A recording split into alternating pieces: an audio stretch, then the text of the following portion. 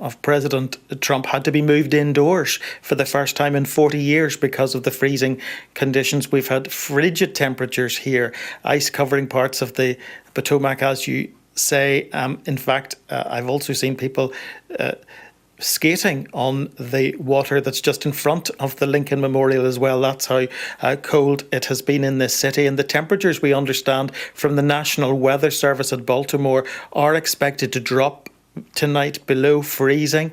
It is just midnight here in Washington, D.C. They're suggesting or forecasting that it will drop to -2 degrees. So the weather conditions will be a critical factor. Hypothermia, a concern for those trying to reach anyone who has survived the impact and is still in that water. Relatives and friends of those who were due to arrive on that American Airlines flight from Wichita, Kansas, have been gathering in a designated area at Reagan National Airport, where, as you say, we expect to hear from the various agencies at a press conference shortly. I think it is worth just pointing out that more than a quarter of the passengers travelling through Reagan National in the last 12 months flew on American Airlines. That's more than any other commercial air carrier there. And many of those people will be members of Congress, senators, House representatives, and journalists, federal staff, anyone involved in politics or reporting politics on the Hill. It is a very busy airport and very close, of course, to the city centre, which is the reason why many people favour this airport over Dulles International, some 28 miles outside the city. But Dulles will be a busy place too right now. It's where all aircraft has been diverted. The runways at Reagan National will remain closed, we understand, until at least 5 a.m. Tomorrow morning, so at least another 4.5 hours while that Federal Aviation Authority investigation gets underway. And the FBI, in a statement, says it is assisting in that investigation, although there is no suggestion whatsoever at this stage that this was anything other than a tragic accident. Indeed, so still waiting for that news conference. As often happens with these things, David, as we know, they do tend to slip a little as the authorities are gleaning as much information as they can possibly impart. But as you were saying, our thoughts very much go out to the families and friends of those who would have been waiting the few seconds before this plane was due to land to collect them. It was Wichita. It was coming from Wichita in Kansas. It was an American Eagle 5342 flight. Was just literally seconds from landing. If you're just tuning our way, these are the latest live pictures that we have from the scene. To the right on the bar there, you can see that is the news conference that will be underway in just a few moments' time. We hope to glean more information then, but quite an alarming tweet on Truth Social, actually, from Donald Trump. Just want to read that to you. Again, if you're just tuning our way, the aircraft was on a perfect and routine line of approach to the airport. The helicopter, it was an Army Black Hawk helicopter with 3 soldiers on board, told it was a training flight. The helicopter, he says, was going straight at the airplane for an extended period of time. It's a clear night. The lights on the plane were blazing. Why didn't the helicopter go up or down or turn? Why didn't the control tower tell the helicopter what to do instead of asking if they saw the plane? This is a bad situation that looks like it should have been prevented. And then he says, in capital letters, not good, with several exclamation marks. We have had via the AP news agency a little clearer insight into what happened in the few moments before this crash between the Canadian-made Bombardier CRJ 701 twin-engine jet. It says a few minutes before landing, air traffic controllers asked the arriving commercial jet if it could land on the shorter runway 33 at Reagan National, and the pilots said they were able. Controllers then cleared the plane to land on runway 33. Flight tracking sites showed the plane adjust its approach to the new runway. Less than 30 seconds before the crash, an air traffic controller asked the helicopter if it had the arriving plane in sight, which is what President Trump is referring to. An air traffic controller asked the helicopter to change its direction. Another radio call to the helicopter P-AT-25 passed behind the CR jet. Seconds after that, the two aircraft collided. Alistair Rosenshine is with us, spoken many times, former British Airways pilot. We don't know what's happened at this stage, Alistair. Initial reports suggesting that 4 people had been pulled alive from the Potomac, but that is now being discounted by other news organisations. Your thoughts this morning, please, sir? Good morning, Kay.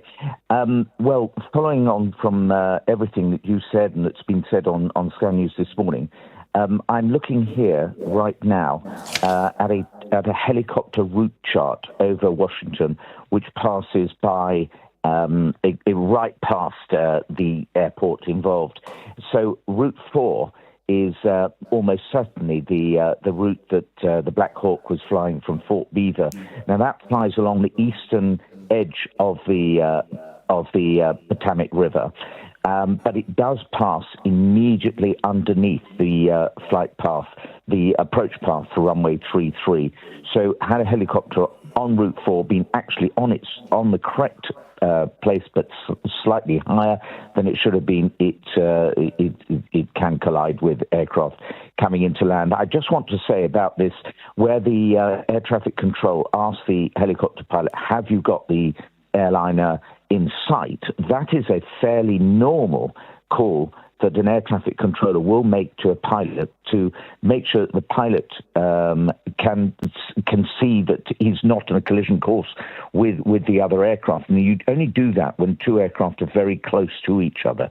So, because if you have visual contact, you are able to maneuver away from any conflict. So that is why that call was made. That is not an unusual call. That is a fairly normal standard call for an air traffic controller to make to a pilot of either a helicopter or an airliner. Who would have priority? Well, the airliner would have priority, but, in any form of conflict, both aircraft are going to try and avoid each other, the pilots of both aircraft, but the airliner on approach, short finals, as this was at 400 feet to runway 33, would almost certainly have priority, because an airliner cannot move away from its approach path without throwing away the approach and diverting and doing a go around. The helicopter pilot is the one who has to maneuver away from the airliner in this case. We're going to show the moments up to collision now, Alistair. If people just tuning our way, I do need to warn you that this is the moments just before collision. I think you may already have seen this, but we, for the benefit of our audience just coming to us, then let's just show them what happened. Obviously, the image to the left was the helicopter. The image to the right was the Bombardier aircraft with 60 passengers and 4 crew on board. Both aircraft now upside down in the Potomac. Freezing temperatures there this evening. Your thoughts on what you saw? Right. Well, I can't see it right now, but for technical reasons, I can't make this call and look at the video at the same time. But I did see an earlier video, and it does show a flash of light where the 2 aircraft meet, and that would be a catastrophic collision, because to have flames like that would suggest ruptured fuel tanks and catastrophic collision. And as I say, the Route 4 helicopter path is right underneath the approach to runway 33, and so as you can see, if any helicopter is a bit too high on this Route 4, then it would collide with the airliner on short finals, and that does appear to match with the video that you've just shown. And I'm sure you've probably flown into this airport previously. Apparently, it's a very tricky airport to land at, and commercial pilots that are flying into Reagan Airport have to undergo extra training? Well, any airport which is in the centre of a town, yes, you have to, because there are a number of things. There's a noise factor, so you want to fly on a very set path in order to avoid disturbing residents too much on a regular basis. But, normally airliners are flying into runway 01, which is a long runway. But this particular flight, the pilots were told to route in via runway 33. Now, that pushes the airliner to the east of the approach for the long runway. And it is very likely that the helicopter pilots were not expecting an airliner to come in on runway 33, which is not used as often as the longer 01 runway. So, that is a factor which I'm sure will come up in any investigation. But as far as practicing to land at a busy airport in a town like this, the normal procedure is that pilots will practice in a simulator where they can see the approach, they can make approaches, they can fly these helicopter routes and see the visual that they would see, because these simulators are really very, very accurate these days. And the visual picture you get on the screens when you are flying in a simulator are so similar to the real environment that you actually think you really convince yourself you're flying a real aircraft over the land here. So, but in addition to that, they would have photographs of different parts of the route they fly. So, but this was a training flight, apparently, the military training flight. So at least one can make the assumption that one of the pilots, and presumably the handling pilot, had less experience and was fairly new either on the aircraft or on this particular type of route. So, there are a number of factors that come in here, but obviously a major error has happened. We will come back to you in just a few moments, Alistair. Thank you for your expertise on that. We've heard from the Transportation Secretary in the US, Sean Duffy, just sworn in earlier this week, actually. And he has been speaking on his social media posts, saying that he is closely monitoring the situation. Mark is with us literally on the banks of the Potomac. Mark, good morning, good evening to you. Confusion over whether or not anyone has survived this terrible crash. We probably will get a clearer idea as soon as this news conference begins. It's about 15 minutes or so late at the moment, but of course we'll bring it live just as soon as it happens. I'm just reading, Mark, as I talk to you, that commercial yachts appear to be working at the Potomac crash scene, some 4 hours or so since the crash?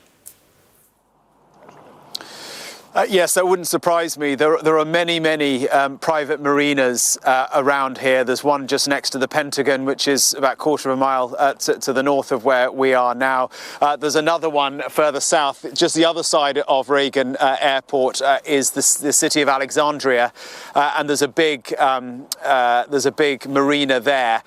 So perhaps people trying to come out to help. We've also just seen in the last few minutes a convoy of fire trucks, fire engines driving down from the city itself towards Alexandria with boats towing some vessels as well, some boats as well. So this is not an operation. This is an operation that is still in its early stages. They are still bringing in different bits of kit in order to continue what I think will go on all through the night. You can probably just make out behind me there the control tower of Reagan Airport.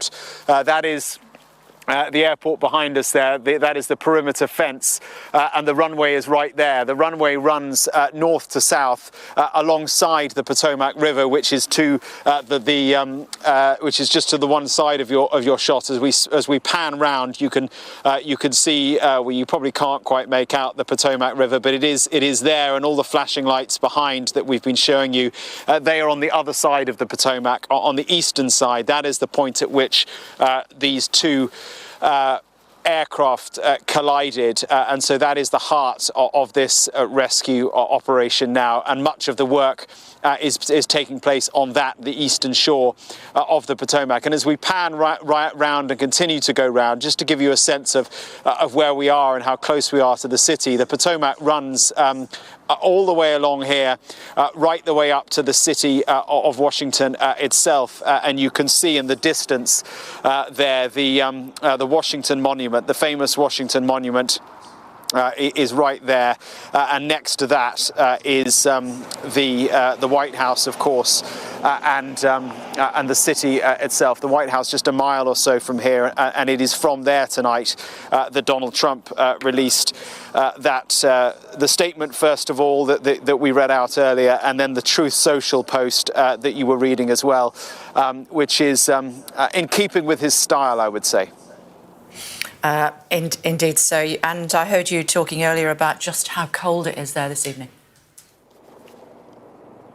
It's really cold, although not nearly as cold as it was a week ago. But the fact that it was so cold last week, Kay, means that the river is absolutely freezing, indeed literally frozen in the city itself. Just a bit further downstream here as we move our camera back round, it is not frozen, but it is very, very cold indeed. And so that clearly is going to complicate the recovery work. And we can see there's actually a helicopter right above us now.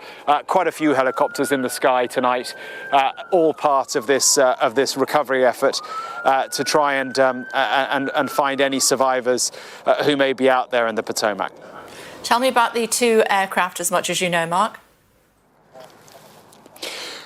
Well, the American Eagle flight was operated by a subsidiary of American Airlines, but it would have been branded American Airlines. It's a bombardier plane, a small passenger aircraft, single aisle. I think it has 2 seats either side, so a very small aircraft that can carry about 70 passengers. It had 60 people on board for this flight from Wichita, Kansas to Washington. 60 passengers, 4 crew. And it was just coming into land when it collided with a US military Black Hawk helicopter that was on a training mission. The US Army has confirmed within the last hour that it was indeed on a training mission. It was, we think, heading back to a US airbase on the eastern banks of the Potomac, just opposite, on the other side of the river from the airport itself. And they collided at just before 9 o'clock this evening. So we are now almost exactly 4 hours into a rescue operation here in Washington. As we were saying earlier, Kay, the airspace here is very congested all of the time. Congested because there are lots of no-fly zones over the city for obvious reasons of safety, of national security as well, with the White House, the Pentagon, the Capitol are all located here. And so it's congested because the air traffic is confined to quite narrow areas. The commercial aircraft follow the path of the Potomac as they take off and land until they get to a certain height and a certain distance outside of the city. But the helicopters, of which there are very many, operated by the police, by the US Park Police as well, and also the military, they use the same flight path along the Potomac, but fly at a much lower altitude to avoid precisely this happening. They fly really very, very low. I'm always struck when we see them flying around the city. They're very low indeed.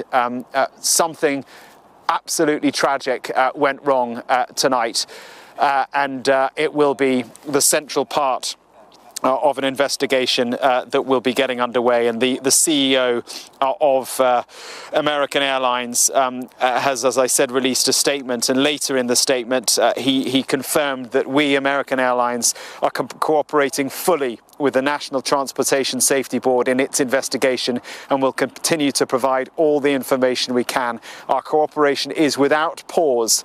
And we want to learn everything we can about today's events. The work will take time, but anything we can do right now we are doing in terms of focusing on taking care of all the passengers and crew involved. And to that end, my colleague James Matthews, who has been tonight inside the airport himself, has spoken to some of those who were there to greet passengers who were arriving. He's spoken to one passenger who said that, one person in the airport who was awaiting the arrival of the plane said that his daughter's best friend was on the flight heading to DC for a skating competition. And it's thought that a number of the people on the flight were also heading to that same skating competition here in Washington. OK, Mark, thank you. Reagan is generally a domestic airport, but it did carry something like, or operate with something like 6 million passengers up to the October of last year. As I said, largely domestic. American Airlines, they generally have most of the passengers going through that airport. American Eagle is a subsidiary of American Airlines, and we were hearing there from Mark about what Robert Isom, the chief exec of American Airlines, has said. Let's listen to him. Hello, everyone. I'm Robert Isom, the CEO of American Airlines. I want to brief you on a serious accident that occurred involving an American Eagle aircraft. The aircraft was operated by PSA Airlines, which is a wholly owned subsidiary of American Airlines. First and most importantly, I'd like to express our deep sorrow about these events. This is a difficult day for all of us at American Airlines, and our efforts now are focused entirely on the needs of our passengers, crew members, partners, first responders, along with their families and loved ones. I know that there are many questions, and at this early stage, I'll not be able to answer all of them, but I do want to share the information I have at this time. American Eagle Flight 5342, operated by PSA Airlines, a CRJ 700 aircraft traveling from Wichita, Kansas to Washington Reagan National Airport, has been involved in an accident near Washington, D.C. It appears to have collided with a military aircraft on approach. Flight 5342 was under the command of 4 crew members and carried 60 passengers for a total of 64 people on board. We are actively working with local, state, and federal authorities on emergency response efforts, and the American Airlines care team has been activated to assist our passengers and their families. We're cooperating fully with the National Transportation Safety Board in its investigation and will continue to provide all the information we can. Our cooperation is without pause, and we want to learn everything we can about today's events. That work will take time, but anything we can do now, we're doing. And right now, that means focusing on taking care of all passengers and crew involved, as well as their families. Members of our GO team will be on their way to Washington, D.C., and I'll be heading there shortly as well. We know that many people will be concerned for the welfare of their loved ones, and we've set up a special helpline friends and family can call at 1-800-679-8215. That's 1-800-679-8215. If you believe you've had friends or family on board American Eagle Flight 5342. We understand and appreciate that people are eager for information. Please know that we'll continue to share Let's just break away for a moment to bring you this news conference that we've been waiting for.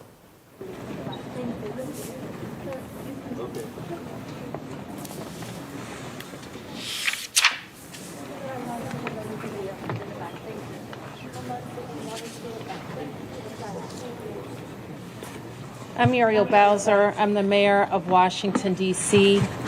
I'm at Reagan National Airport. I am joined by United States Transportation Secretary Sean Duffy, United States Senator Jim Moran, Senator Roger Marshall, Jack Potter, the CEO of the Metropolitan Washington Airports Authority.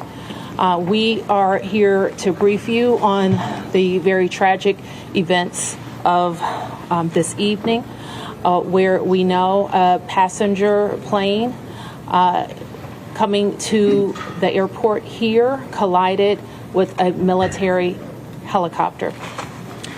Our fire department, DC Fire and EMS, supported by fire departments and police departments from across the Washington metropolitan region, are executing a rescue operation in the Potomac River. They are working diligently in very dark and cold conditions, cold water, to execute this rescue operation. We have had the opportunity to be briefed by American Airlines officials. I'm told that American Airlines leadership is on the way to Washington as well, and officials are in the airport talking to families now. We do have a 1-800 number where families should contact us, should contact American Airlines for more information, and we will be providing that information shortly. I am going to turn to a number of officials to provide as much information as we can this evening, and we expect to have more frequent briefings at daylight. So with that, I'm going to turn to Secretary Duffy. Thank you, Mayor Bowser. I think for all of us, we want to extend our thoughts and prayers to those individuals who were impacted by the events tonight, their families. We know this is a very difficult time for all of them. I want to join the mayor and everyone here to extending our thank you to the first responders who, again, in very difficult situations and environments, are out there searching and attempting to rescue. Tonight, I spoke with President Trump and his team in the Situation Room. I had a conversation with Secretary Pete Hegseth as well, and then with the Kansas delegation and the mayor and others in leadership, as well as Governor Youngkin from Virginia and Governor Kelly from Kansas.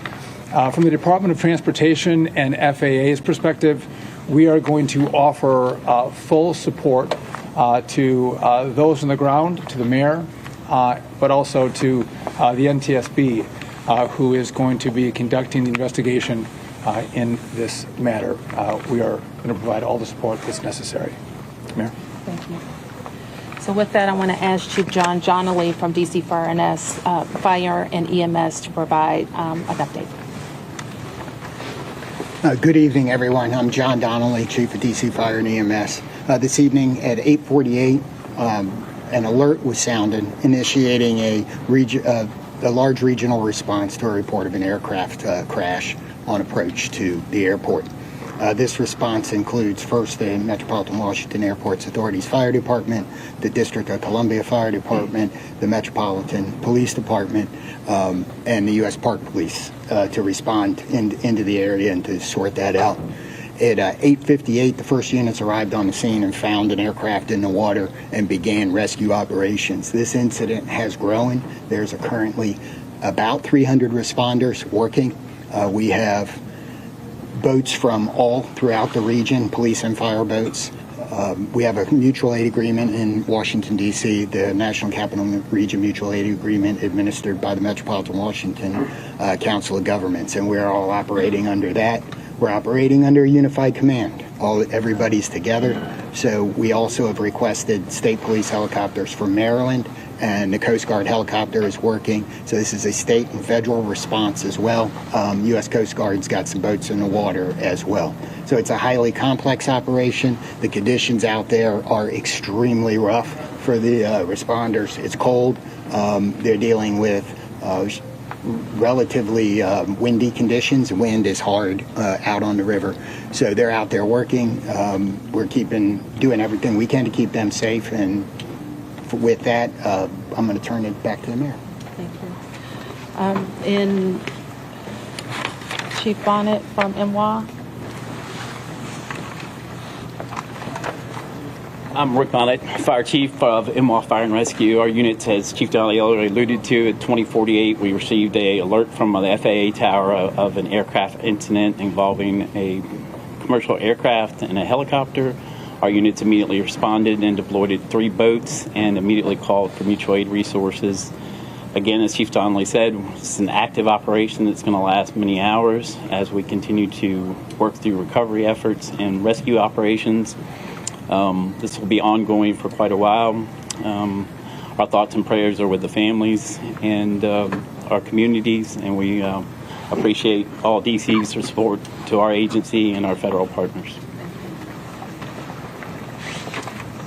So with that, I wanted to turn to the senators who are from Kansas who wanted to say a few words. First, Senator Moran, and then Senator Marshall. Mayor, thank you, and Mr. Secretary, thank you, and to our first responders, thank you very much for all that's taking place here. I'm Jerry Moran. I'm a United States Senator from Kansas, and I chair the subcommittee and Commerce Committee on Aviation. So we have really a serious and sad circumstance that we want to be here to be helpful, and we're praying that our responders are safe and the folks who are on that flight are recovered. The circumstance I would describe is that I know that flight. I've flown it many times myself. I lobbied American Airlines to begin having a direct nonstop flight service to DCA. That flight has been in existence about a year. And it is certainly true that in Kansas and in Wichita in particular, we're going to know people who are on this flight, know their family members, know somebody. So this is a very personal circumstance as well as an official response. And again, we will do everything we can to make certain that we're supportive of the rescue efforts, and we'll do everything we can to make certain that our subcommittee and Congress is engaged in what needs to take place following the outcome of this evening and this month's kind of investigation. I've talked to NTSB, I've talked to the White House, I've talked to the Department of Defense, and I've talked to the CEO of American Airlines, and there is all of us pulling together for the best outcome possible. I'm honored to be here with my colleague, Senator Marshall, as we try to make certain that we care for those certainly back in Kansas that were on that flight.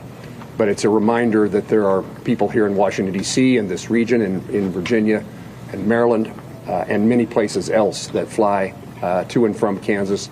And so we're rooting and supporting all those, regardless of where you're from. And Mayor, I appreciate the gathering here for us to try to provide information to those in Kansas and across your city. Thank you. Yeah. Thank you. Well, thank you, Senator Moran and Mayor, Secretary. You know, when one person dies, it's a tragedy, but when many, many, many people die, it's an unbearable sorrow.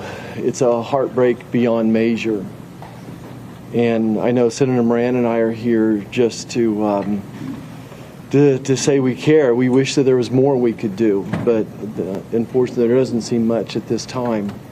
I want the folks back home to just know that we care, that we love them, and that this is a time when we'll have to join arms together and help each other out. We've been through things like this before, through tornadoes and floods and things, but it's really hard when you lose, probably over 60 Kansans simultaneously. And I don't want to forget the pilots and the flight attendants, are doing do their job, and the military personnel we lost.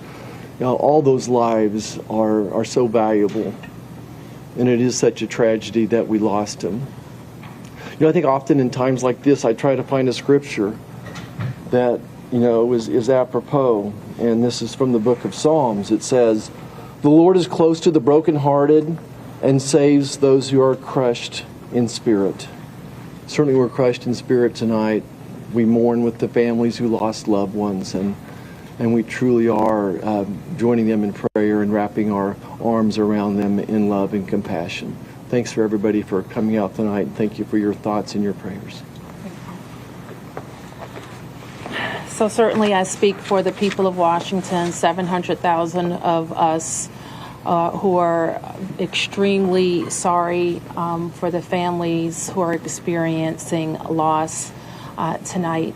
And so we want you to know that we will continue to work with American Airlines to share information as frequently as possible and make sure that we're getting accurate information out to the public. But my sorrow for all of the people and crew on the plane and our military personnel on the helicopter is very deep. I do want to turn to Jack Potter, who is the CEO of our Airports Authority, responsible for Reagan National Airport and Dulles International Airport, to talk to you about how the airport responded and what's going to happen next. Good evening. As was said, I'm Jack Potter, the President and CEO of the Metropolitan Washington Airports Authority. Thank you all for being here tonight and under these very, very grim circumstances. First of all, I want to let you know that we're providing support to all the families who are involved. American Airlines has established a phone number for them to reach out. That's been published, but let me repeat it. It's 1-800-679-8215. So families of folks that were on the plane are asked to contact them. We did have folks who were at the airport to pick up loved ones, and so American has set up a center in their in their lounge at the north end of the airport, and we've directed the families there, and there are folks there counselors there to work with the families. We did have aircraft that were in the air. They were diverted to Dulles Airport, some 19 aircraft. We had personnel, United and others had personnel. We want to thank WMATA for extending their hours on the Metro to make sure that those folks were accommodated. Right now, as was said earlier by the chief, we're in a rescue mode. We will continue in that rescue mode. I want to thank all of the mutual aid responders, all the counties, the districts, folks from Maryland and Virginia. Everybody's on site doing the best they can, and numerous boats out in the water right now. NTSB is on site. I want to thank all of the folks behind me, the secretary, the mayor, the two senators for all of their support, and we're going to continue to work through the night. I do want to make an announcement. People are, concerned about what's going to happen in the morning. Reagan National Airport will be closed until 11 o'clock. That's when the first flights will take off. But we're going to continue to do our best and work through this situation over the course of the night, and we hope to have more news as it develops. But for right now, it's a very difficult situation out there with the cold. It's very dark, but there are numerous boats out there. There are dive teams out there. So, again, we'll continue to work this situation, and I'll turn it back to the mayor. Thank you very much. Thanks for that update. And you've heard that in the National Capital Region, the district, of course, is Washington, D.C. is at the center, but we are a close region. We have heard from the governors of Maryland and Virginia, the mayor of the city of Baltimore, all who have sent us personnel to help in the rescue operations. Last thing I'll note is just to our local viewership, and just please let our first responders do their work. Try to let our vehicles get to scenes and through scenes. We don't want anybody else to get hurt because of moving vehicles, okay? So we will be able to take a few questions. There's not a lot that we can say. We won't be able to say anything about an investigation. As you know, once Fire and EMS completes the rescue operation, then the investigation goes over to the National Transportation Safety Board. And I'm sure the Safety Board, NTSB, will provide information about when they will be briefing about an investigation. So we'll take a few. Yes? Can you confirm that both aircraft are in the water, and perhaps Chief Donnelly can explain what's involved in conducting an operation like this in these conditions? Yes, both aircraft are in the water. The focus now is rescuing people, and that's what all of our personnel are focused on. And Chief, I think he's given a pretty good description, but if there's anything else you want to add, Chief? I would just say that the boats are out doing searches. We have divers on both aircraft, and they're searching the aircraft at this point. Right. Yes. Have any survivors been found, and how many bodies have been recovered? All we can confirm tonight is the number of people on each aircraft, 64 people on the American Airlines plane and 3 people on the military helicopter. And we can't provide any more information about recovery The efforts. 2 people have talked about lost loved ones. So how do you know that there might be people who have lost loved ones? I didn't say I didn't know people had lost loved ones. I said we can't talk about any of the recovery efforts in specific tonight. Yes. Secretary Duffy, So I'll call on who's next. Yes. Thank you, Mayor Bowser. Will this affect operations at Dulles and BWI? Will the Potomac River traffic be closed to boats? Yes. And so Jack has talked about, can you talk about Dulles? I'm not sure we can talk about BWI, but we can talk about Dulles. Right. There is no impact at BWI or at Dulles. As I said earlier, our airport here, Ronald Reagan National Airport, will be closed until 11 o'clock. Obviously, that will be fluid. We'll learn more, but we wanted to advise passengers who might be coming to the airport in the morning that we will be closed until at least 11 o'clock.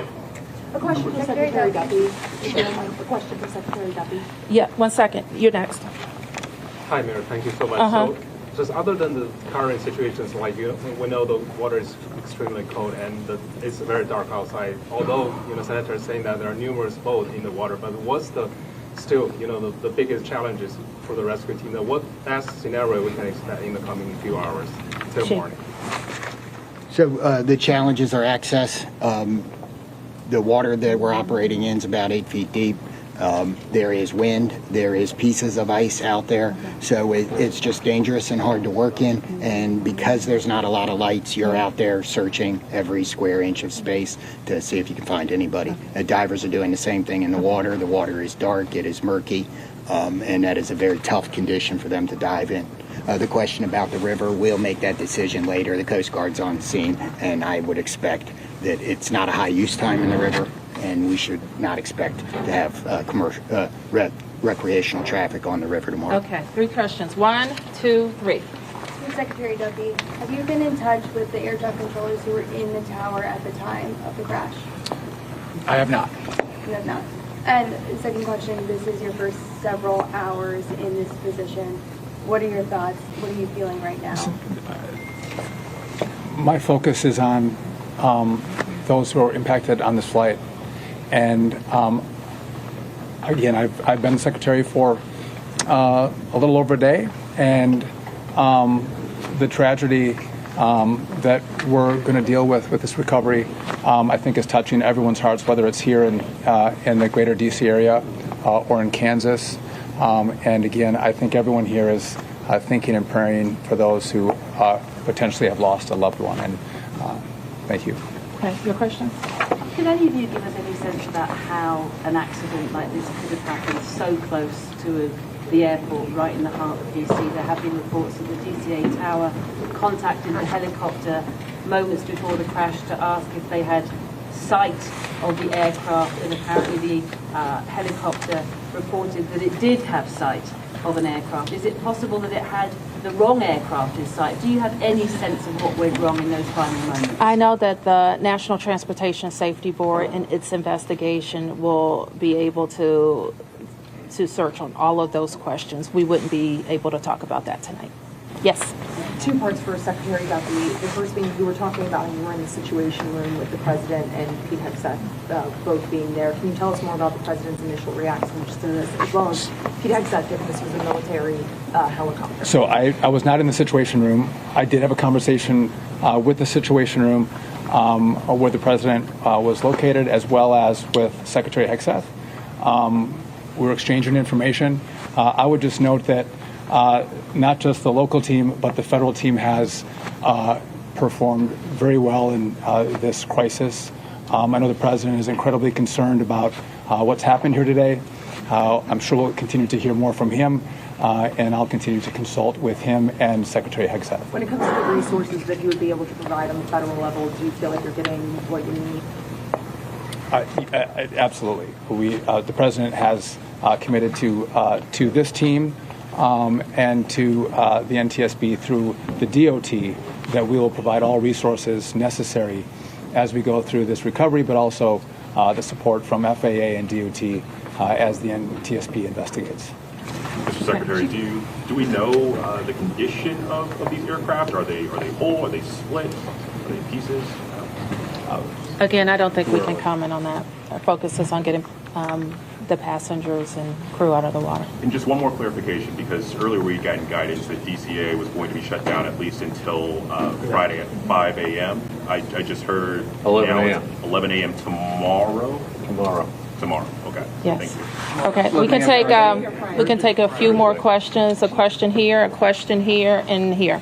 Yeah. Mayor Bowser, can you just confirm, has anybody been transported to the hospital?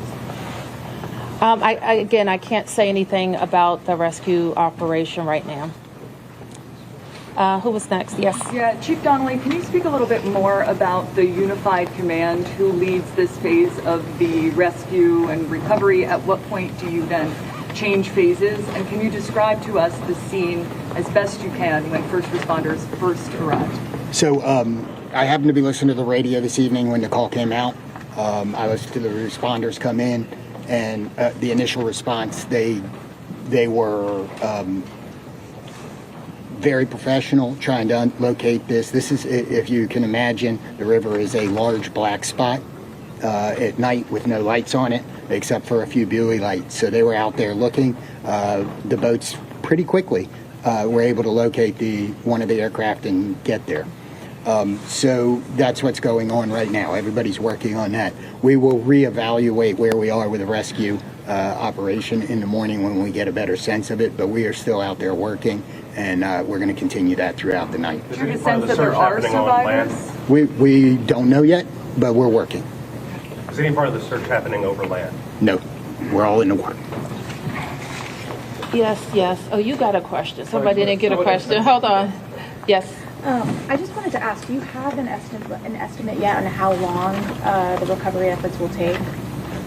Chief.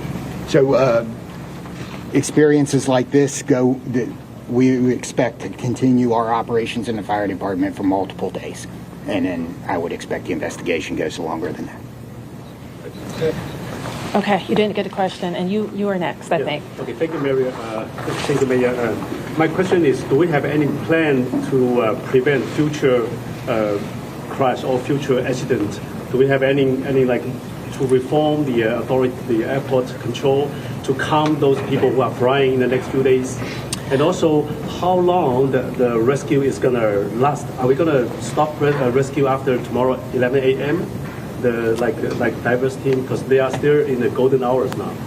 No, I mean, I think you just heard the chief said we're going to be out there as long as it takes, and we're obviously trying to get to people as soon as possible, but we are going to recover our fellow citizens. Yes. This is for the chief and Secretary Duffy. How do you balance the search and rescue operation with preserving the scene for the investigation that's now underway? So from the fire department's point of view, we are always going to put people first. But I don't think I think our operations, because we have a unified command, we are all working together, and the NTSB is in contact with us, and we will work together to make sure that if there's crucial evidence that it's preserved. And that's something we do every day with our police department on crime scenes and things. So life comes first, and everything else is after that. Okay, last question. Yep. Secretary Duffy, I just want to ask, I know it's early, but are there any immediate actions that the FAA should take to prevent helicopters and commercial airplanes from getting too close to one another? So obviously there'll be a review of what happened here tonight. And after the FAA studies what happened, we will take appropriate action if necessary to modify flight paths and permissions. Do you have any more details about the helicopter mission with the Black Hawk? And Mayor Bowser, have you heard directly from President Trump? I spoke with the President's National Security Advisor, and I have not talked to the President yet. And I do not know what the mission was. So let me close by saying again, thank you to the members of the press to help us get information out to the families. The American Airlines number is 800-679-8215. 800-679-8215. And I expect the airport will likely provide additional information in the morning. Thank you. Good morning, everybody. 6:20 in the morning here in London. You're waking up to the news that a jet carrying 60 passengers and 4 crew members has collided with an Army helicopter carrying 3 soldiers on a training flight while landing at Ronald Reagan National Airport near Washington. It's prompted a large search and rescue operation in the nearby Potomac River. The Federal Aviation Administration has said the mid-air crash happened just before 9 p.m. local time, when an American Eagle bombardier jet on its way from Wichita in Kansas collided with a Black Hawk military helicopter. American Airlines Flight 5342 was inbound to Reagan National at an altitude of about 400 feet when the accident happened. Video from an observation camera at the nearby Kennedy Center showed the collision followed by a fireball. Both aircraft are now upside down in about 8 feet of water in the Potomac.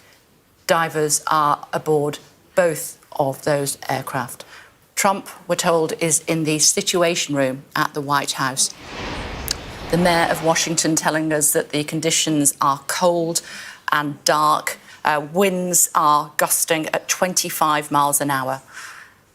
We're also told by the fire chief, we don't know if there are survivors, but we are working on it, although the Kansas senator also at that news conference, Roger Marshall, seeming to suggest that all souls have been lost. Reports that several on board the aircraft were heading to a skating competition. James Matthews was at that news conference for us.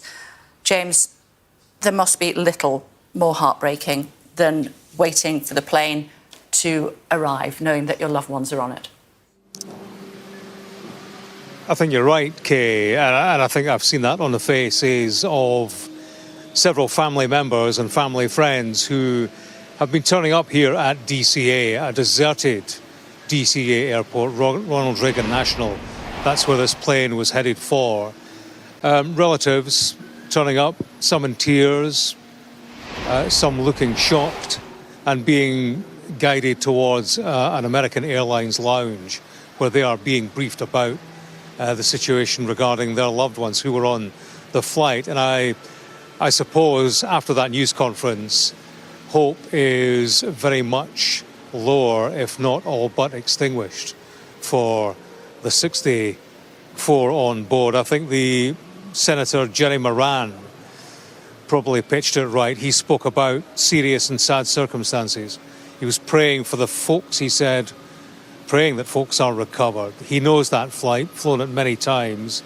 When one person dies, it's a tragedy, he said, but when many die, it's an unbearable sorrow.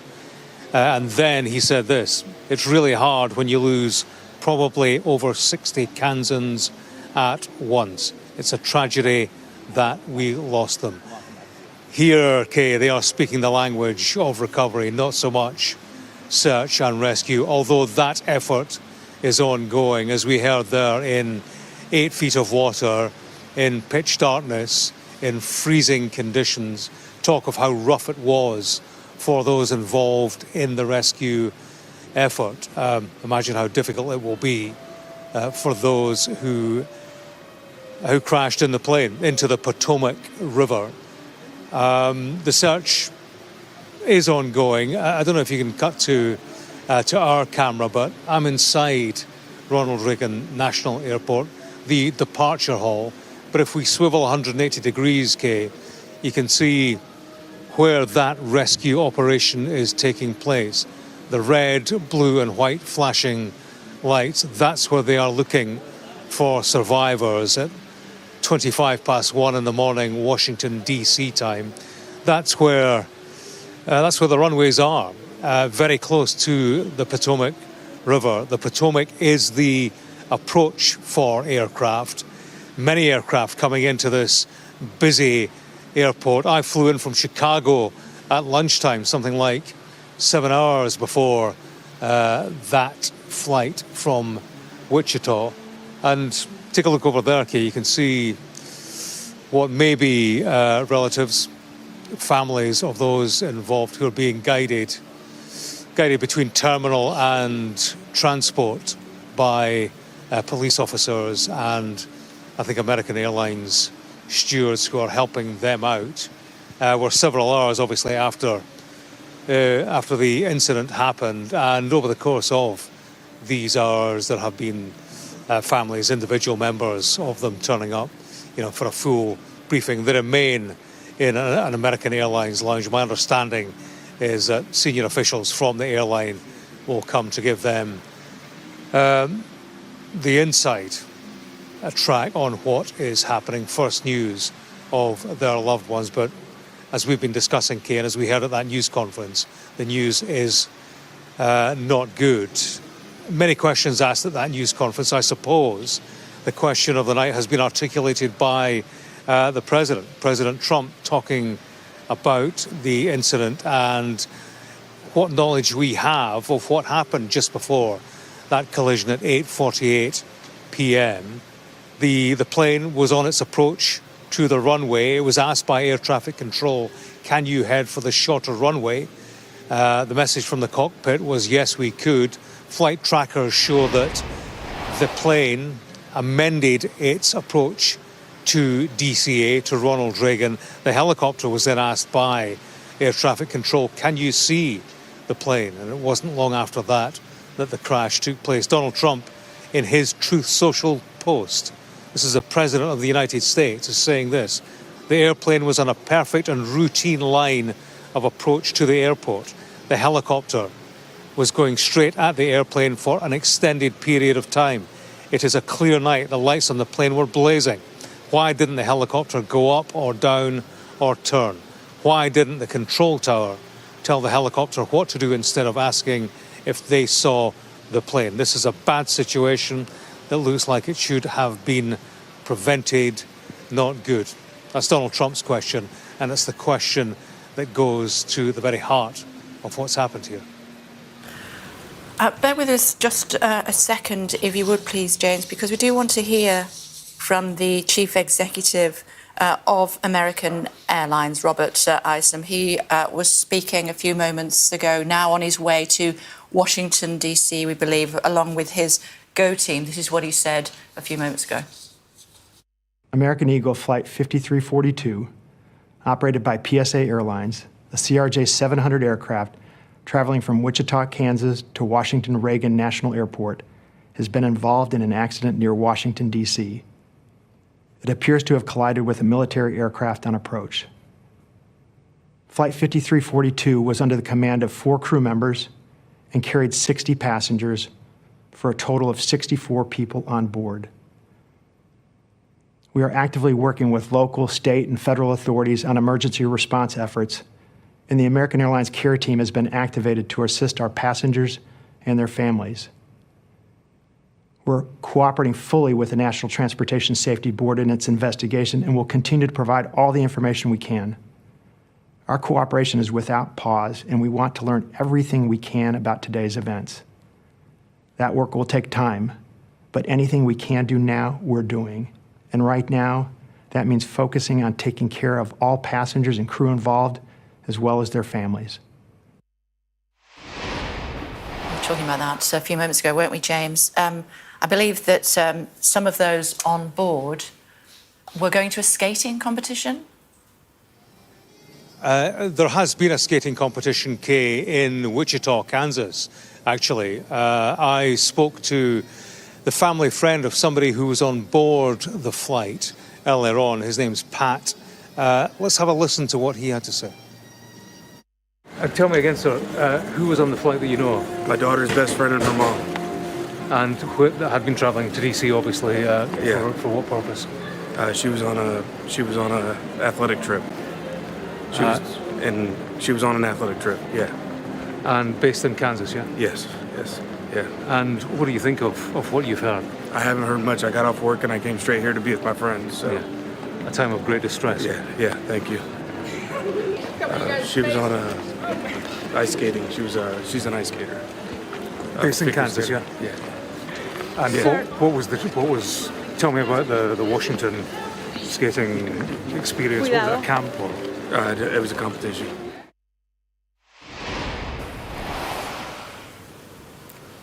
So, James, that was someone that you managed to catch up with in the airport, heading straight from work to be with friends who were waiting for that aircraft to land. It was just seconds from landing, wasn't it, when the collision happened?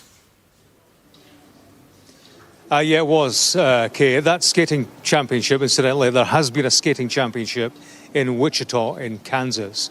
Pat, who we spoke to, appeared to indicate that the championships were in Washington.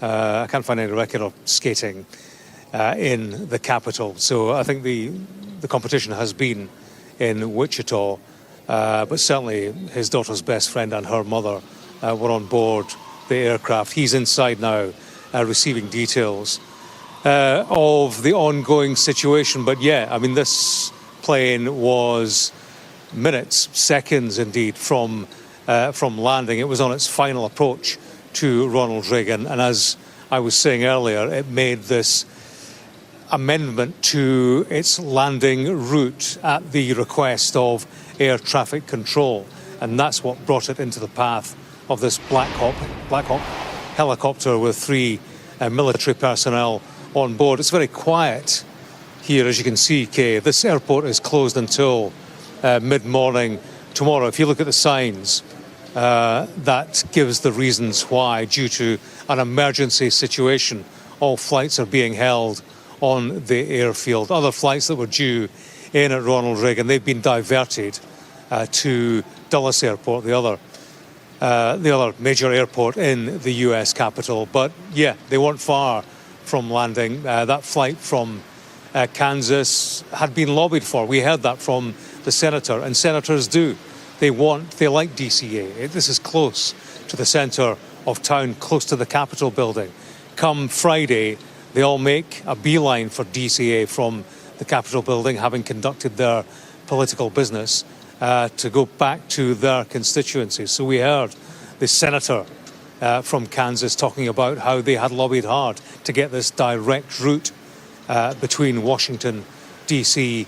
and Wichita in Kansas. That senator said that he uses that service all the time. Clearly a very popular route. It's a busy airport in the Washington capital, and I suppose that feeds into the larger inquiry, how busy this airport is. The burden placed on air traffic controllers, because clearly there are questions about their role in all of this. Why did they divert that plane? What was their exact and full conversation with that helicopter? And why didn't they prevent both these aircraft coming into collision? Questions for air traffic control, clearly questions both for those who were on board the plane and on board the helicopter.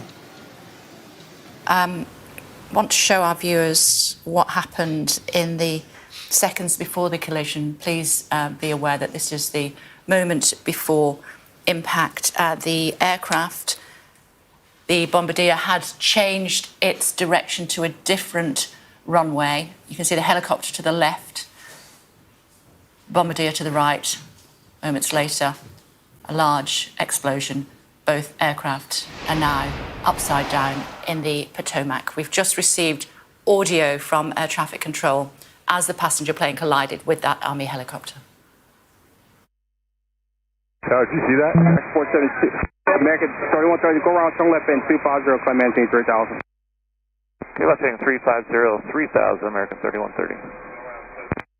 Lucy 5347, go around, climb maintain 3000, flight 3000, heading, go around 3000, Blue Streak 5347. Blackjack 3, can you return to base? Blackjack 3, proceed directly to Glebe. I need you to land. I need you to land immediately. Can you go to Dulles for a few minutes? Muscle 7, proceed due westbound, contact Dulles Tower 120.1. Muscle 13, can you go to Baltimore?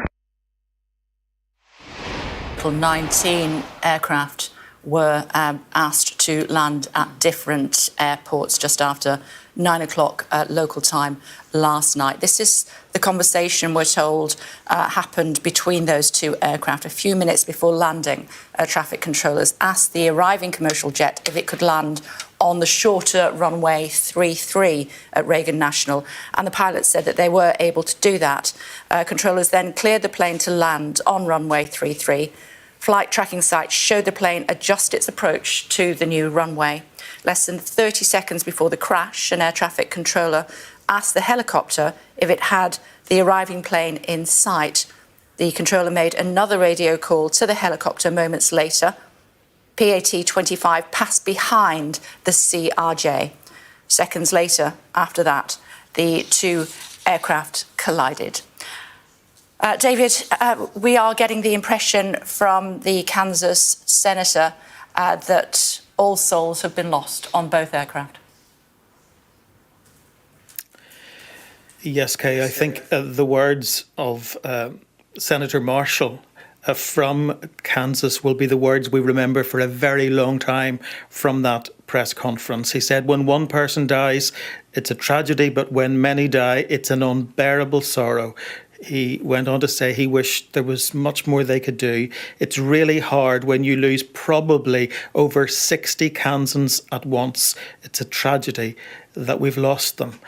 Until that point, the only suggestion of fatalities had come from the US news network CBS, reporting that 18 bodies had been recovered from the river, but it would appear that there may be no survivors, and that would make this the most tragic air disaster over the US capital in more than 40 years. We've been processing a lot of information coming to us in the last couple of hours. I think the most critical bit has come from the fire chief and the mayor updating us at that press conference, confirming that it was 8:48 when the alert was sounded about an incident involving a commercial aircraft and a helicopter. The fire chief said just 10 minutes later, at 8:58, the first units arrived on the scene and began rescue operations. About 300 responders working as we speak, boats and divers working as part of a rescue operation in extremely rough conditions. It's very cold and windy in Washington. The temperature is expected to drop further during the night. It's just gone 1:30 in the morning here. And he says it's an active operation that will go on for many hours. So I suppose we've got three things happening, maybe four things happening at the same time. We have a search and rescue operation ongoing. There were 60 passengers on the American Airlines Flight 4 crew, and there were 3 military personnel on the US Army helicopter, all, it would seem, unaccounted for at this moment of time.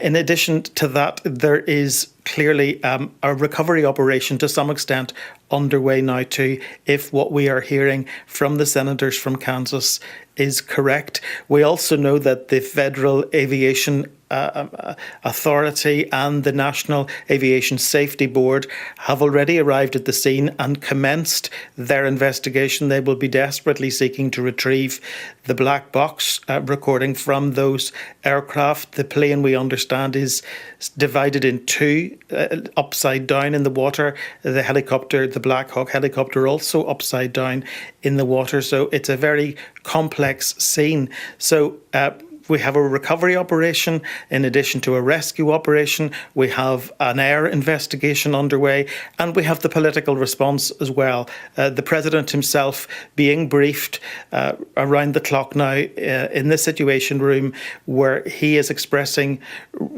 real concern about how this was able to happen, how this helicopter found itself in the flight path is so close to Reagan National Airport. The Vice President, J.D. Vance, also saying that he's monitoring the situation and praying for all of those who were on board and their loved ones. And I think that perhaps is the greatest part of this tragedy, that they were on approach to the short runway 33 at Reagan National, coming to the end of their flight from Wichita, Kansas, and would have had people waiting for them already at that airport. And those people, of course, are now dealing with the fact that their friends and loved ones may not be coming home.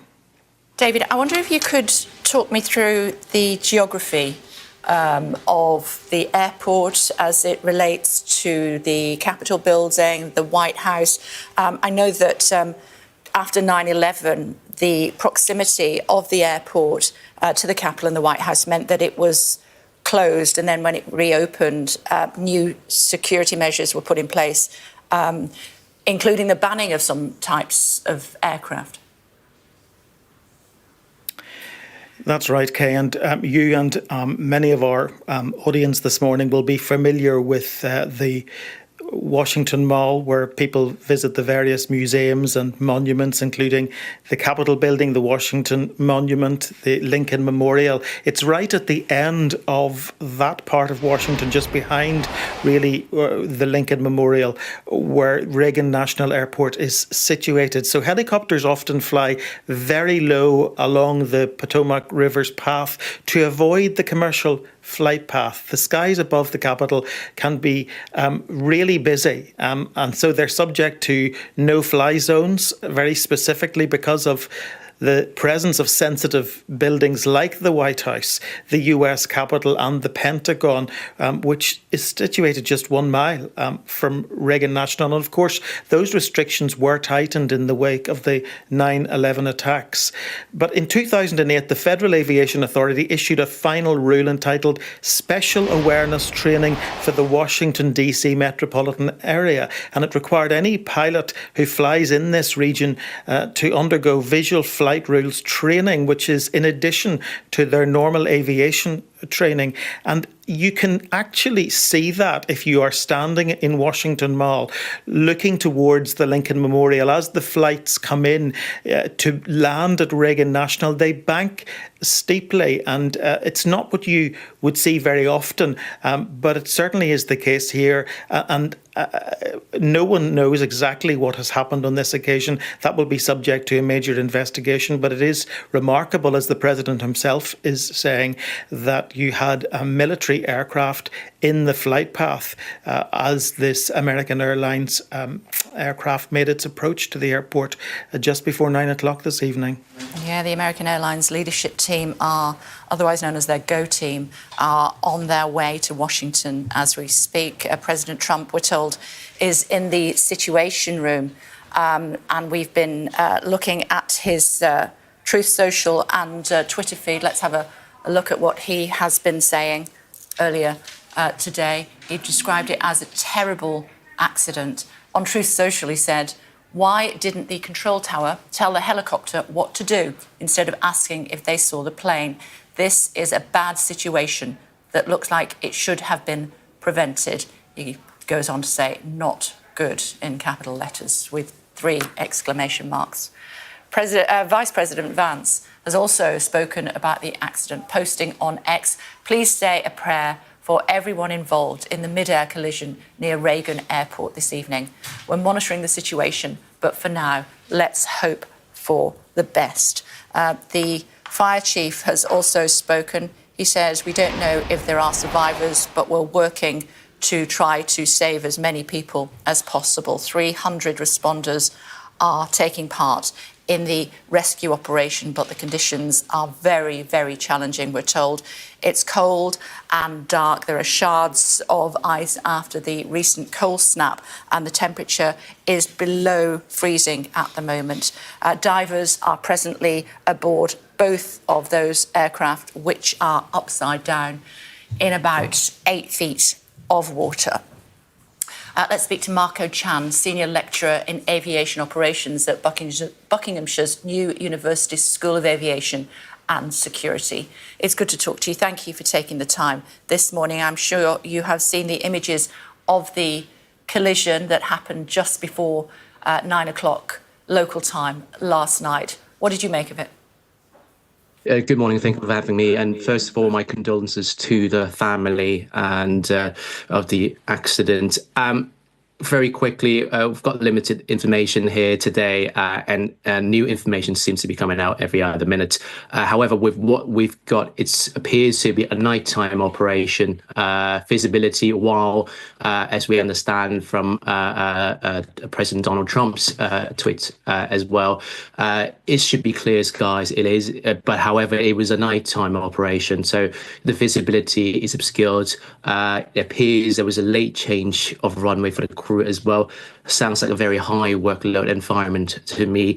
And with the early interview as well with the correspondent, we can hear that the runway 01 and runway 33, the eventual landing runway, requires special training to operate into due to terrain and its proximity to the White House airspace area as well, requiring special visual approach towards the runway. And it sounds like a collision happened really late on as well in final approach, 0.6 nautical miles from the landing runway. And with the latest ATC conversation now, I don't know whether they appear to be on the same frequency, which I'll come on to a bit later on, but very from what I've heard with the ATC conversation, it appears the ATC was instructing the helicopter pilots, first of all, to clarify whether they're official with the CRJ-700, and if so, they would have to take off or maneuver behind the CRJ-700 once they're clear of the traffic. Who has the right of way, as it were?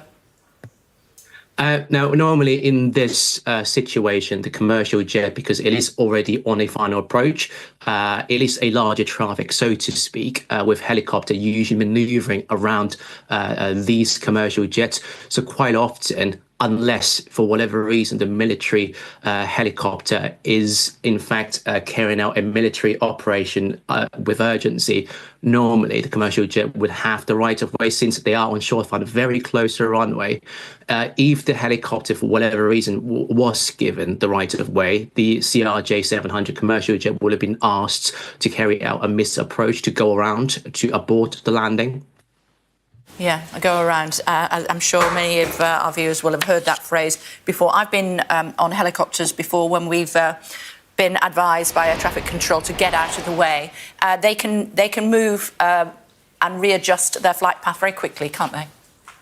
Exactly. So the helicopter is more agile and more maneuverable compared to commercial jets. And plus, if they're that close to a runway for a landing, it would not be reasonable to ask commercial jets just to go around. Instead, ask the helicopter whether they can see the traffic and, second of all, avoid the traffic.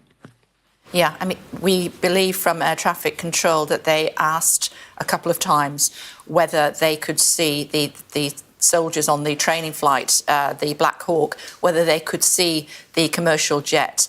And eventually they said, Pat 25 passed behind the CRJ. Can you tell us what that actually means? Yeah, so appears they have a confirmation of the visual, what we call the visual eye, seeing the actual aircraft, the traffic, to pass behind the traffic, to mean let the CRJ-700 move ahead first, and then you maneuver behind the traffic to avoid the collision if it is at all an issue. Now, other issues I believe the investigators will be looking at is on board the commercial jets, we have what we call the TCAS, traffic collision avoidance system. So normally with traffic around, it would show us how far and what's the proximity to us. And usually it would give out traffic advisory or resolution advisory, i.e. to tell you to climb, to descend, or to tell you how close the proximity is in terms of the imminent impact. Now, for military traffic, quite a lot of times for operational reasons, they would inhibit that part of the transponder signal. So it works on, if you will, a transponder signal. So one aircraft sends a signal to the other aircraft. It receives it, so it knows where they are in proximity and in relation to the aircraft. So military aircraft a lot of times would inhibit that function, and understandably for military operation.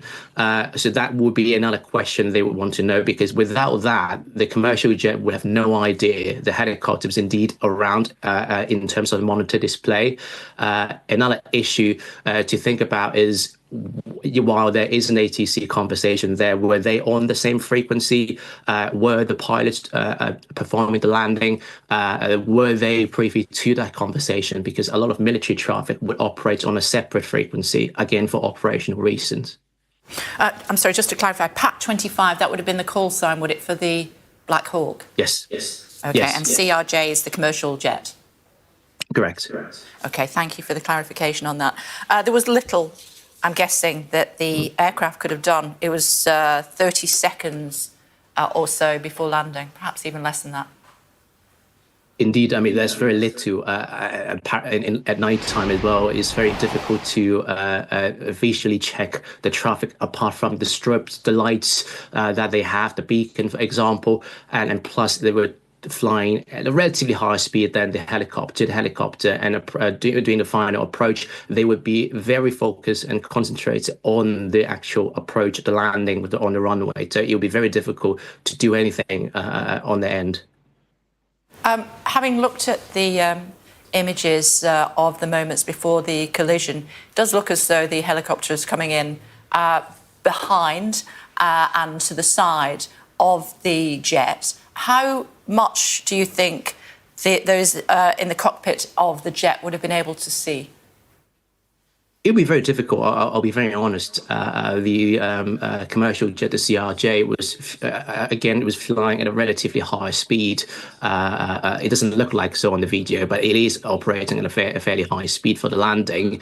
And they probably wouldn't have been able to see the helicopter because it would have been under the wing, if you will, and flying towards the tail. And the pilots in the cockpit, they are at the front. So it would be very difficult for them to spot the helicopter. Would they have been aware of what traffic control was saying, or, as you suggested previously, potentially they were on different frequencies?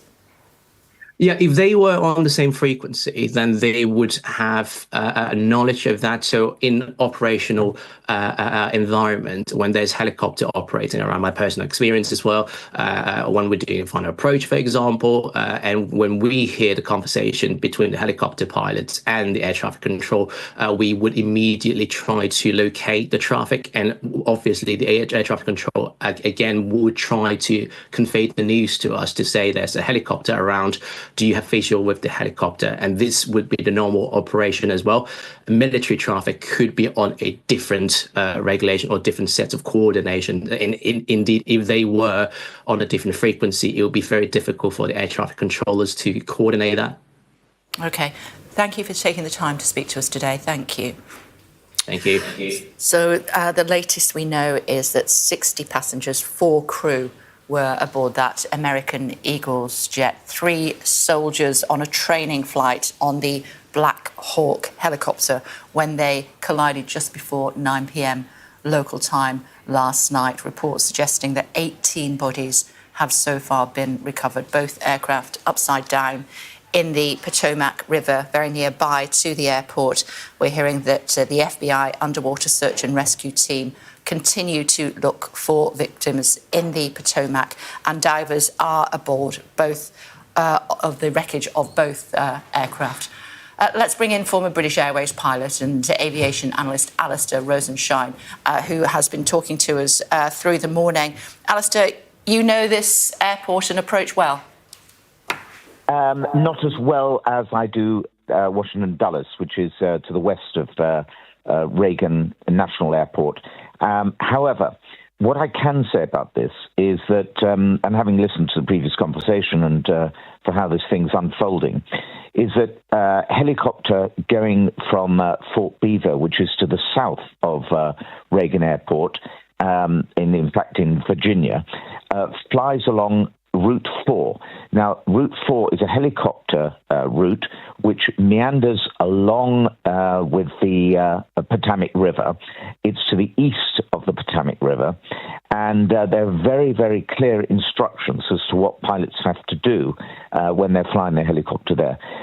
There's a bridge across the Potomac River to the south, immediately to the south of Reagan International Airport, and helicopters have to pass over that bridge at 300 feet, and shortly after that descend down to 200 feet. So that as they pass the airport, they are below 200 feet. Now, that's very low altitude. The reason for that is because it's so close to the airport, and that the airliners on the approach to land at either runway 01 or 33 will be passing just above the helicopter. So what appears to have happened here is that the helicopter was above that 200 feet point. It is highly unlikely that the airliner was below its approach path to land at runway 33. That would be an extraordinarily strange thing to happen. So I would suggest the helicopter had not descended to the 200-foot point, and the collision happened. Possibly, if it was at 400 feet, then at maybe 1.5 miles from the runway. There are other aspects here, that the traffic collision avoidance system, which is mentioned, is either not carried on military aircraft or disabled, or alternatively, it doesn't function at this low level anyway. So there is that factor. The other thing is that military aircraft don't carry with them cockpit voice recorders or flight data recorders. So in the accident investigation, the investigation will be hampered by the fact that they won't have this detail from the helicopter. And I think it is the helicopter flight path that is going to be the more interesting or more vital aspect of this accident. There will be a recording between air traffic control and the helicopter, presumably. Oh, yes, there definitely will. It is also unlikely that the helicopter pilot will have been, as we say, working the same frequency as the airliner. However, they should have the ability to monitor two radio wave frequencies at the same time. So that's one that the helicopters would use on this route, and also be able to monitor the landing, the same frequency that aircraft have on landing or on the approach to Washington Reagan Airport. And so one tends to do this. This was, in fact, a training flight as well. So there is a factor there as well. Citywide prayer vigil in Wichita later on today. That, according to the Kansas Aviation Museum, underlining, I suppose, the comments that we heard from the Kansas governor earlier, which suggested that all souls had been lost on both aircraft. Question to you, Alistair, that I asked our previous guest. Would the pilots have been aware of the helicopter? If they're on the same frequency, then they would have been aware, because they would have heard the controller saying to the helicopter pilot, "Do you see the airliner?" Now, that is a perfectly normal call to be made when two aircraft are in close proximity with each other, because the controller knows that if pilots of at least one of the aircraft can see the other one, then they would take any action that was necessary to avoid the aircraft. But obviously, this accident happened, so if the helicopter pilot had actually seen this airliner, it would be surprising they hadn't taken immediate action to avoid hitting it. But it is also the case that one can misidentify an aircraft. So one's asked, can you see the aircraft in your 11 o'clock position high, and you look out of the window and you see another aircraft, so you misidentify which one you're supposed to be seeing, and that also can happen. Yeah. I suppose I was basing my question on the flight path of the helicopter, which was slightly behind the cockpit of the airliner, if you will. So if they weren't on the same frequency, it could well have been a challenge for the airline pilots to see it.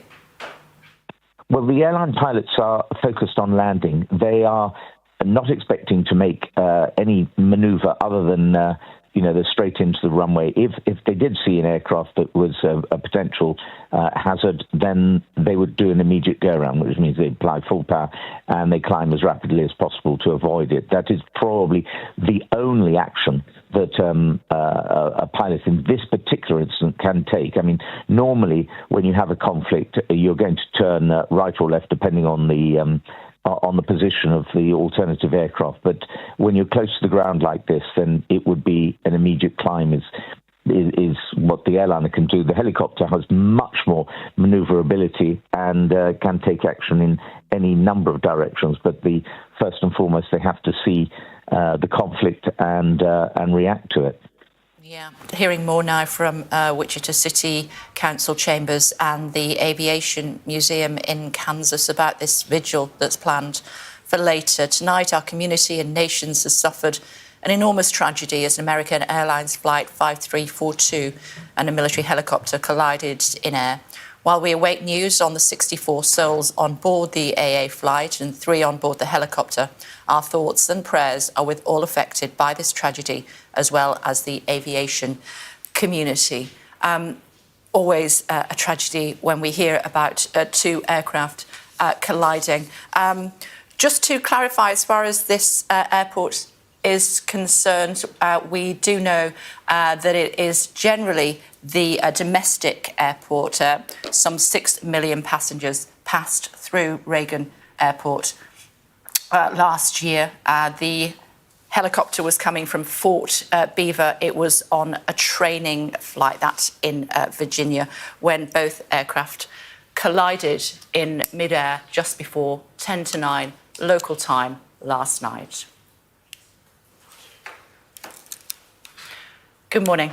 It's 7 o'clock in the UK, 2 a.m. in Washington. We start with breaking news, and a passenger aircraft has been involved in a mid-air collision with a helicopter in Washington, D.C. More than a dozen bodies have been recovered. It's not clear if there are any survivors. There's currently a major search and rescue operation underway on the Potomac River, where the American Airlines flight went down. The flight was inbound from Wichita in Kansas to Ronald Reagan Airport and was due to land just before 9 p.m. local time. On board were 60 passengers and 4 crew. We now know that plane collided on approach to the runway with a military helicopter on a training flight. On board were 3 US Army soldiers. We can now bring you footage of the moment of that collision and a warning that viewers might find this distressing.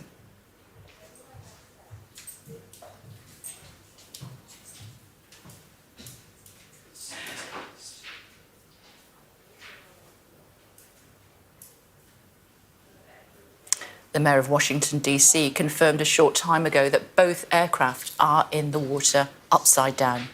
Our US partner network, NBC News, reports the jet is under 2 metres of water and broke into 2 pieces. They say the helicopter is underside down in the water and very unstable. Inflatable rescue boats were launched into the Potomac River, with NBC reporting that divers have also been involved in rescue efforts. The Washington Fire Chief says around 300 responders are involved in the rescue, working in extremely rough and windy conditions. We're told the operation will last many hours and will be ongoing. We can show you the flight tracker of this American Airlines flight. You can see in just a moment it making its way across the river. In the data at the bottom, the height of the flight goes from 400 feet to 0 in just a moment. And we've just received audio from air traffic control as the passenger aircraft collided with that Army helicopter. You can hear the moment they see the crash and then start diverting incoming flights to other airports. Some 19 aircraft have been diverted. The airport is closed until at least 11 o'clock in the morning. Did you see that? 472. American 3130, go around, turn left in 250, climb maintain 3000. Okay, left heading 350, 3000, American 3130. Lucy 5347, go around, climb maintain 3000, flight 3000, heading go around 3000, Blue Streak 5347. Blackjack 3, can you return to base? Blackjack 3, proceed directly to Glebe. I need you to land. I need you to land immediately. Can you go to Dulles for a few minutes? Also 7, proceed due westbound, contact Dulles Tower 120.1. Muscle 13, can you go to Baltimore? Earlier, Washington, D.C. Fire and Emergency Medical Service Chief, that's John Donnelly, and the U.S. Secretary of Transportation, Sean Duffy, gave this update from Reagan National Airport. This evening at 8:48, an alert was sounded, initiating a a large regional response to a report of an aircraft crash on approach to the airport. This response includes first the Metropolitan Washington Airports Authority's Fire Department, the District of Columbia Fire Department, the Metropolitan Police Department, and the U.S. Park Police to respond into the area and to sort that out. At 8:58, the first units arrived on the scene and found an aircraft in the water and began rescue operations. This incident has grown. There's currently about 300 responders working. We have boats from all throughout the region, police and fire boats. We have a mutual aid agreement in Washington, D.C., the National Capital Region Mutual Aid Agreement administered by the Metropolitan Washington Council of Governments, and we're all operating under that. We're operating under a unified command. Everybody's together. So we also have requested state police helicopters from Maryland, and the Coast Guard helicopter is working. So this is a state and federal response as well. U.S. Coast Guard's got some boats in the water as well. So it's a highly complex operation. The conditions out there are extremely rough for the responders. It's cold. They're dealing with relatively windy conditions. Wind is hard out on the river. So they're out there working. We're doing everything we can to keep them safe. You know, when one person dies, it's a tragedy, but when many, many, many people die, it's an unbearable sorrow. It's a heartbreak beyond measure. And I know Senator Moran and I are here just to say we care. We wish that there was more we could do, but unfortunately there doesn't seem much at this time. I want the folks to back home to just know that we care, that we love them, and that this is a time when we'll have to join arms together and help each other out. We've been through things like this before, through tornadoes and floods and things, but it's really hard when you lose, probably over 60 Kansans simultaneously. And I don't want to forget the pilots and the flight attendants, are do their job, and the military personnel we lost. All those lives are so valuable, and it is such a tragedy that we lost them. And this is the situation live. We have heard that there will be a vigil at the Wichita City Council chambers this evening. We've heard from the museum there to say, tonight our community and nation has suffered an enormous tragedy as American Airlines Flight 5342 and a military helicopter collided in midair. While we await news on the 64 souls on board the AA flight and the 3 on board the helicopter, our thoughts and prayers are with all affected by this tragedy, as well as the aviation community. So there will be a vigil later on today. But for now, the rescue and recovery operation goes on. We're told that 18 bodies have so far been recovered from the Potomac River. Temperatures below zero there this morning. We heard from the mayors describing them as extremely cold and dark conditions. Winds up to 25 miles an hour. Shards of ice from the recent cold snap in Washington, making it even more challenging for the divers who are now aboard both of those aircraft. Both aircraft upside down. The airliner is in 2 pieces. We're told President Trump, who is in the Situation Room, has been fully briefed. He continues to comment. He has been on Truth Social, and this is what he has said. Why don't the control tower tell the helicopter what to do instead of asking if they saw the plane? This is a bad situation that looks like it should have been prevented. Not good, he says. And the US Vice President J.D. Vance has also reacted to the accident, posting on X, "Please say a prayer for everyone involved in the mid-air collision near Reagan Airport this evening. We're monitoring the situation, but for now, let's hope for the best." James is at the airport for us. James, we believe several of those aboard the airliner were involved in a skating competition. Yeah, there has been a skating competition in Wichita, Kay, and I spoke to a friend of a girl and her mother who were on board. He has been invited to the airport, along with other loved ones and relatives, friends and family of those passengers for a briefing by American Airlines. They've been arriving over the past few hours. There was this figure skating competition in Wichita, and Pat, with whom I spoke, he talked to me about the people he knew on board that plane, and he spoke about the skating competition in which she had been involved. Let's have a listen. Tell me again, sir, who was on the flight that you know? My daughter's best friend and her mom. And had been travelling to DC, obviously. For what purpose? She was on a athletic trip. She was on an athletic trip. Yeah. And based in Kansas, yeah. Yes. Yeah. And what do you think of what you've heard? I haven't heard much. I got off work and I came straight here to be with my friends. So. Yeah. A time of great distress. Yeah. Thank you. She was on ice skating. She's an ice skater. Based in Kansas, yeah. And what was tell me about the Washington skating experience. Was it a camp or? It was a competition.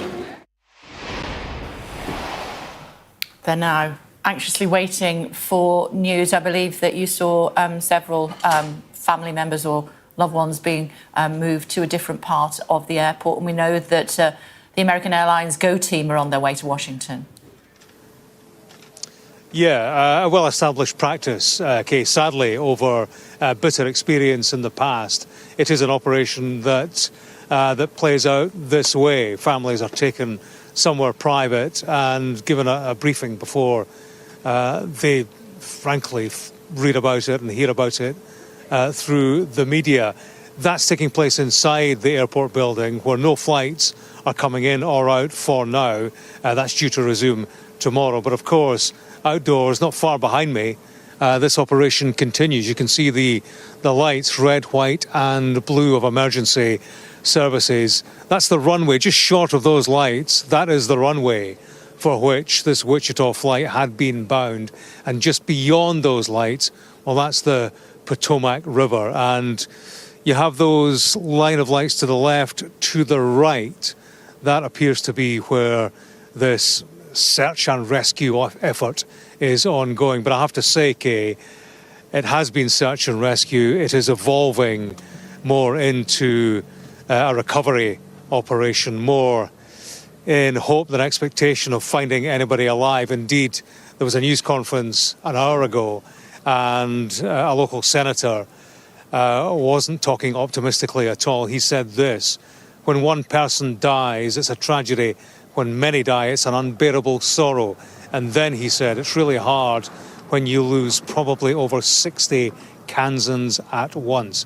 It's a tragedy that we lost them. Those are the words of Senator Jerry Moran. So, there is pessimism, a heavy air of tragedy, sorrow and loss here at Ronald Reagan National Airport. Much activity inside the airport, much activity just beyond it. But as I say, diminishing hope as time passes of finding anybody alive. Absolutely, James. That's certainly what we're hearing here as well. The Coast Guard involved in that operation as we speak. The DC Fire Chief saying all search and rescue efforts are taking place in the water and will take multiple days. I can't even begin to imagine what those poor people are going through as they wait and hope against hope that somebody will be, or several people could be pulled alive from the Potomac. We have seen it happen before. I think it was back in January of 1982, or when when drivers stopped their cars after a crash and did what they could to pull some people from the river Potomac, but very different circumstances this morning.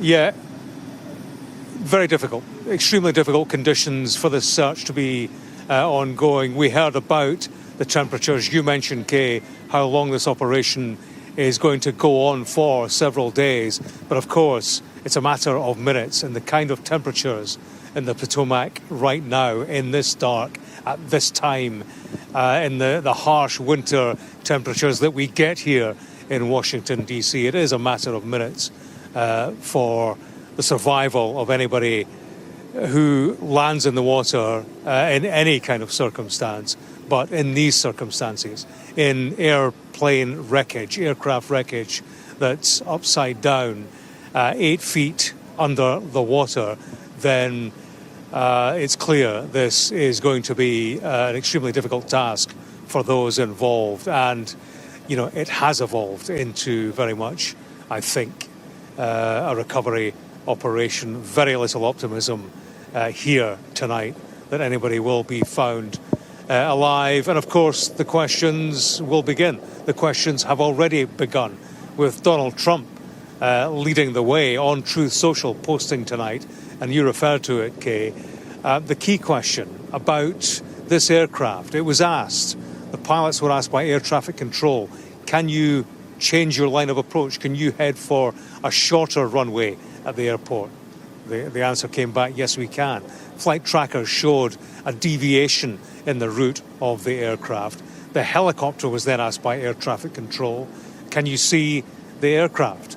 And it was very shortly after that that the collision took place. Donald Trump has been on Truth Social asking why that is the case, why this took place in clear sight. Why didn't the helicopter go up above the aircraft or around it? That is the central question at the heart of all of this, and a question to be answered in time, in due course. Right now, the question is about that scene behind me and whether or not anybody could possibly have survived it. Okay, thank you for now. Thank you. I just want to, as we continue to look at these images, I just want to update you on another major story that will happen later on this morning. The 3 Israeli hostages due to be released in Gaza this morning. They have been named as Abel Yehud, Agamberger and Gadi Moses, along with several Thai nationals. 5 Thai nationals were also expecting to be freed. In return, Israeli authorities are expected to release 110 Palestinian prisoners. We're hearing from the Palestinian Islamic Jihad Armed Wing spokesperson speaking on Telegram that completed procedures to hand over 2 Israeli hostages to be released as part of hostage exchange in its 3rd phase. They're saying 2. We were expecting 3 to be released. That had caused some challenges towards the end of last week when I believe Abel Yehud should have been released and wasn't. We were told that she was going to be released today. The Palestinian Islamic Jihad Armed Wing spokesperson saying on Telegram, completed procedures to hand over 2 Israeli hostages. We'll have to clarify what's going on there, and we will update you as soon as we can. Meantime, to the situation in Washington, where an aircraft with 60 passengers and 4 crew on board collided with an Army Black Hawk with 3 soldiers on a training flight just seconds before landing at Reagan National Airport. The chief executive of American Airlines, that's Robert Isom, gave a statement a short while ago. American Eagle Flight 5342, operated by PSA Airlines, a CRJ 700 aircraft traveling from Wichita, Kansas to Washington Reagan National Airport, has been involved in an accident near Washington, D.C. It appears to have collided with a military aircraft on approach. Flight 5342 was under the command of 4 crew members and carried 60 passengers for a total of 64 people on board. We are actively working with local, state, and federal authorities on emergency response efforts, and the American Airlines care team has been activated to assist our passengers and their families. We're cooperating fully with the National Transportation Safety Board in its investigation and will continue to provide all the information we can. Our cooperation is without pause, and we want to learn everything we can about today's events. That work will take time, but anything we can do now, we're doing.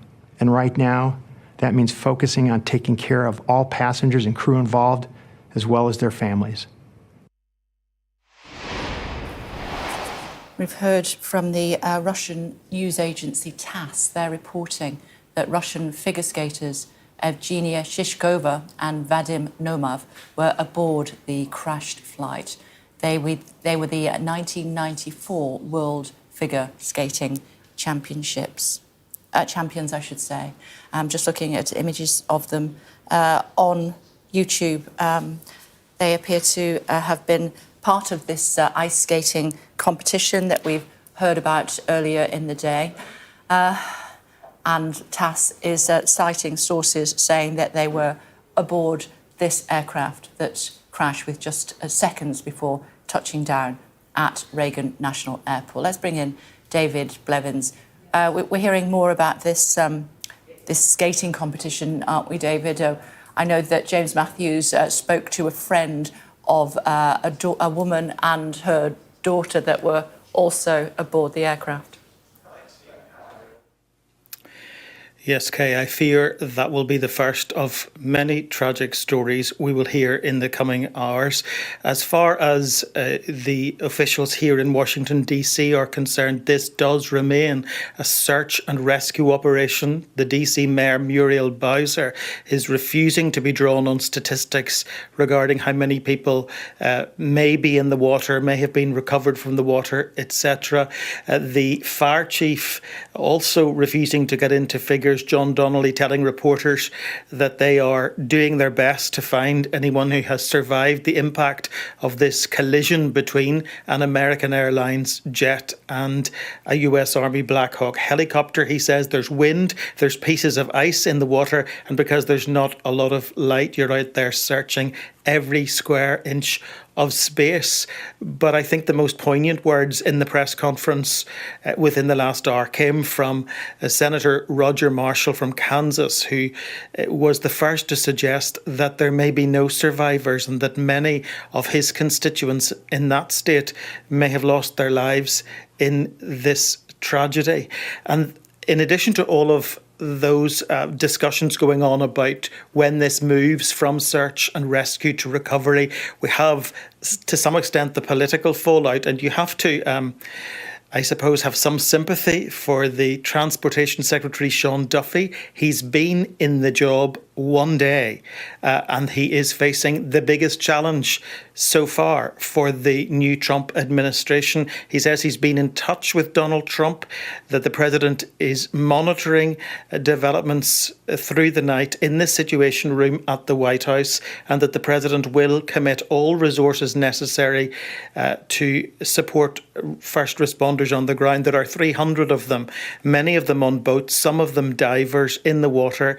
We understand the aircraft is split in two and upside down in reasonably shallow water. The helicopter is also upside down.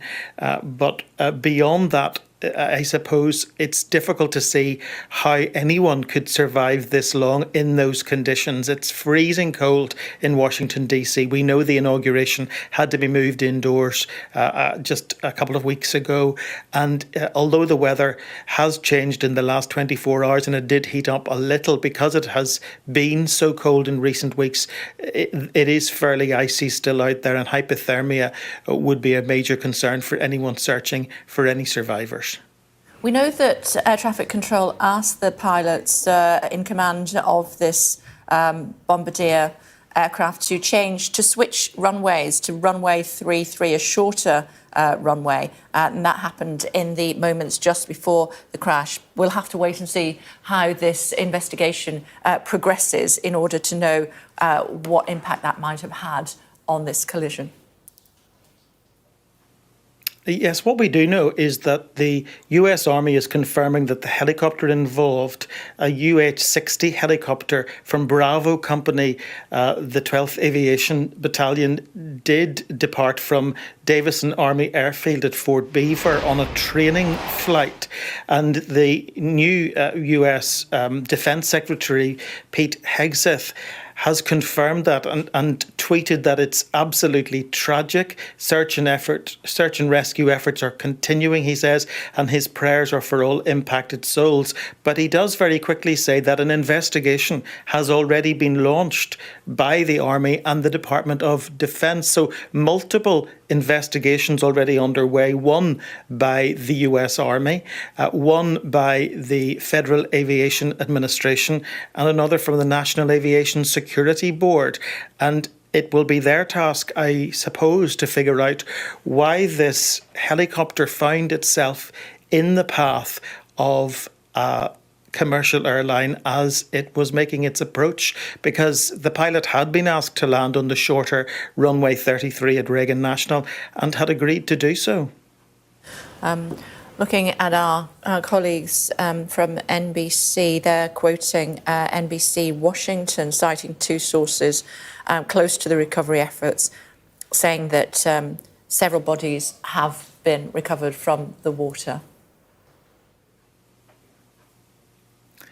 Yes, a tragic evening, or rather early morning, it is now turning into in Washington, D.C. You spoke earlier about the last major aviation disaster over the capital. That was way back in 1982. You and I old enough to remember it. January 13th, when an Air Florida Boeing 737-222 plunged into the icy waters of the Potomac on that occasion as well. There were 7 vehicles on the 14th Street Bridge struck by that plane as it rapidly descended. And many of us will remember the images of motorists stopping their cars, desperate to go to the aid of those who were in the water, but unable to do so in the freezing conditions. And this is horribly reminiscent of that, because it is the Potomac again. It is on approach again, although I think the Air Florida jet on that occasion was just on departure, but in a very similar part of the airspace above the US Capitol, which is, of course, airspace which is very tightly controlled, not least because of the events of 9/11. Indeed, so in fact it was closed, wasn't it, for some time after 9/11 because of its proximity both to the White House and also the Capitol building. Closed again today, David. Do we know what the plan is?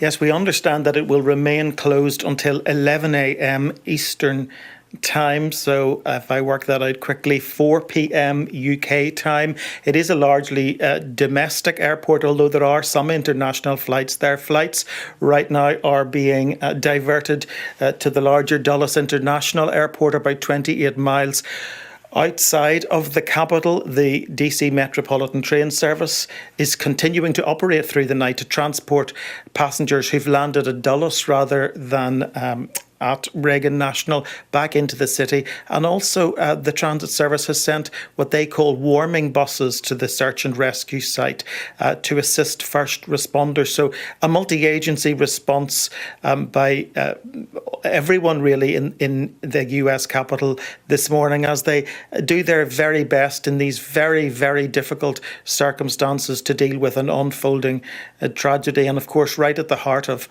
all of it, as we try to ascertain how this could possibly happen, it's so important to remember that it is a human tragedy, as James has been reflecting.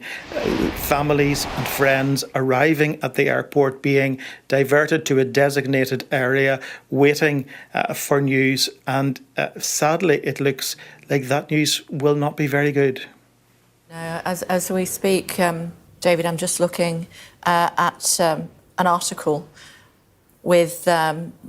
given by Evgeny Shishkova and her husband, Vadim Nomav, who were world figure skating champions back in 1994, and an image of them together smiling back at the camera.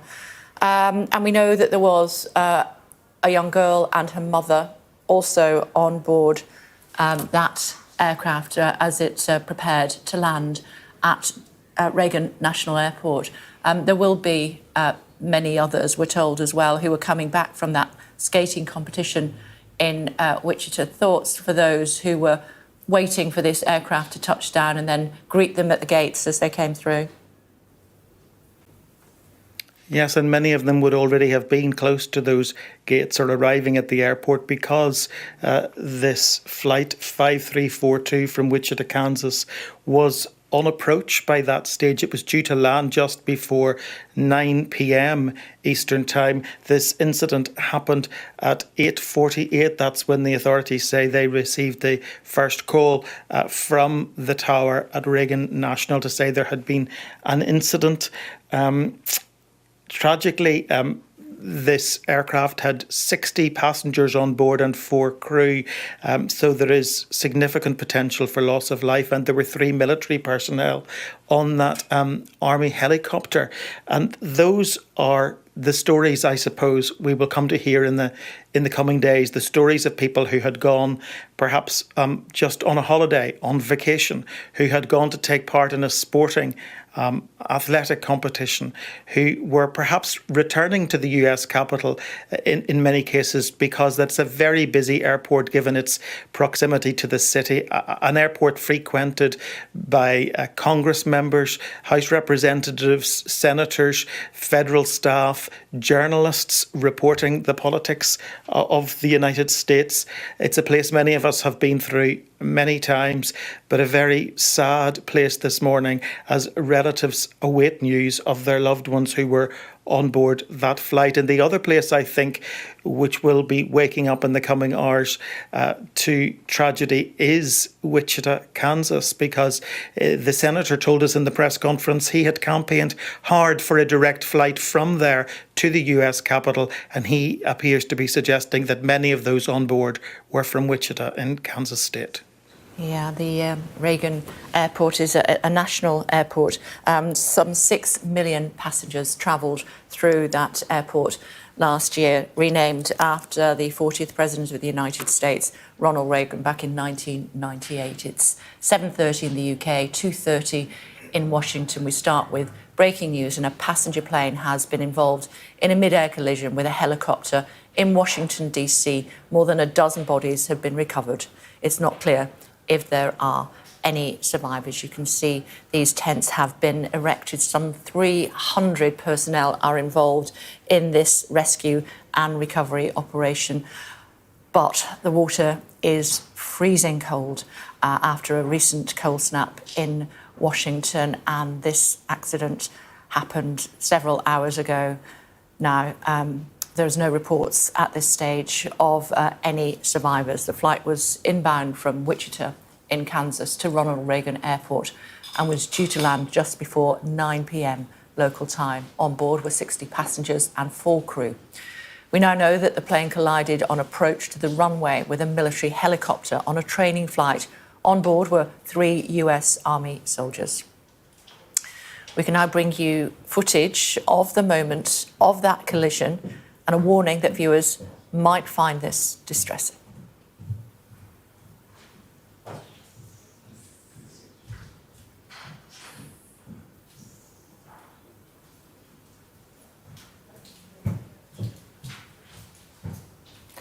The Mayor of Washington, D.C. confirmed a short time ago that both aircraft are in the water. Our US partner network, NBC News, reports the jet is under 2 meters of water and broke into 2 pieces. They say the helicopter is upside down in the water and, in their words, very unstable. Inflatable rescue boats launched into the Potomac River, with NBC again reporting that divers have also been involved in rescue efforts. We believe that they are part of an FBI investigation.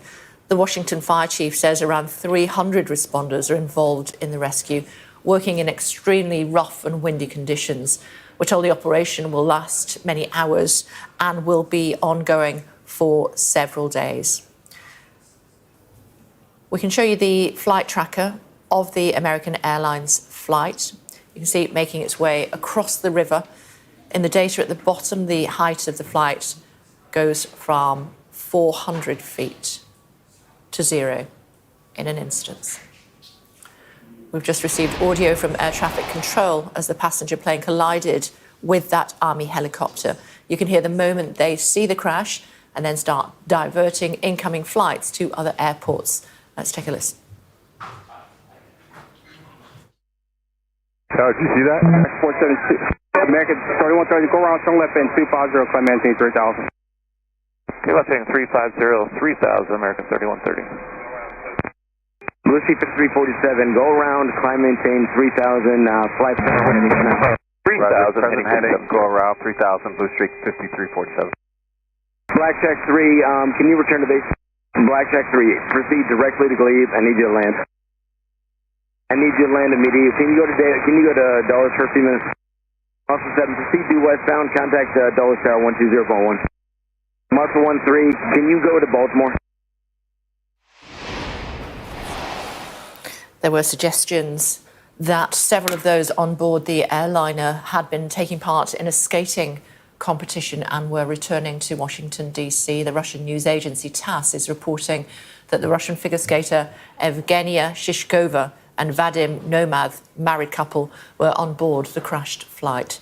They were the 1994 World Figure Skating champions and are now ice skating coaches.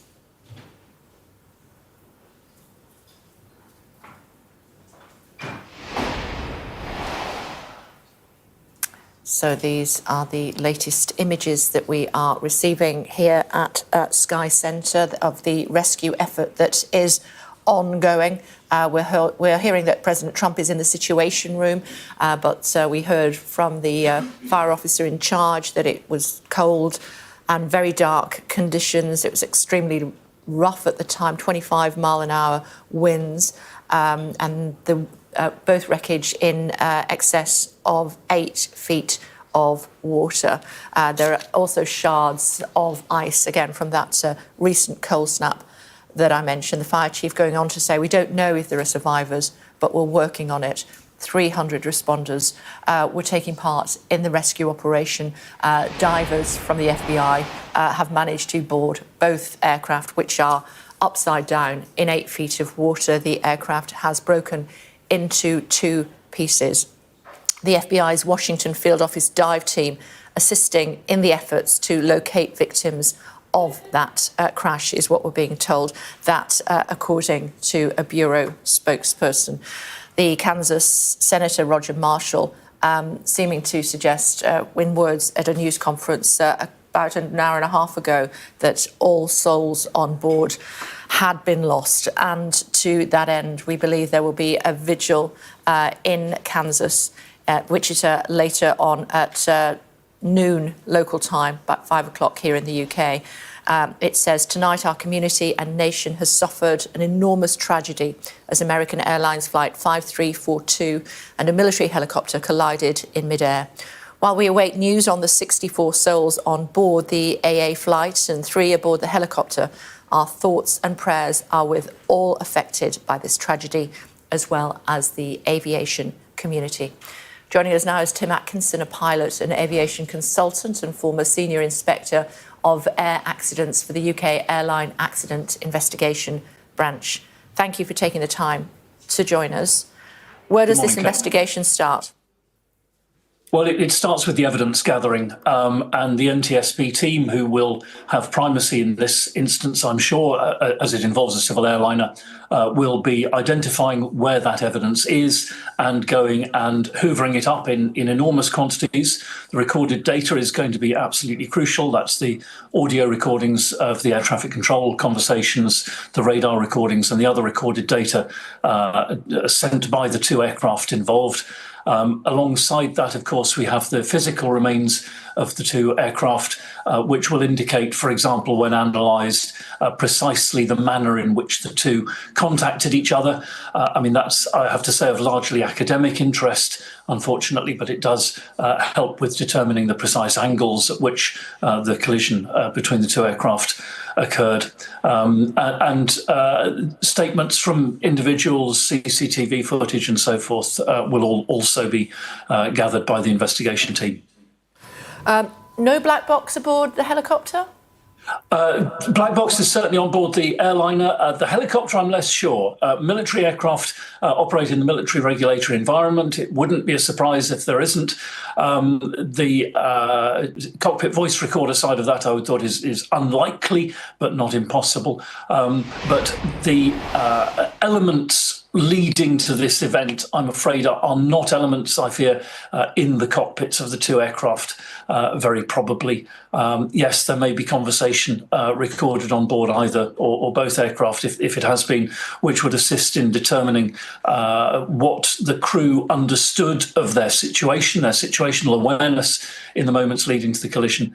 But it really remains to be seen whether the Black Hawk has that equipment on board it. Yeah, seconds from landing when this tragedy happened. What could the airliner have done? There's no indication here that anyone was doing anything other than following the various procedures.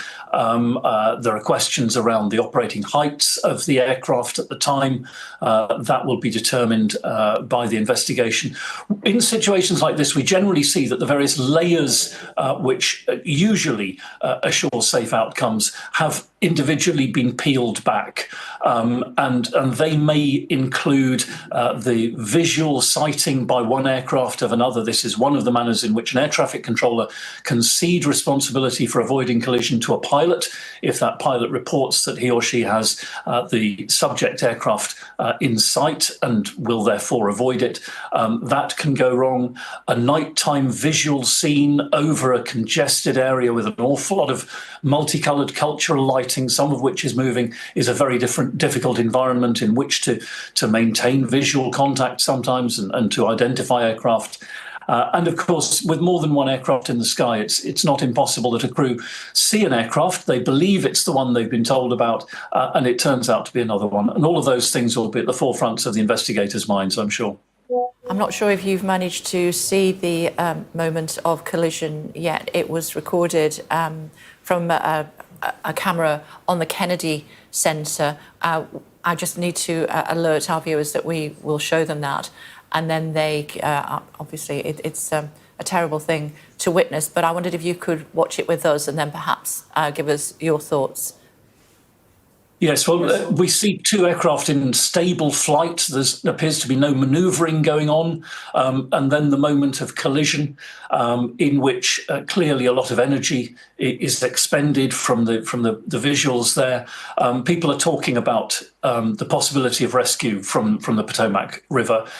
And unfortunately, the first element required for survivability is that the actual ultimate forces experienced by those on board an aircraft or in a vehicle have to be within human tolerance. And my suspicion is very strongly that in the impact with the water, the forces there were simply beyond human tolerance. I would be very surprised if people survived that particular impact. And yes, for me, I'm afraid it's a recovery operation that's going on in that water now.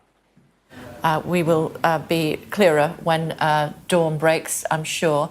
When we saw the news conference earlier on, about an hour and a half, 2 hours ago now almost, there was an awful lot of people who had something to say. There will be an awful lot of people, I'm guessing, who are involved in an investigation such as this. Oh, yes. Well, I mean, the NTSB in particular tend to operate in large teams, and they will have dozens of people involved in this investigation. You've spoken, and your correspondents have spoken about a number of other agencies who will also be dovetailing their own investigations into what's gone on. And clearly, those FBI divers, I'm sure, are not there doing FBI business. They are there because they're expert divers. They're on hand, and all of those who are able to assist at this stage will doubtless be doing so regardless of the badge on their uniform. As time goes on, the NTSB team, I'm sure, will be taking the lead.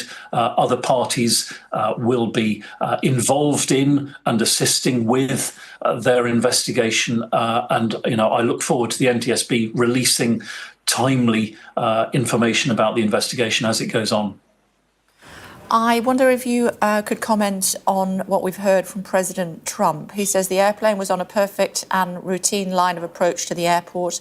The helicopter was going straight at the airplane for an extended period of time. It is a clear night. The lights on the plane were blazing. Why didn't the helicopter go up or down or turn? Why didn't the control tower tell the helicopter what to do instead of asking if they saw the plane? This is a bad situation that looks like it should have been prevented. Well, it's extraordinary to have such a detailed intervention from a senior political figure, and I dare say that on the face of it, it's really quite unhelpful. Nonetheless, there are a couple of good questions there, which had the president chosen to find the answers, that they're freely available. The air traffic controller had arranged with the pilot of the helicopter, it seems, from the air traffic control recordings, that pilot had the inbound airliner in sight and therefore would avoid it. The fact the two aircraft weren't manoeuvring is frequently a feature in mid-air collisions. The human eye is good at seeing relative motion, but bad at seeing something which is coming directly towards it. And frequently we see that is an element in collisions that makes the see and avoid principle very difficult. Yes, it was a clear night, but as I said a moment ago, it's a very rich lighting environment in which it's difficult often as a pilot to spot things and keep them in sight. I would have hoped that a president with those questions was putting them to the relevant agencies rather than intervening in social media. But we're getting to know President Trump more and more, aren't we? We are. How long will an investigation like this take? Oh, it will take, I'm sure, at least a year and a half, very possibly more. Usually, early on in the investigation, the facts become quite clearly known, and I used to find it frustrating that very often early on we would have an extremely clear picture as investigators of what happened, and yet the investigative process does tend to take a very long time to actually reach publication for various reasons. OK, thank you for your expertise this morning. It's appreciated. My pleasure, Kate. Well, earlier, Washington, D.C. Fire and Emergency Medical Services Chief John Donnelly and U.S. Secretary of Transportation Sean Duffy, been in the job just one day, gave this update from Reagan National Airport. This evening at 8:48, an alert was sounded, initiating a large regional response to a report of an aircraft crash on approach to the airport. This response includes first the Metropolitan Washington Airports Authority's Fire Department, the District of Columbia Fire Department, the Metropolitan Police Department, and the U.S. Park Police to respond into the area and to sort that out. At 8:58, the first units arrived on the scene and found an aircraft in the water and began rescue operations. This incident has grown. There's currently about 300 responders working. We have boats from all throughout the region, police and fire boats. We have a mutual aid agreement in Washington, D.C., the National Capital Region Mutual Aid Agreement administered by the Metropolitan Washington Council of Governments, and we're all operating under that. We're operating under a unified command. Everybody's together. So we also have requested state police helicopters from Maryland, and the Coast Guard helicopter is working. So this is a state and federal response as well. U.S. Coast Guard's got some boats in the water as well. So it's a highly complex operation. The conditions out there are extremely rough for the responders. It's cold. They're dealing with relatively windy conditions. Wind is hard out on the river. So they're out there working. We're doing everything we can to keep them safe. When one person dies, it's a tragedy, but when many, many, many people die, it's an unbearable sorrow. It's a heartbreak beyond measure.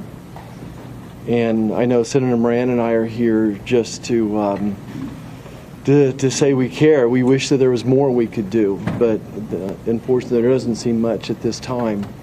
I want the folks back home to just know that we care, that we love them, and that this is a time when we'll have to join arms together and help each other out. We've been through things like this before, through tornadoes and floods and things, but it's really hard when you lose, probably over 60 Kansans simultaneously. And I don't want to forget the pilots and the flight attendants, are do their job, and the military personnel we lost. All those lives are so valuable, and it is such a tragedy that we lost them. Another major story developing this morning is one in Gaza, where we are expecting a hostage release to happen any moment now. We are expecting 3 Israelis and 5 Thai nationals to be released. The Thai nationals have not been named.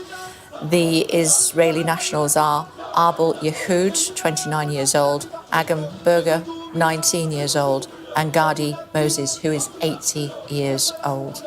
As I said, the names of the 5 Thai citizens have not, at this stage, been made public. Israeli authorities are also expected to release 110 Palestinian prisoners. Of those, 32 were sentenced to life imprisonment and another 30 are children. That's according to Hamas. A total of 33 Israeli hostages taken captive by Hamas and other armed groups in the October 7 attacks were set to be freed in phase 1 of the ceasefire. Hostages released. There's a deal, I should say, between Israel and Hamas. 2 rounds of releases have already taken place.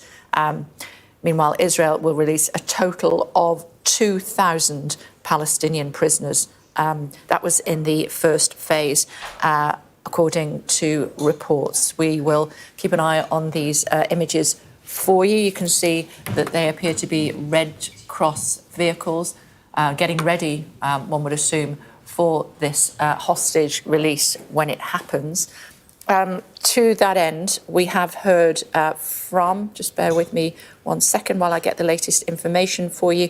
We've heard from Palestinian Islamic Jihad armed wing spokesperson via Telegram, who said they have completed procedures to hand over 2 Israeli hostages to be released as part of this hostage exchange in its 3rd phase. The discrepancies with the numbers, we think probably they are holding 2 hostages. Another hostage held by a different group will also be released today, is what we're hearing from the Israeli side of this hostage release. They are Abel Yehud, 29 years old, Agam Berger, 19, and Gadi Moses, who is 80 years old. Waiting for that to happen, and as soon as it does, of course, we'll bring you those images live here on Sky News. Meantime, the latest we are hearing is that 64 people aboard an airliner, it was an American airliner, and 3 soldiers on a training flight on a Black Hawk helicopter. Their aircraft plunged into the Potomac River after colliding just as the airliner was about to touch down at Reagan National Airport. With us now, airline safety expert and former pilot, Terry Tozer. Hi, Terry. Thank you for joining us. Your thoughts on what you've been seeing this morning, first of all? Well, obviously very limited information at the moment, but we understand that it's an air traffic controller to ask the helicopter pilot to confirm that he had the American Airlines jet in sight, and obviously he had been cleared to separate himself from it visually, so we understand. This is quite common in the US, but obviously, as we see in this instance, it can have risks attached to it. And I believe this was at night, and so we can't really tell at this point why they were unable to avoid, but it's obviously a sign of a very, very busy airspace, which is pretty common around major US cities. Seems to be a very clear night. What will be taken into account as part of this investigation? Well, I think they'll take anything into account at this point. But I mean, the initial focus, I imagine, will be to talk to the air traffic controllers, listen to the tapes, hear exactly what was said to one another, and look at any trace they have on the radar trace of the tracks of the 2 aircraft. Obviously, somebody's got something badly wrong. It was a training flight, so we understand. I don't know whether there was any level of distraction on the helicopter, in the helicopter cockpit. Just too early to say at this point. It's all speculation. Who takes part in an investigation like this? Well, it'll be the National Transportation and Safety Board. They will be the number one people in the US. They're extremely competent, totally impartial and independent. They'll be backed up by any of the resources that they need, basically, like aircraft manufacturers. I'm sure the military will have its own accident investigation people who will want to look at it. It will be a considerable task force, and they're usually very good at coming up with the answer. How quickly does an investigation like that start? Is it already underway? I would imagine it is, yeah. I mean, there will be an emergency on-duty investigator, and he or she will get the phone call the moment something like this happens. And depending upon where it is and what's involved, they'll start to get a team together and be on site. They're probably there now already.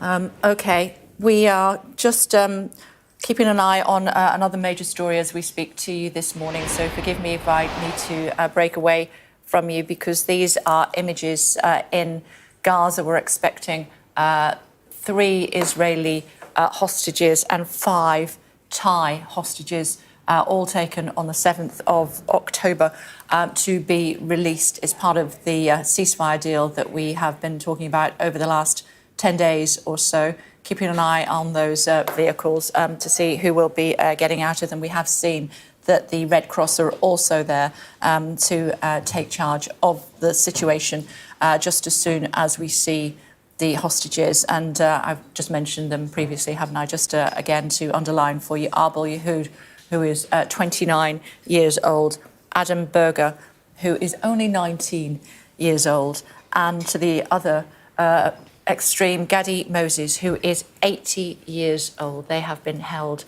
since those attacks of the 7th of October. The Israeli authorities are also expected to be releasing 110 Palestinian prisoners as part of this exchange deal. Just keeping an eye, as I said, on those images, and as soon as we see anybody emerging from those vehicles, we will immediately cut to those images for you. The other big story that we're covering today, of course, is the collision between 2 aircraft just outside, just as a plane was landing at Reagan National Airport. Just hearing from the US Figure Skating Organisation, they're saying several members of the skating community were aboard the plane that crashed. That, according to a statement from the US Figure Skating community. And we've also heard from the TASS news agency, who say the Russian figure skaters now living in the US, Evgenia Shishkova and Vadim Nomov, they were the 1994 World Figure Skating champions. They were also, they're now married, I should say, they were also aboard that aircraft, according to the TASS news agency, talking to our investigator who investigates crashes and the like here in the United Kingdom. Thankfully, very rare. But you were telling me that there's always somebody on duty just to be prepared to immediately spring into action if a tragedy like this happens. That's normal with accident investigations. The same would be true in the UK. There's always somebody ahead of a team available to go at any time. Indeed so. And you were telling us also about this investigation will already have begun. How long do you expect that it might last? Well, it'll last as long as it takes. I mean, they will be varying amounts of time necessary to kind of put things together. Normally, you would get a preliminary report within about 30 days, which really only just tells you what is clearly known already. Not necessarily covering the total cause of it all. That could take 18 months.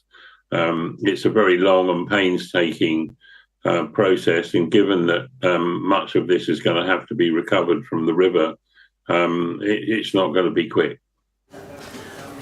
Indeed. So suggestions from one of your peers who told us that it could take at least 2 years, potentially. It could do. Sometimes things happen faster, depending on the type of event, really. It's impossible to predict at this point. We were also making the point that the military aircraft probably wouldn't have had a black box, but there will be recordings at the other end, if you will, with air traffic control. That's right. Yeah, I don't think it would have had a black box. Modern technology allows them to kind of mine data from these sophisticated aircraft. The Black Hawk is quite sophisticated, so they'll probably be able to get some information from it. But I think it will be reasonably clear about its track and speed and all that kind of thing from the air traffic control information. The investigators are very adept at putting very complex jigsaw puzzles together. Okay, thank you for taking the time to speak to us this morning. Thank you on the news that thank you on an American airline jet with 60 passengers and 4 crew members aboard colliding with an Army helicopter while coming in for a landing at Ronald Reagan National Airport near Washington. Multiple people have died, is the latest that we are hearing. The other major story, Hamas set to release 3 Israeli hostages, as well as 5 Thai nationals, according to officials from the group and also from Israel. Hamas saying that they have named in fact, I should say the Israeli authorities have named those Israeli hostages that they expect to be released. And those are the images that you're looking at right now. We have seen some Red Cross vehicles arrive, and we have seen other vehicles arrive as well. So that would tend to suggest that Agamberger and Abel Yehud, along with Gadi Moses, who is 80 years old, could well be released within the next few moments. The identities of the Thai nationals have not yet been revealed. Several foreign workers taken captive, as you know, along with more than 100 Israeli civilians and soldiers when Hamas attacked on the 7th of October 2023. It's 8 o'clock. You're watching Sky News. It is an incredibly busy news day. 2 major stories that we'd like to update you with this morning. So thank you for joining us. Hamas is set to release 3 Israeli hostages and 5 Thai nationals, according to officials from Hamas and also from Israel. We have the names of the Israeli hostages, the identities of the Thai nationals that were taken hostage have yet to be revealed. Several foreign workers who work in Israel and then send money home to their families in Thailand were taken. This exchange is part of a fragile ceasefire between the militant group and Israel, which began, as you know, after stalling a little bit. It began earlier this month and brought a pause to 15 months of war. We've seen more than 500,000 Palestinians returning to northern Gaza. Hamas is releasing hostages in phases in exchange for hundreds of Palestinian prisoners held by Israel.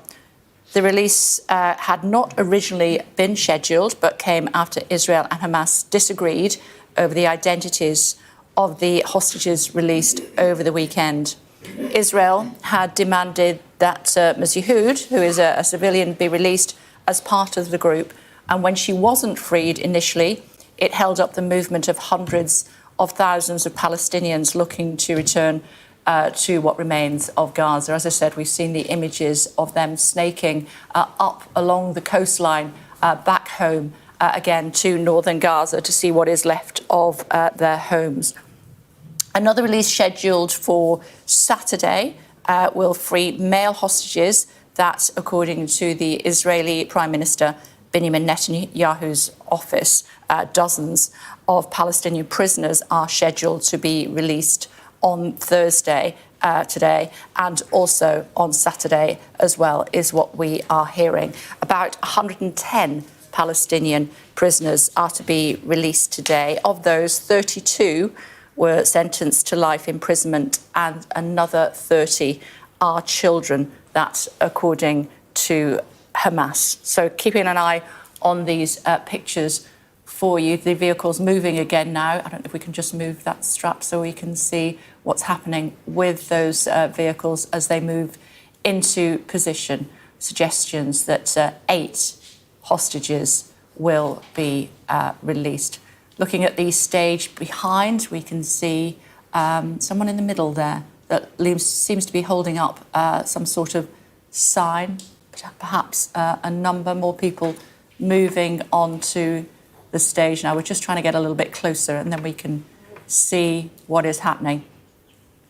We think that is one of the female Israeli hostages who has been held waving to the crowd. That would suggest that, yes, that is one of the Israeli hostages. We'll try and see which one. I think we're going to be able to see a little bit closer. Oh, it is. It's Agam Berger, who was 19. I think 19 when she was taken. She was on border control when she was taken.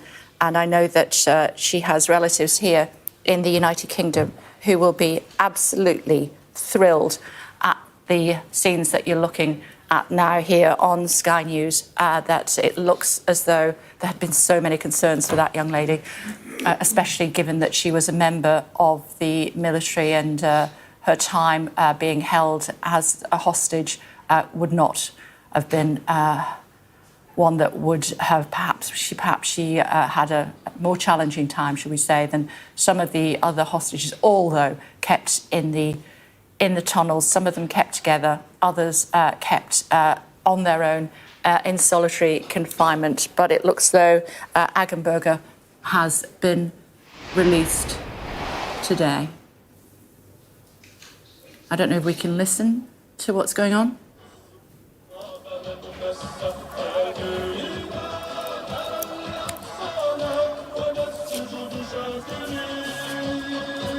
OK, we've only seen one hostage released up until now, but we are expecting 8 in total. We think that is Agam Berger, who was part of the military.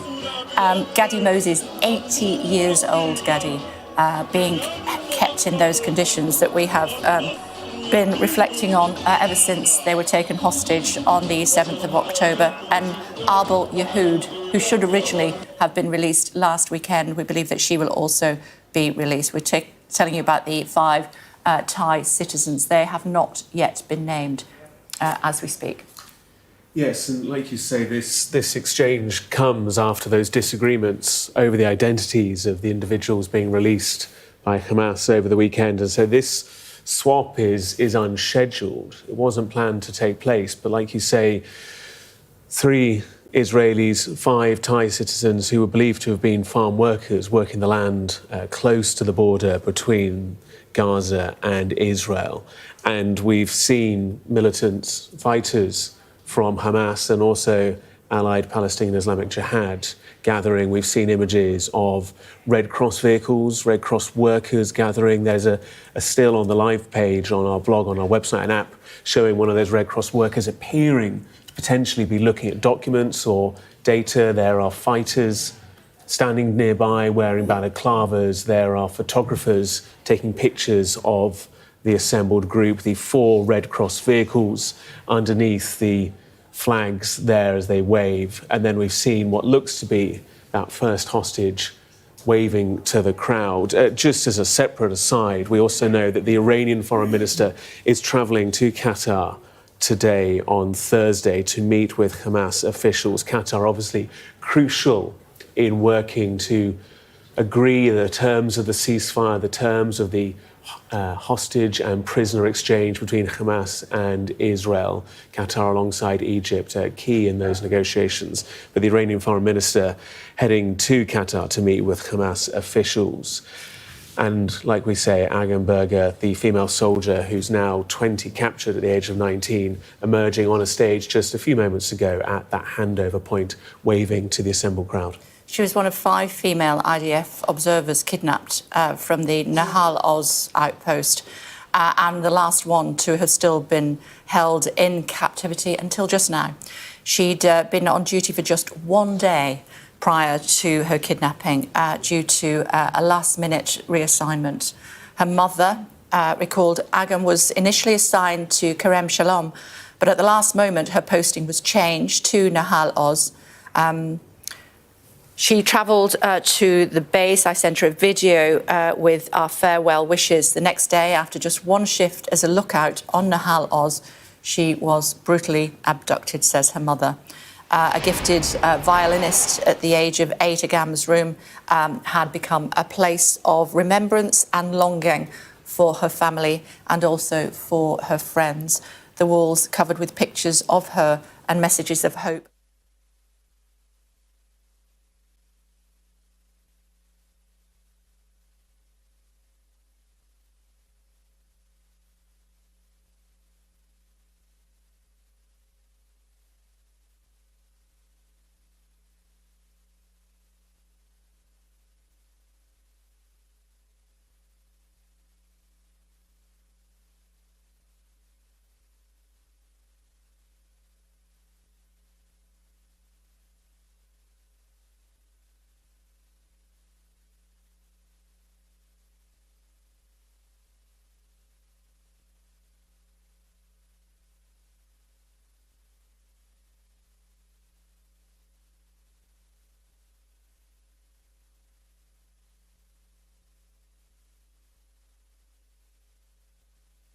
Collision, and a warning that viewers might find this distressing.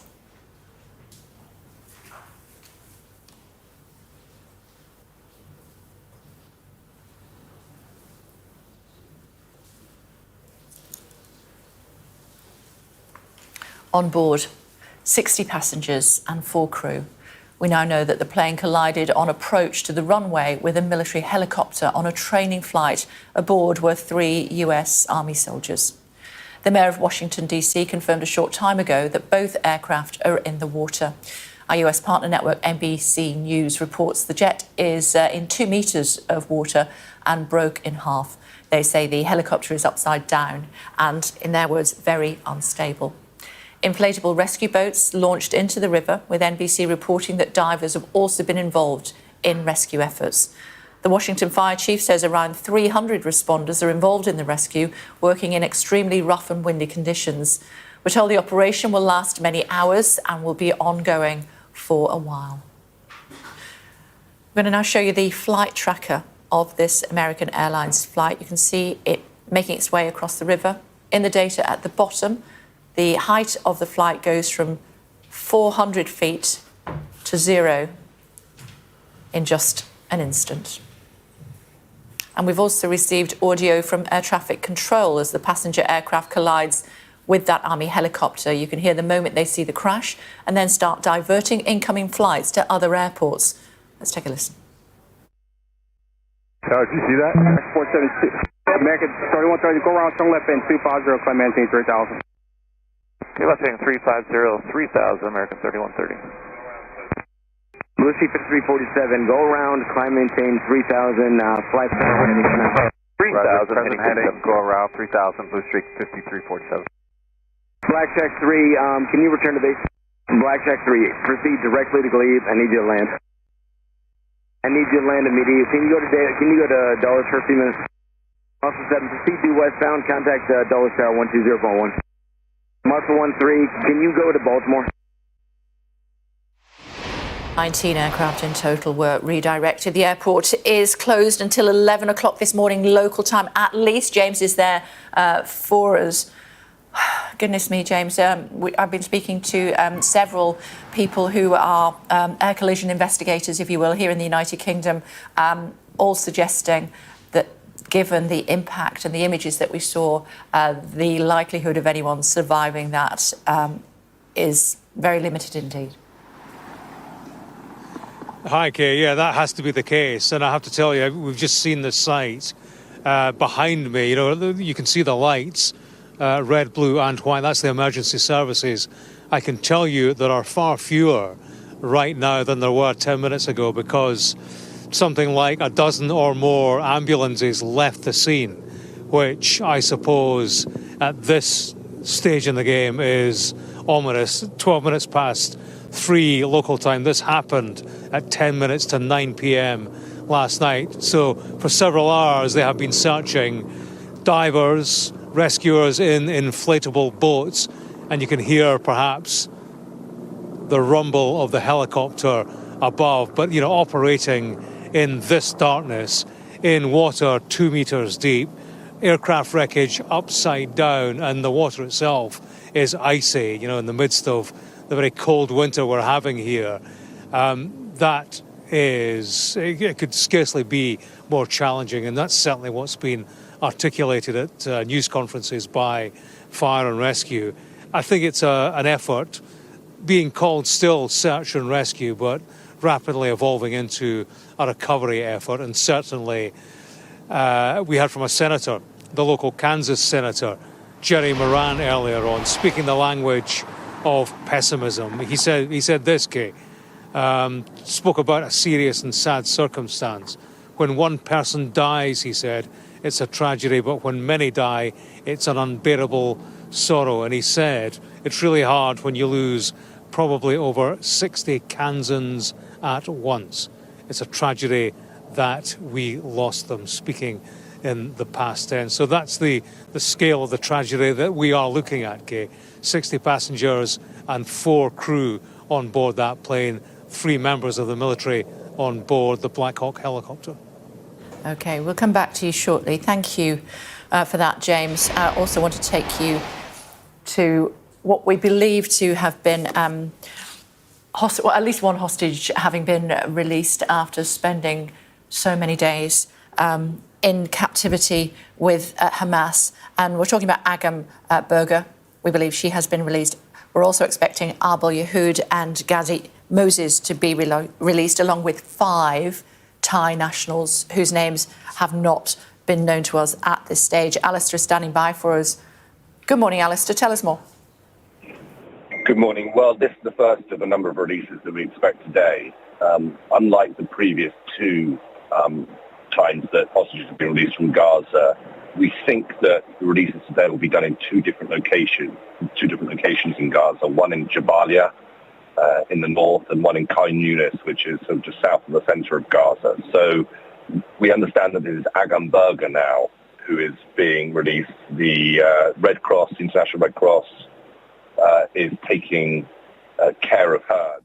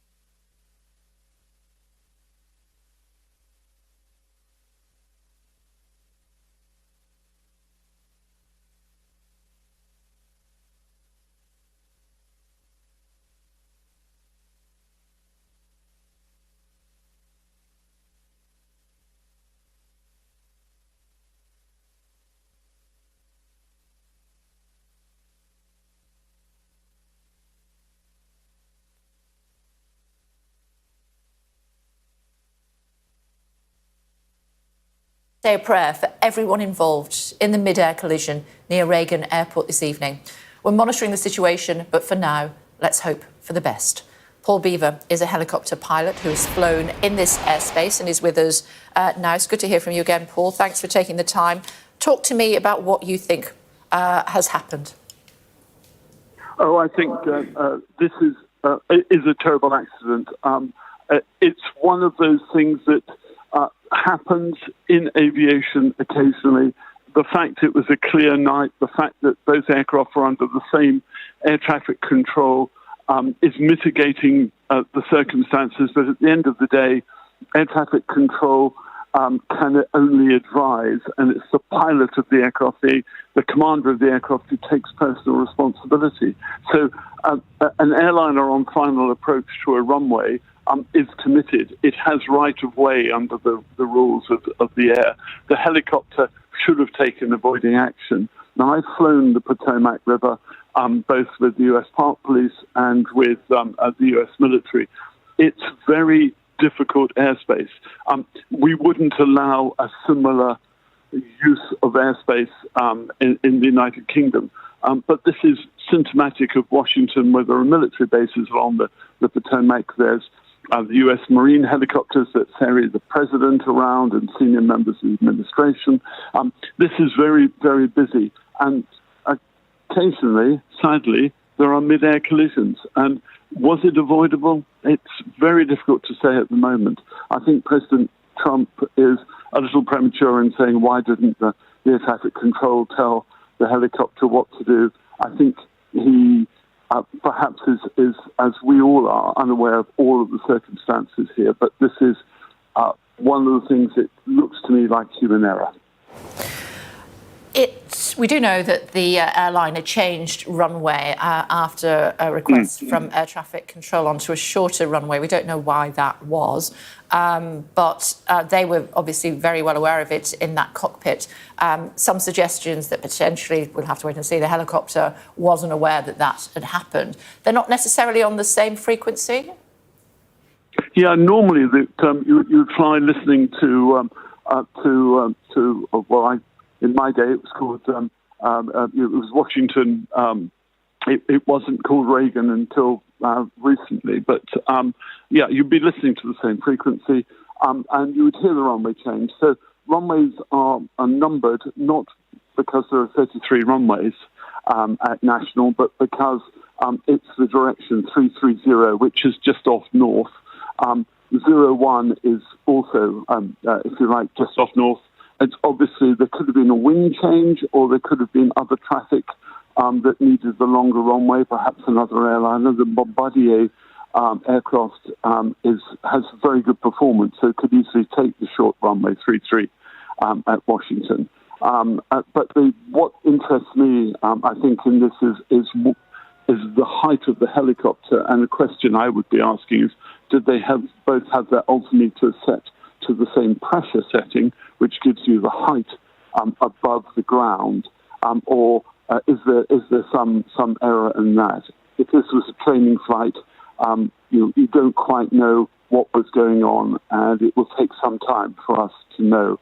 I don't believe U.S. Army Black Hawks have black boxes as such, but the Americans are very good at air crash investigation, and they will find what the instrument settings were. They will find all of these things, and there are lots of tapes, lots of information there, all need to be processed once the investigation gets fully underway later today. The airliner, I'm guessing, would have had priority, especially if it was approaching to land. Yes, it's so the rules of the air are very simple. Aircraft that are restricted in what they can do in terms of maneuverability. So the airliner on what's called short finals, very close to the runway, will have the undercarriage down, have flaps down. It cannot really move. It can't take avoiding action without a huge amount of effort, if you like. They're taking flaps up, taking the wheels up, and increasing the aircraft power. It's on probably on an instrument landing approach, which means that the crew are monitoring it, but the instruments are taking the aircraft down. and it's rules of the air. I mean, it's like, steam gives way to sail, if you like. An aircraft on the landing approach, other aircraft have to avoid it. The fact that the Americans allow helicopter traffic to cross the final approach is interesting. At Heathrow, for example, helicopters transit Heathrow at altitude where there is not likely to be another aeroplane. So we take safeguards here in the United Kingdom, which the Americans have a different set of rules to. How long do you think the investigation will take? They'll have an immediate, President Trump is bound to want an immediate result within 24 hours, I would have thought, and then there'll be a much longer investigation. There are people to interview, there are tapes to go through, there is wreckage to be sifted. It has to be done thoroughly because, of course, once an accident happens, you don't want it to happen again. So they will make every effort to make sure that this situation cannot apply again. They might change the rules of flying the Potomac. There are lots of helicopters using it, not just military and police, but civilian helicopters as well. You've got Dulles Airport, you've got National Airport, you've got airports in Virginia and Maryland, all in that same area. And you've got the restricted airspace over the Mall and Congress and the White House.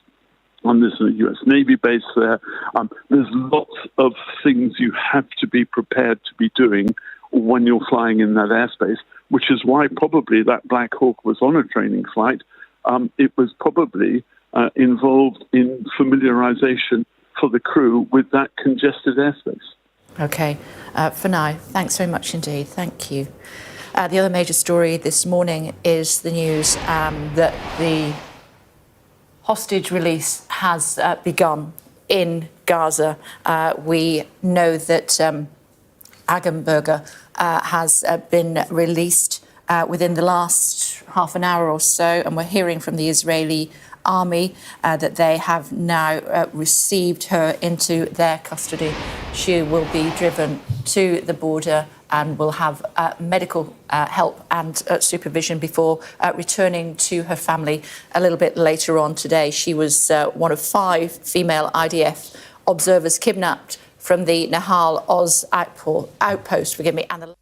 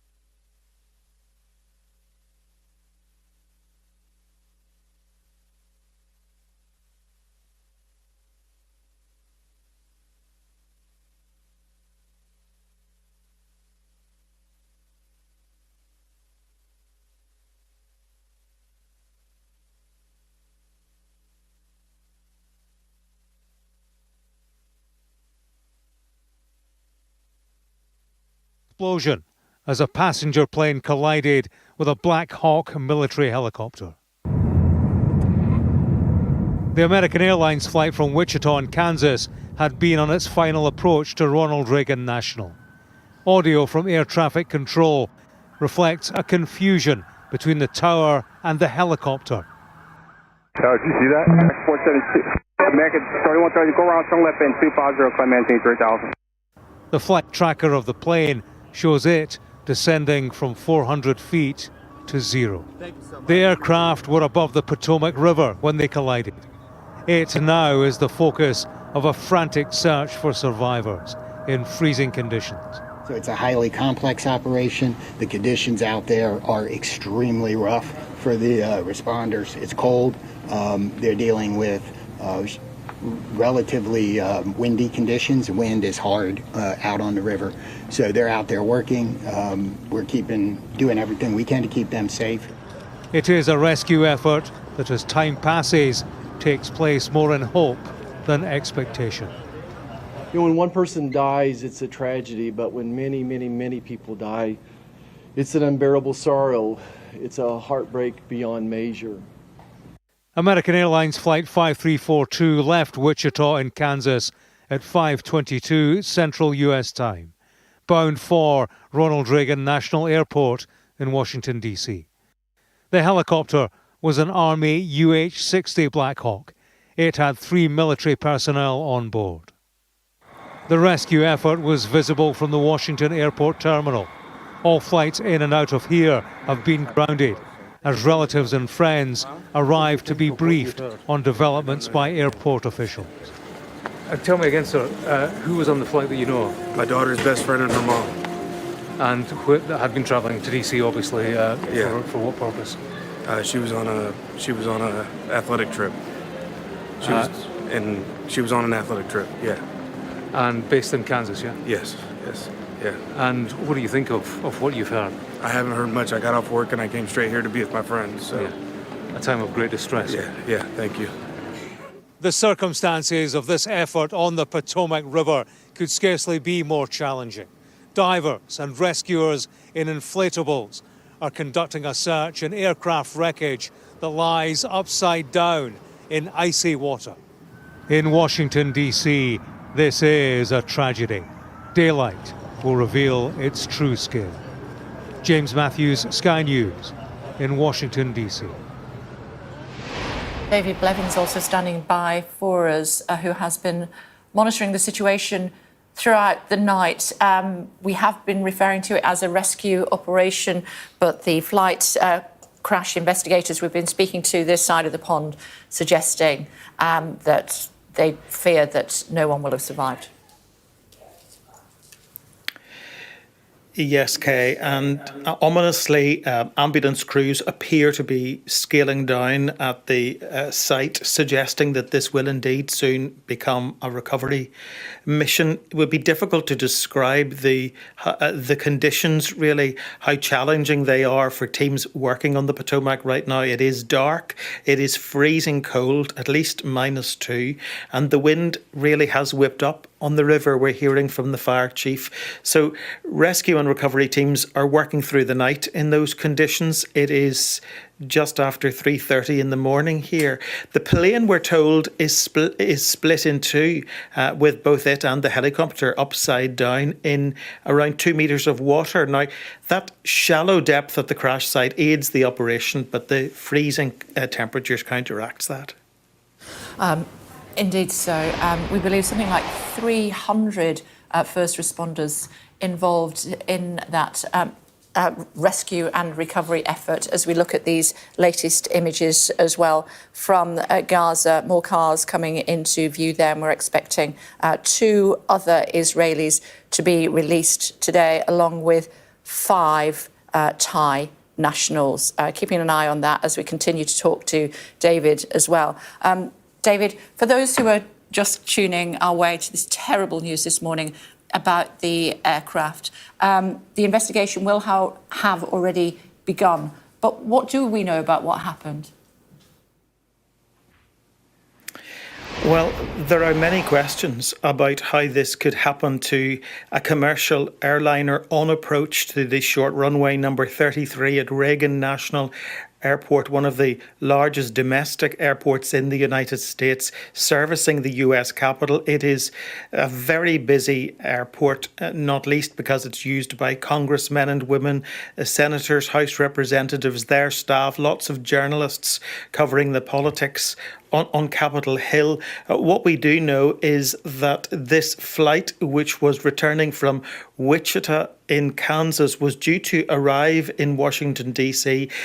Just before 9 o'clock, but at 9:48, the tower reported that there had been an incident involving another aircraft, turned out to be a US Army Black Hawk helicopter, and Flight 5342 from Wichita, Kansas, never made it to Reagan National, despite the fact it was very nearby, and many relatives and friends calling to collect loved ones were probably already in situ.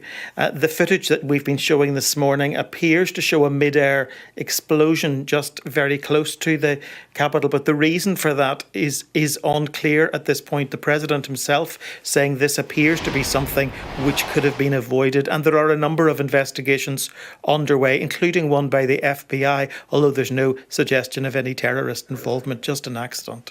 Okay, back to you in just a second, David. We can see more movement now. We believe in Gaza.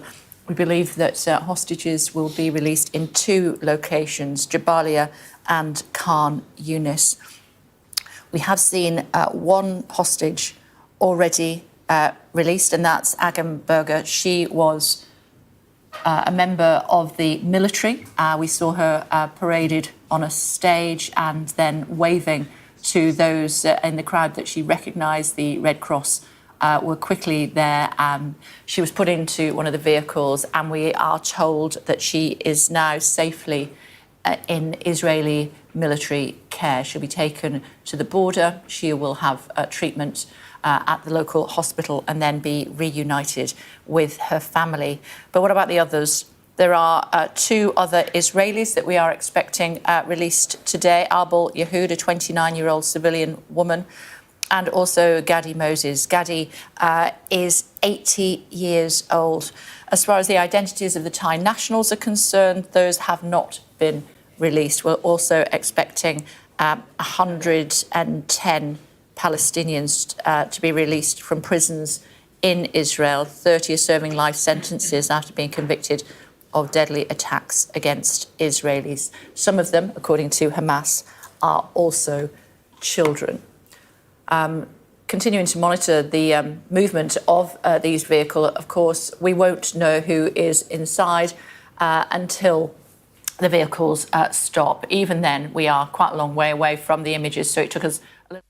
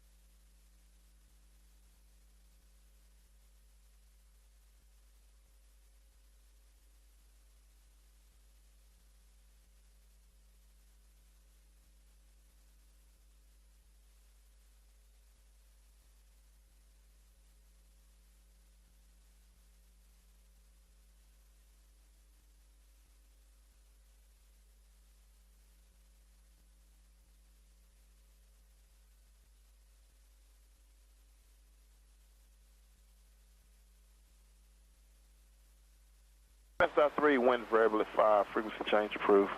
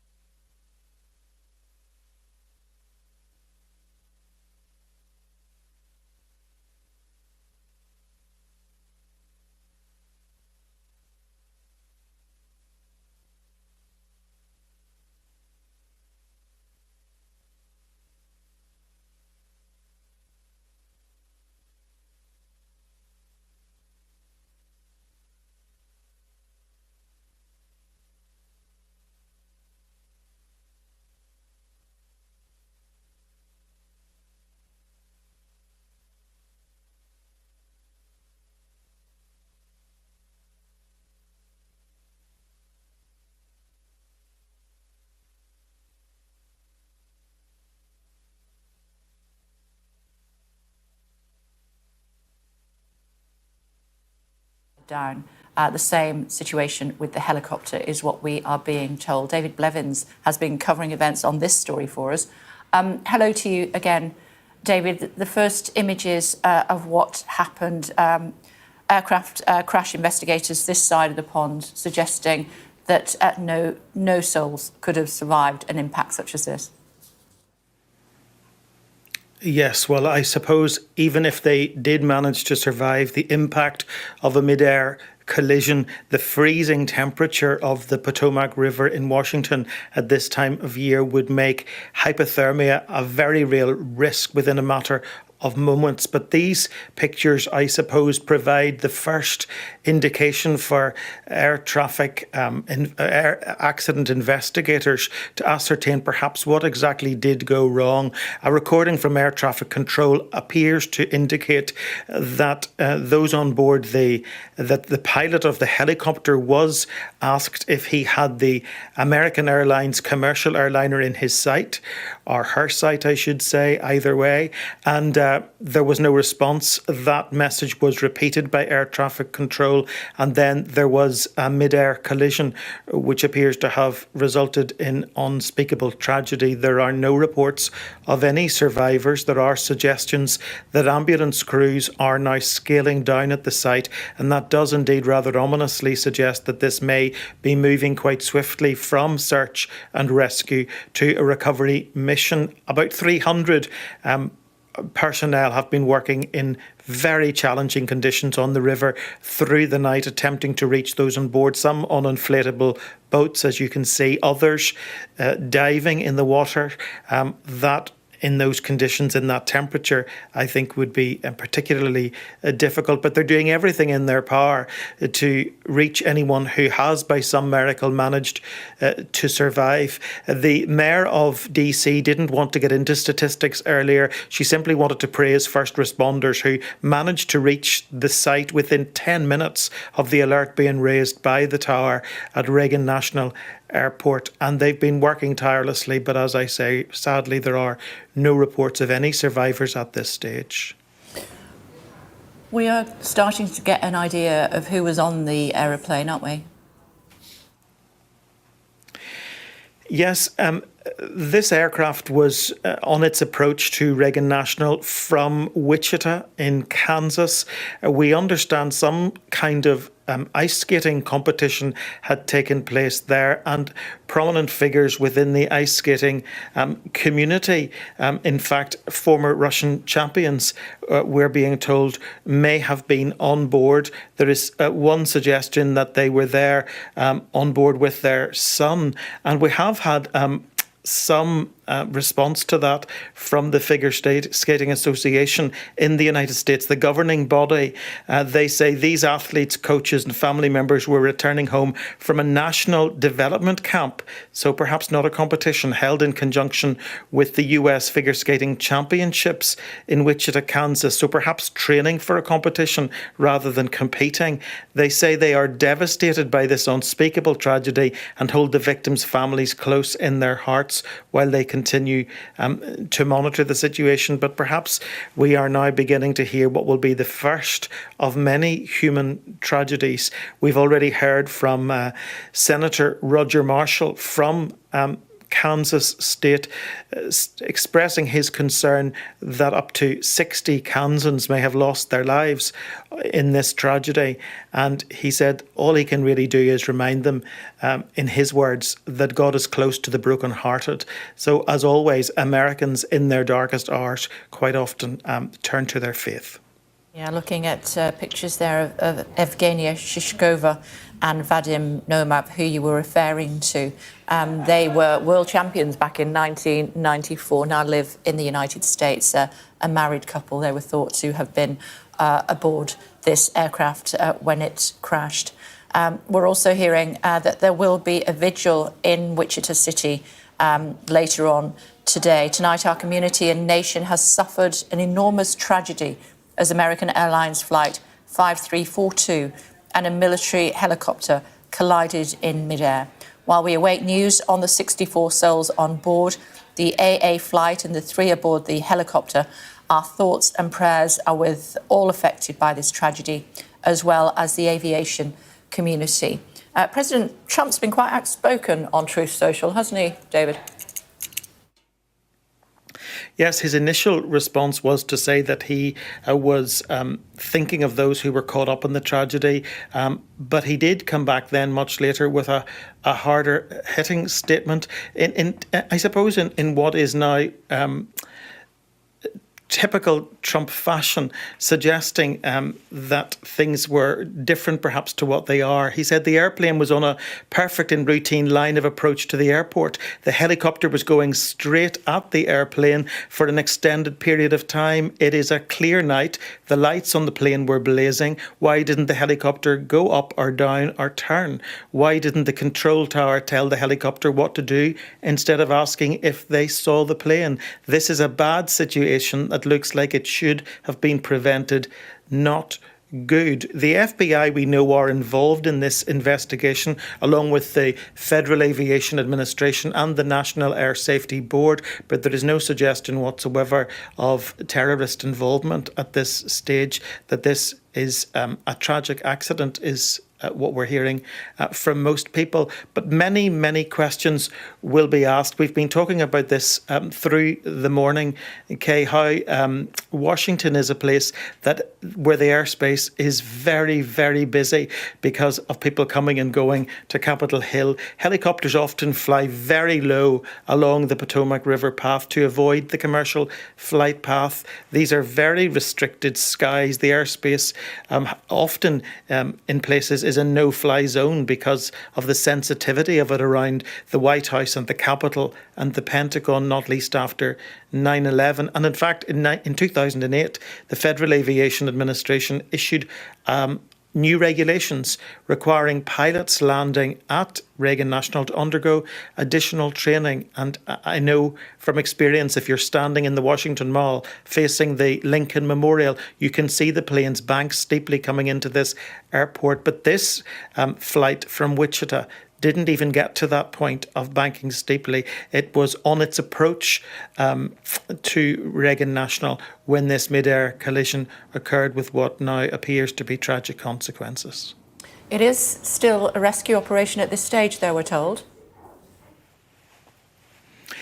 Yes, the Mayor of DC didn't want to be drawn on statistics, but she was adamant that it was a search and rescue operation. The fire chief supporting that, he confirmed 300 personnel were on the scene, working in very, very challenging conditions. He talked about the challenge posed by the fact there is no light, that they have to search every square inch, he said, that there are freezing conditions and that the wind has whipped up on the river as well.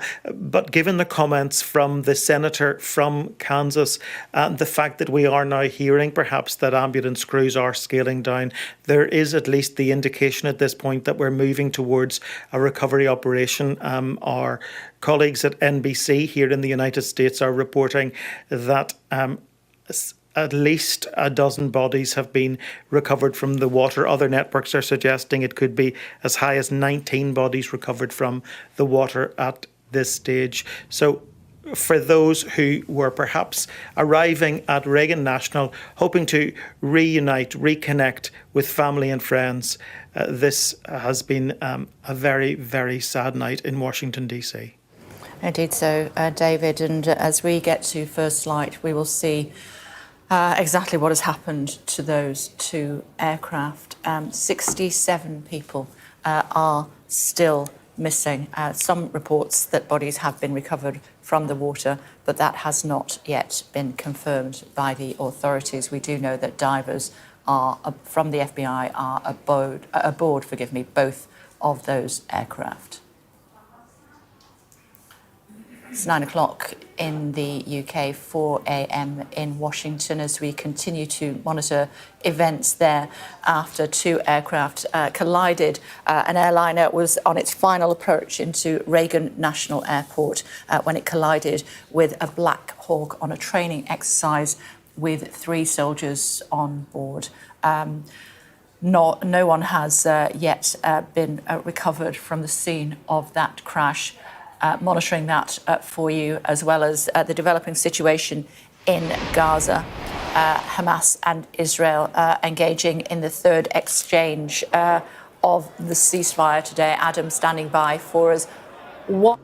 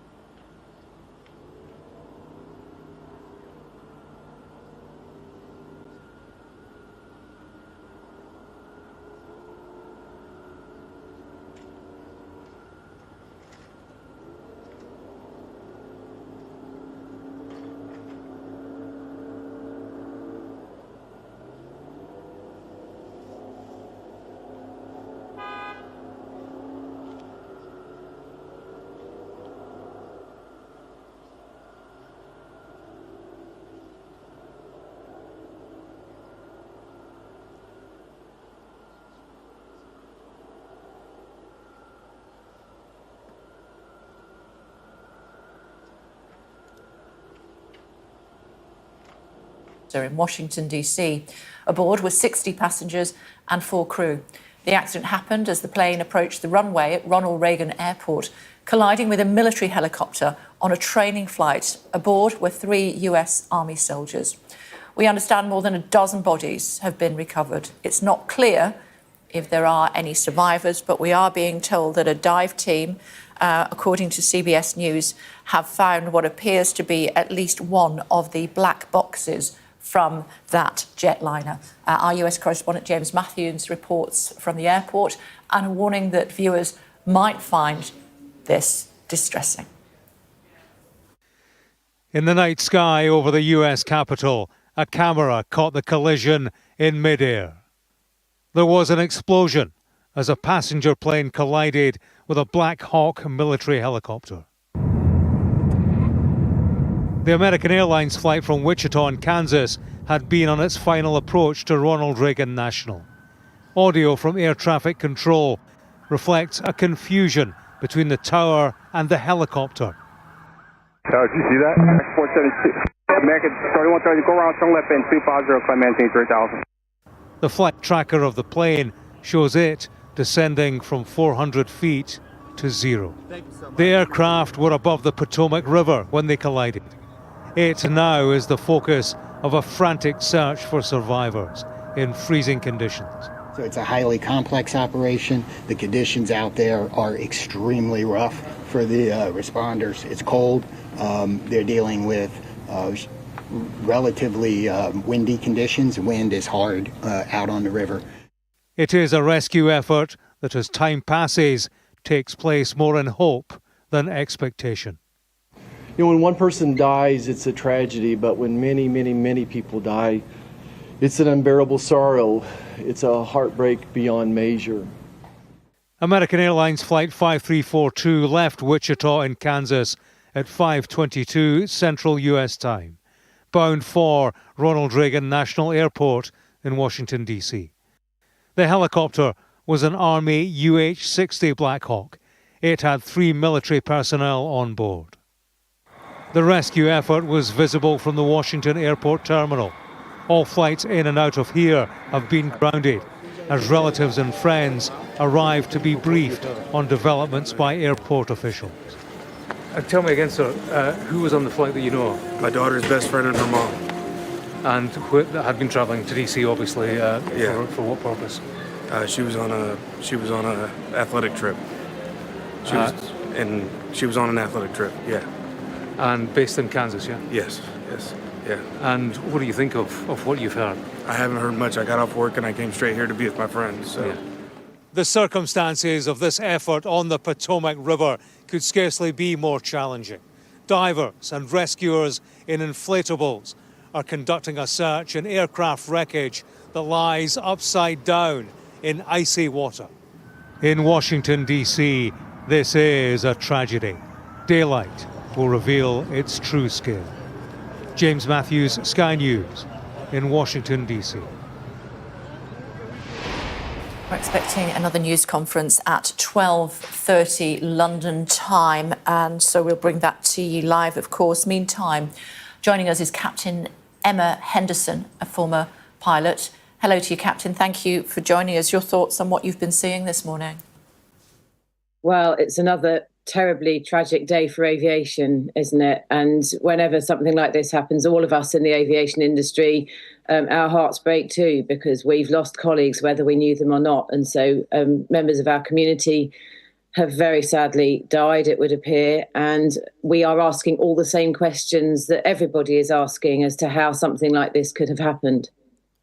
I wonder what the answers might be. They could take up to 2 years, we're being told, in order to find out. But the airspace, I believe, in Washington, D.C. is very crowded. The pilots having to bank sharply in order to be able to line up with the runway, certainly the commercial pilots. And then again, we see the helicopters. This helicopter, we believe, was on a training flight from Fort Beaver when this happened, with 3 souls on board. How aware would the pilots of the aircraft have been of the pilot and those also on board the helicopter?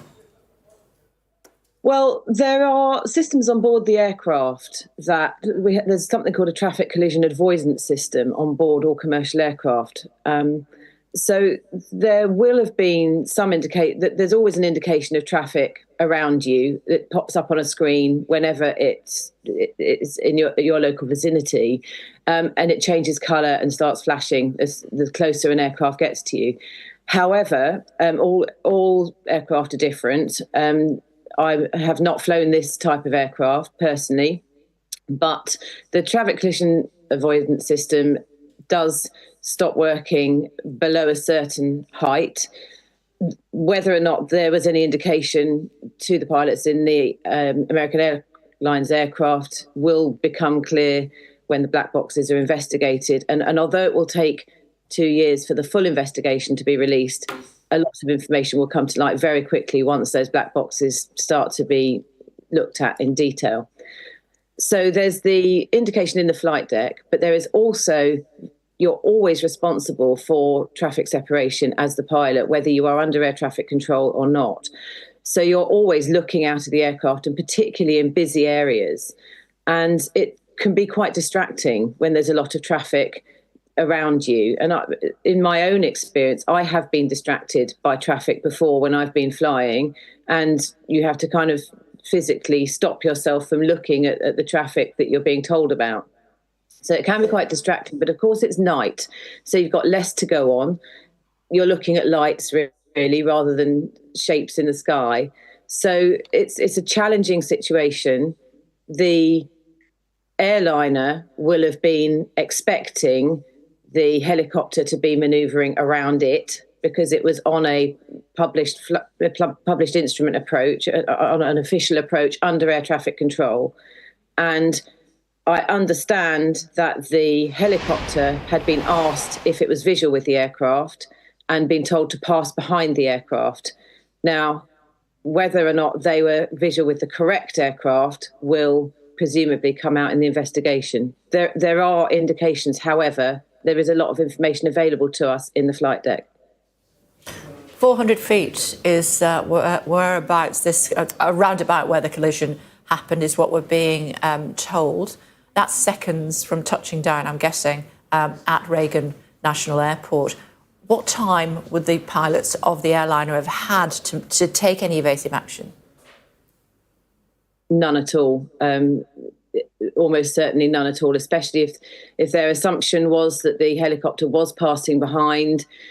They may not have been visual with the helicopter. If it was to be passing behind the aircraft, it would have potentially been off to one side and behind them. So they may not have seen anything. If anything had popped up by the time something like that would have popped up on the TCAS, assuming it was operating at 400 feet, it may not have been. There wouldn't have been any time to have responded at all. So I would expect that the airliner had no idea about what was going to happen at all. Okay. Thank you very much for your expertise this morning. Thank you. The other major story we're covering for you this morning is hostage release scheme that is presently ongoing in Gaza as a result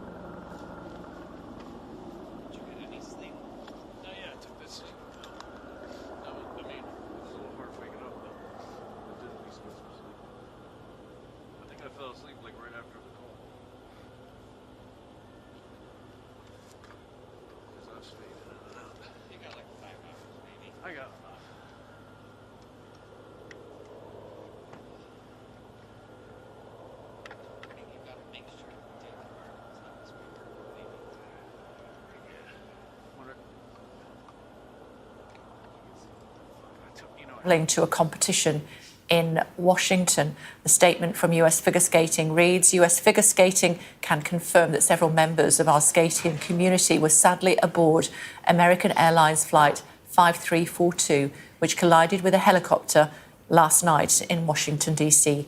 These athletes, coaches and family members were returning home from the National Development Camp held in conjunction with the US Figure Skating Championships in Wichita, in Kansas. We are devastated by this unspeakable tragedy and hold the victim's family closely in our hearts. We will continue to monitor the situation and will release more information as it becomes available. The Russian news agency TASS is also reporting that Russia figure skater, Evgenia Shishkova and Vadim Nomov, who were married, were aboard the flight. The married couple were the 1994 World Figure Skating Champions. David Blevins has been monitoring events since the crash first happened at just before 9 p.m. local time in Washington. Hello to you, David. So it's becoming clearer who was on board.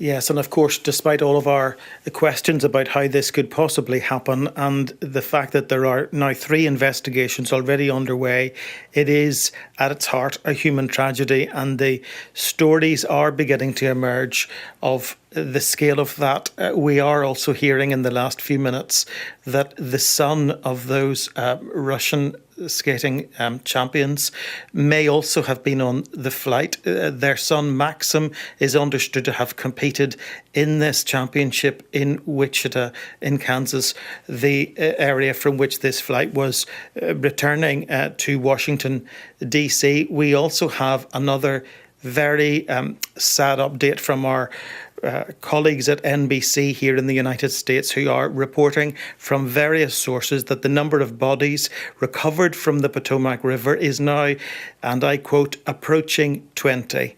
So a rising number of fatalities and a growing sense that was for a number of hours overnight a search and rescue operation, now swiftly turning towards a recovery mission. And we're hearing there'll be another news conference, David, at 7:30 your time?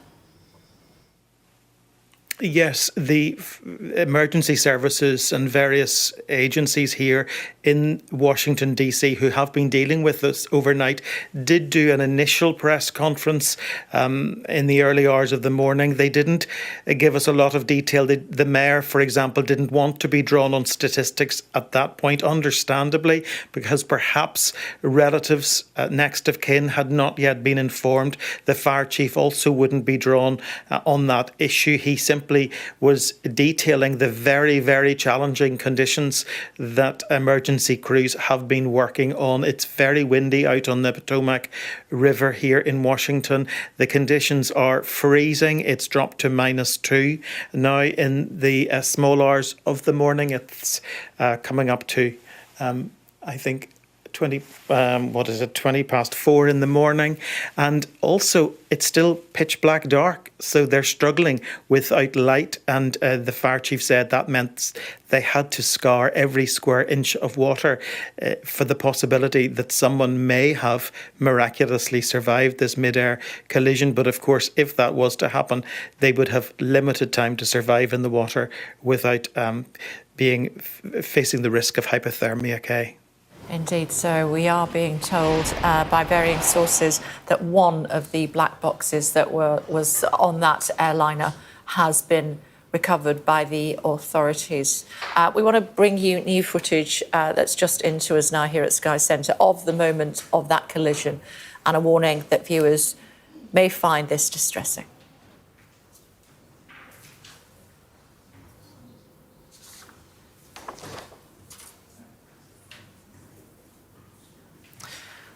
Certainly looking at those images from a different angle would suggest that very few of those on board those 2 aircraft would have survived that collision.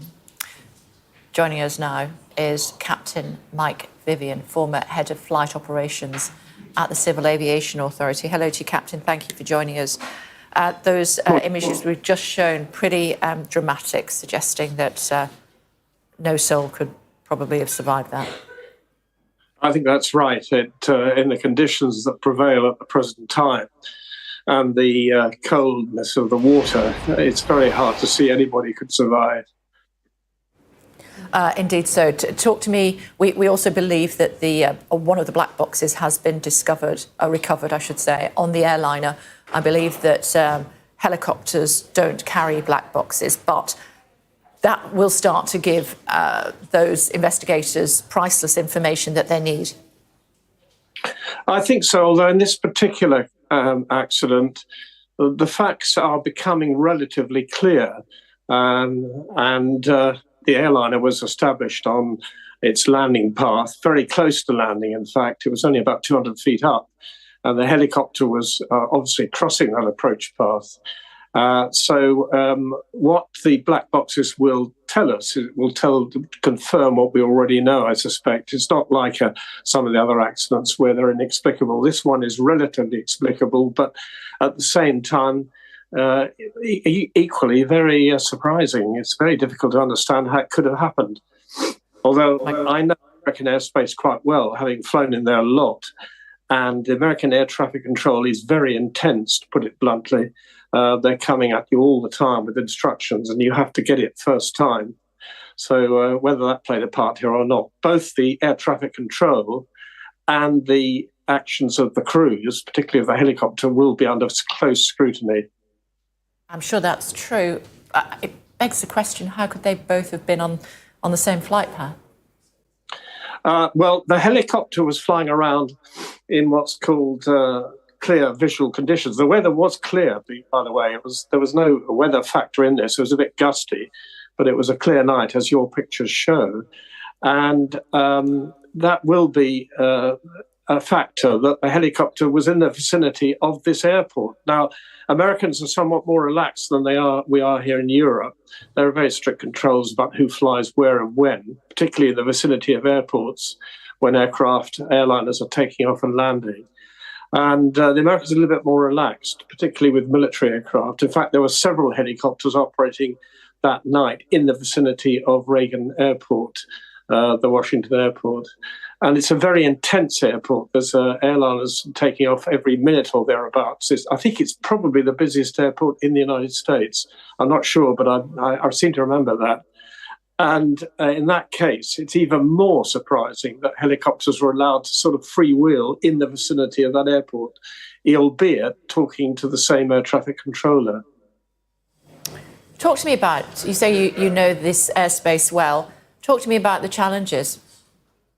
Well, I always found American airspace challenging, as did my colleagues who operate in the States. You've got to pay attention in a very high degree because, A, the intensity of the traffic, and America is extremely intense. Lots and lots of aircraft moving, small aircraft, middle aircraft, large aircraft, coming in and out of airports, some small airports, large airports, all in close vicinity, particularly in the built-up areas. And secondly, the sheer number of them. So the American controllers talk to you in a very, if I can put it this way without generalizing too much, at a very fast pace. And you really have to get it, first of all. What they do not like is people asking for repetition. So it is a lesson in itself. It's not like Europe, which is not relaxed, but more at easy pace, better to understand. Americans, you've got to be on your mettle to follow it. And there is, as I say, a lot of traffic, particularly at this airport and the airports in the New York area, Newark and JFK particularly. So high workload. And if you're not concentrating or you're operating independently in the sense the helicopter was, that requires a lot of skill on the part of air traffic controllers to separate people. Paul Beaver was also a pilot, was a helicopter pilot, was talking to us earlier, and he was saying that the helicopters and aircraft are in pretty close proximity in this part of the world and following flight paths that we wouldn't allow to happen in the United Kingdom. That's correct. Yeah, that is correct. There were, on this night, several helicopters in the vicinity of Reagan International Airport. We wouldn't tolerate that in the United Kingdom. There's very much more close scrutiny of who's doing what, even if you're a military helicopter. And if you are a military helicopter, you certainly wouldn't be on a training exercise in the vicinity of somewhere like Heathrow or Gatwick or Stansted. If it was an emergency helicopter flight, then clearly that would receive priority and there would be good and close separation. But to have a training flight in the vicinity of this airport to us is obviously very surprising. Talk to me about how the investigation will progress. Right. Well, the lead in the investigation is what's called the National Transportation Safety Board. We have a similar body here in this country, which is based at Farnborough, and they lead the investigation. Assisting that or going along with it will be the Federal Aviation Administration, which is like our Civil Aviation Authority. They will be assisting and monitoring. And then possibly the aircraft manufacturer for the airliner, and also the helicopter, the Black Hawk.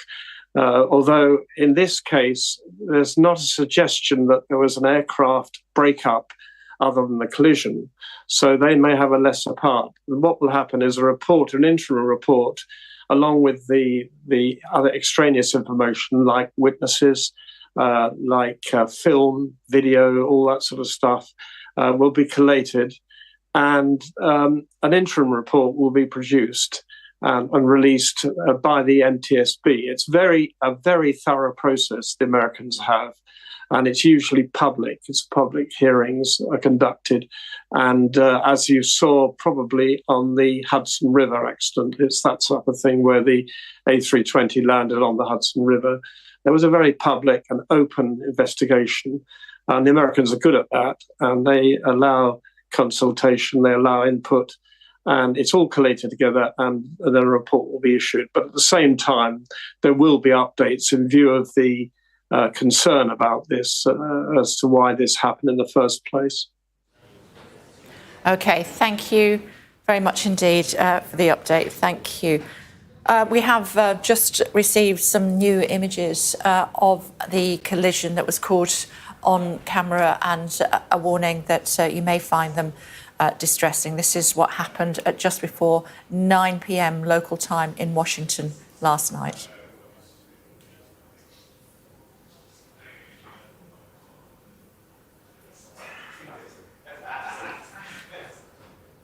That collision happening at just over 200 feet. We are being told by experts talking to us on the programme today that the airliner, the pilots on the airliner would have had no chance at all to change their direction. Both that and the Black Hawk are in the Potomac. We are being told by our colleagues at NBC that up to 20 bodies have been recovered so far. 60 passengers, 4 crew were aboard the jetliner, and 3 soldiers were aboard the Black Hawk. We'll update you further on that in just a few moments' time. Meantime, the other developing story for you this morning, and that relates to a hostage release which is presently underway in Gaza. We believe that Agam Berger has been released. We've seen images of her. She was released about an hour ago. Other hostages that were released last weekend were there to cheer her on as she was released. We're waiting for 2 other Israelis and 5 Thai nationals to also be released. Adam is monitoring this for us and joins us now. So, Adam, we have seen Agam Berger released. We're waiting for Erbil Yehud and also Gadi Moses, who is an 80-year-old man, and 5 Thai nationals. We're not sure of their identities at this stage. Yeah, that's right, Kate. It is a a busy day today because there are two scenes, two locations where people are being released. The first is Jabalia in the north of the Gaza Strip, which was a refugee camp and is, I think, a demonstration by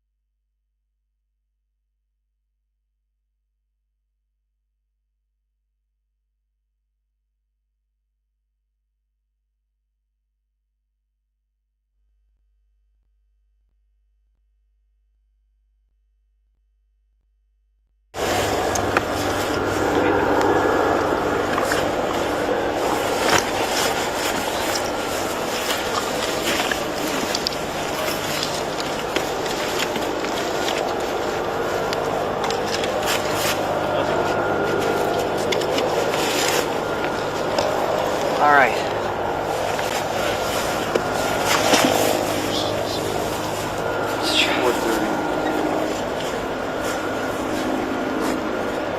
Yeah, 10 o'clock.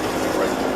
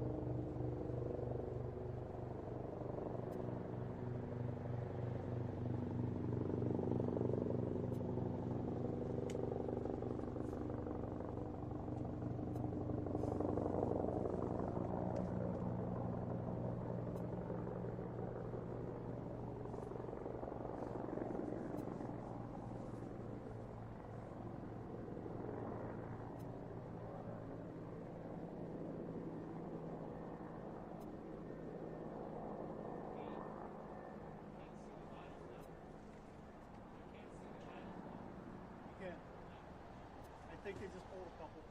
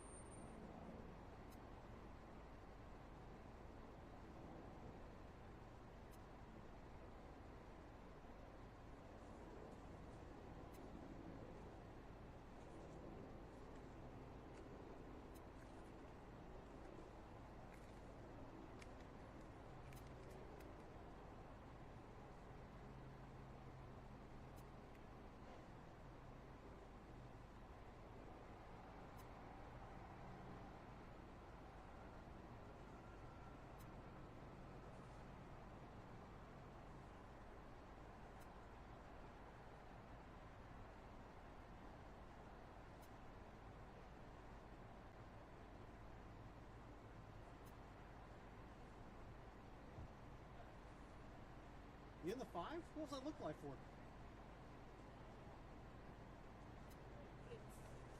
It's team covered boxes. Okay.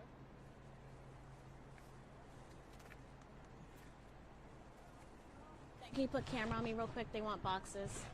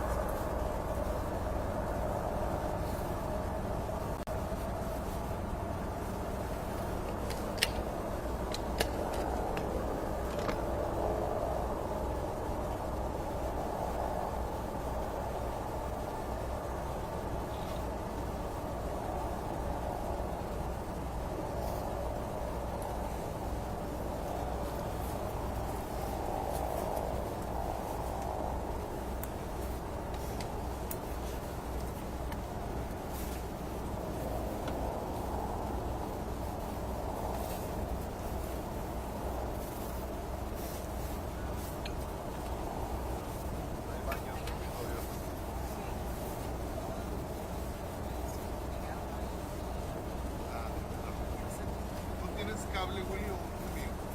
Que si después se aventure, me parece que ya tienes el decreto. Sí,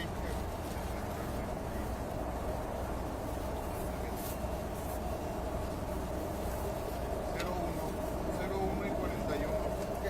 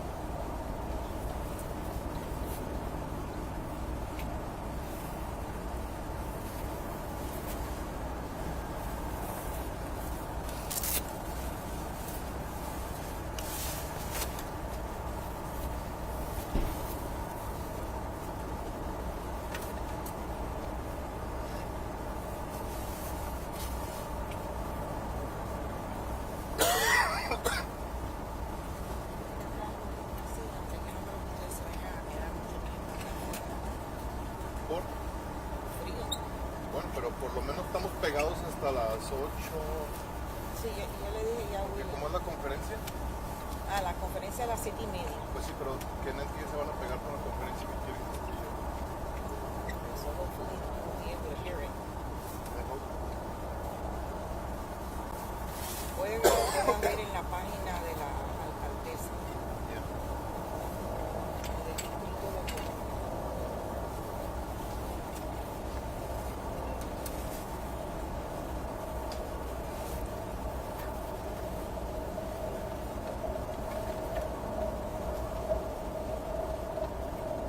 No hace viento.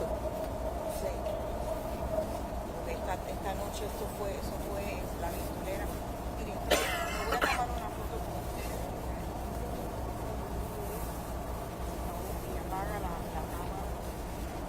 Sí, me voy a tomar el foto. No aguanto.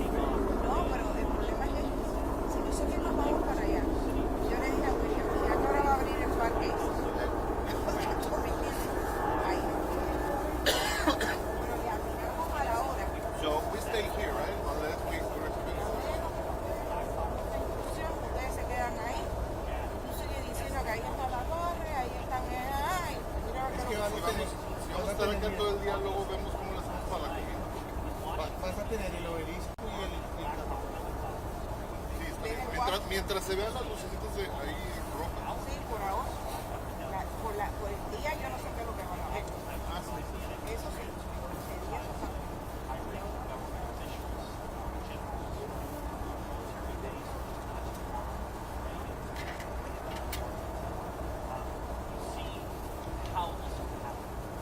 Pero yo tengo una mucha así que esa conferencia que es a las 6:30 va contigo.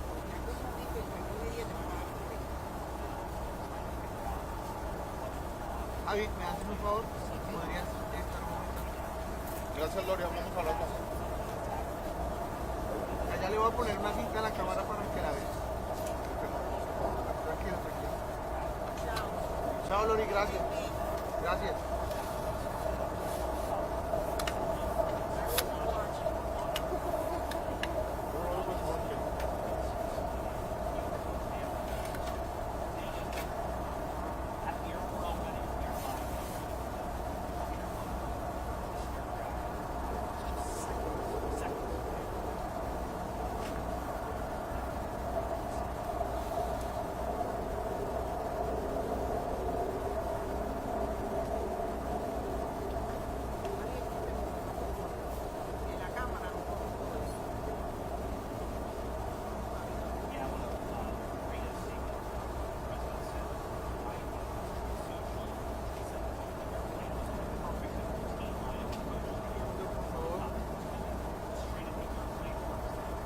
Dimitri, Juan.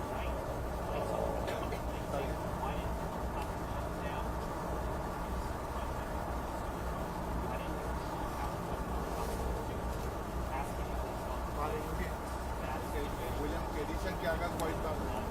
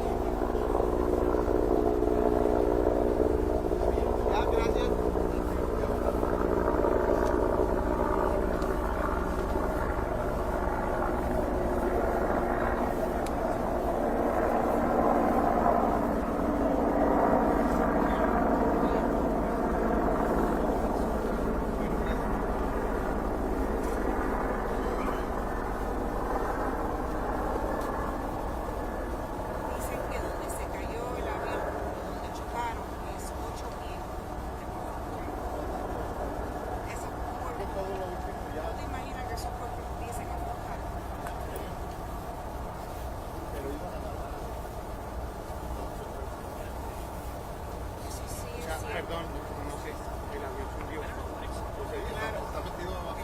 como ven, se partió en 3 pedazos. A ver.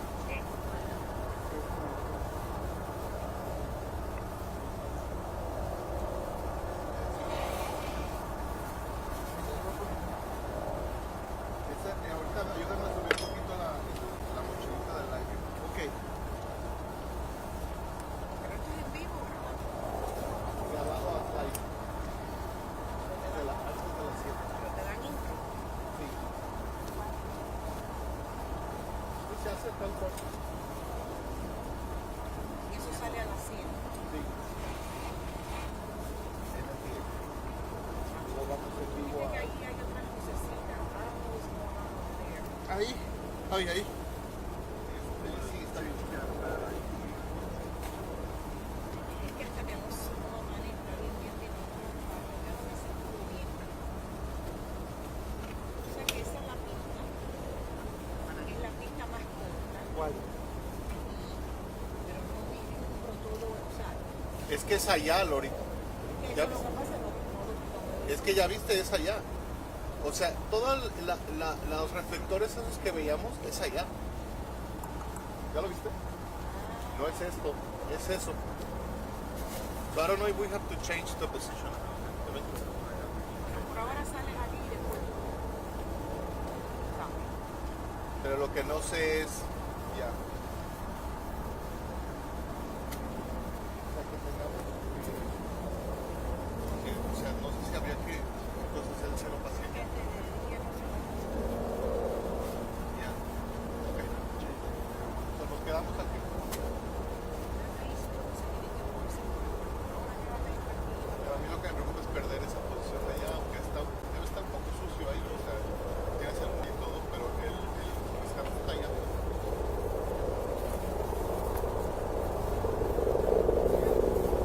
¿Ahí ves? Oye, te está hablando. O sea, aquí tendríamos el espacio dentro del pero palos esos del muelle.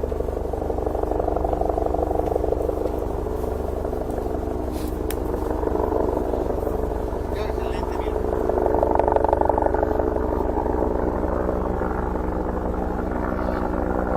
Necesito amarilla. Ok, si entonces más o menos me ayuda a verse rápido, a ver, sí.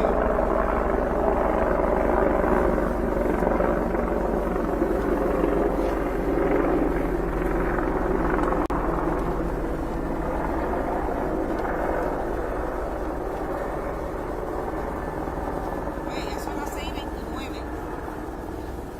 Se iban a esperar lo más cerca a la luz del día.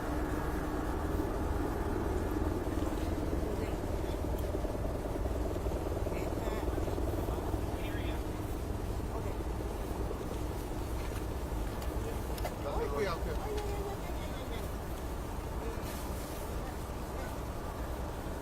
Yo no me ubico bien. Estoy intentando ver por encima algo, qué es lo que hay dentro. Hay muchísimos giros que están enfocados para allá. ¿A dónde? Para allá.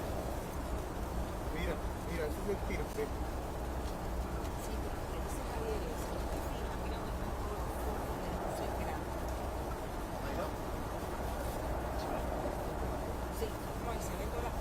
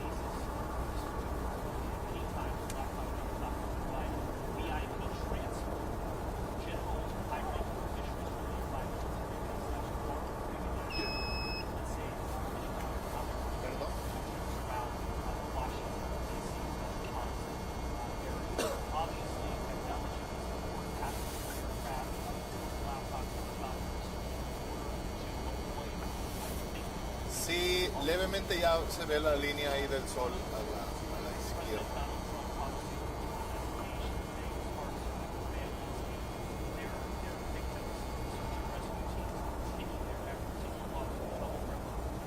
Sí, déjame retomar después de ese soltito.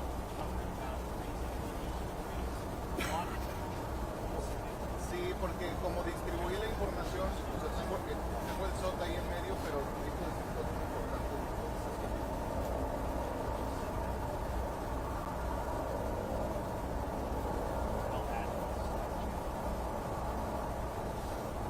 Cuando termine.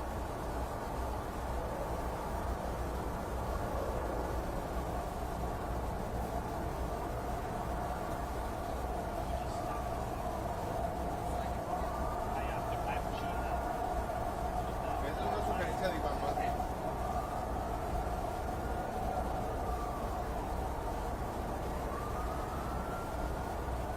Yo no quiero ninguna pregunta. Pregúntame lo que tú quieras.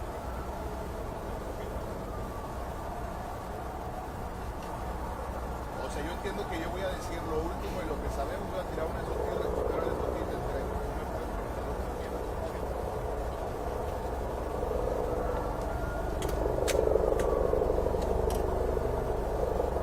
Pero no entiendo que se mueve, que es que yo no quiero esa pauta, no entiendo que sea una falta de que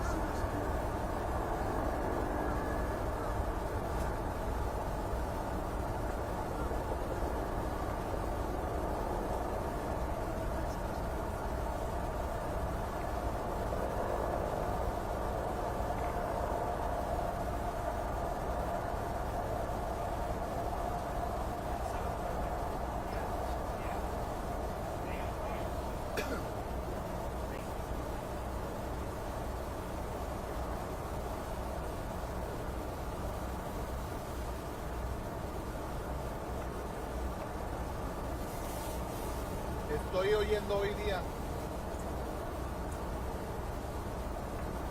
Me jalaron a hoy día, Iván.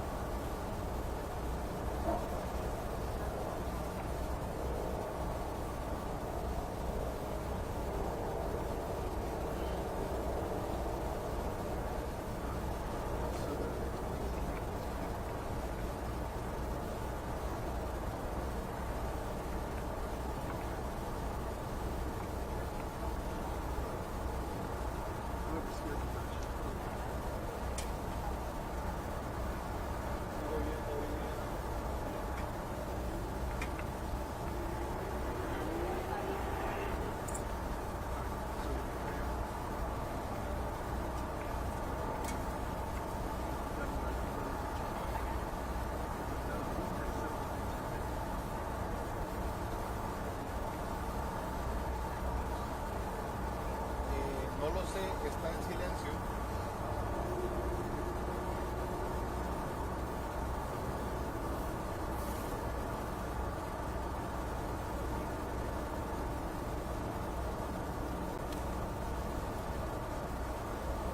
Ahí estamos bien.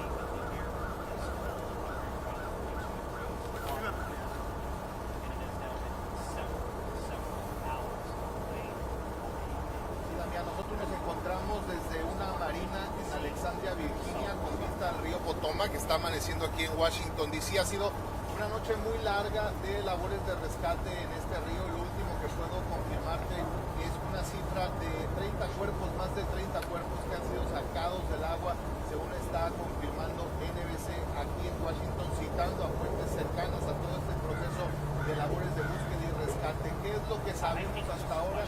Una colisión en el aire de dos aeronaves. Una de ellas, este vuelo, el vuelo 5342 de American Eagle, con 60 pasajeros a bordo, 4 miembros de la tripulación, que estaba ya en su ruta para aterrizar muy cerca en el Aeropuerto Nacional Reagan, cuando se estrelló con un helicóptero